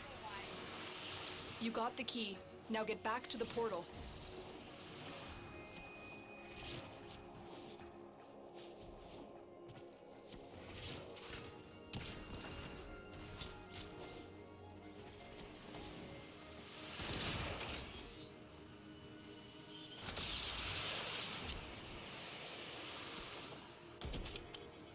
The device is set on overdrive. Get through the portal before it melts down.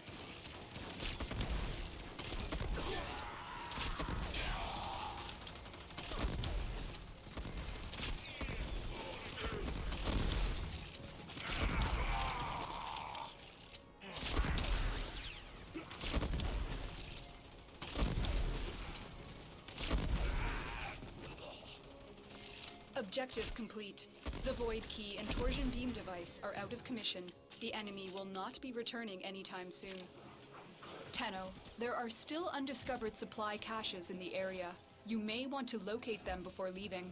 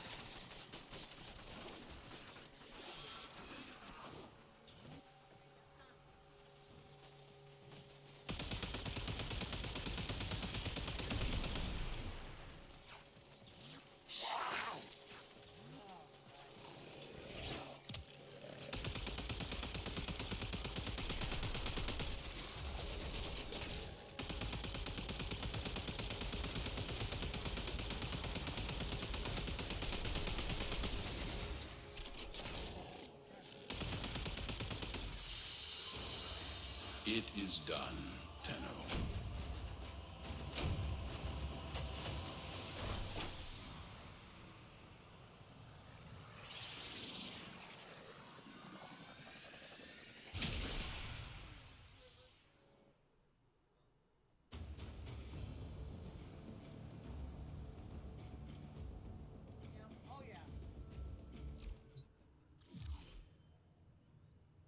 Check your inbox, operator. Maybe Ordis will get a message someday. Nathaniel ain't best pleased by the actions of some of our friends. Keep your heads down, Solaris United, and steer clear of Officer Friendly.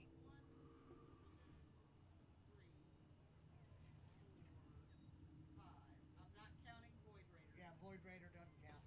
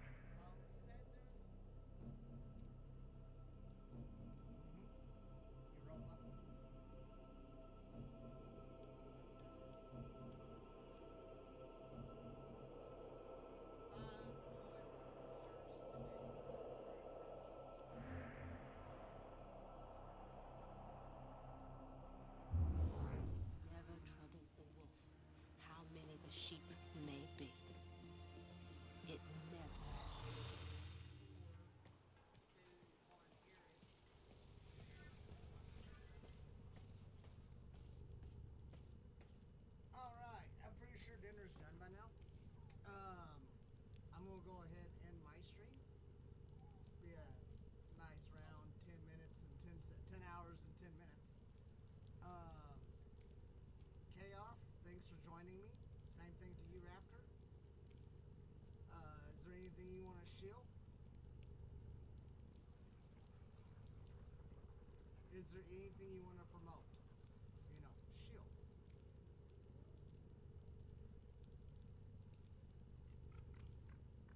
Well, anyone who follows me on here, eventually, follow him too.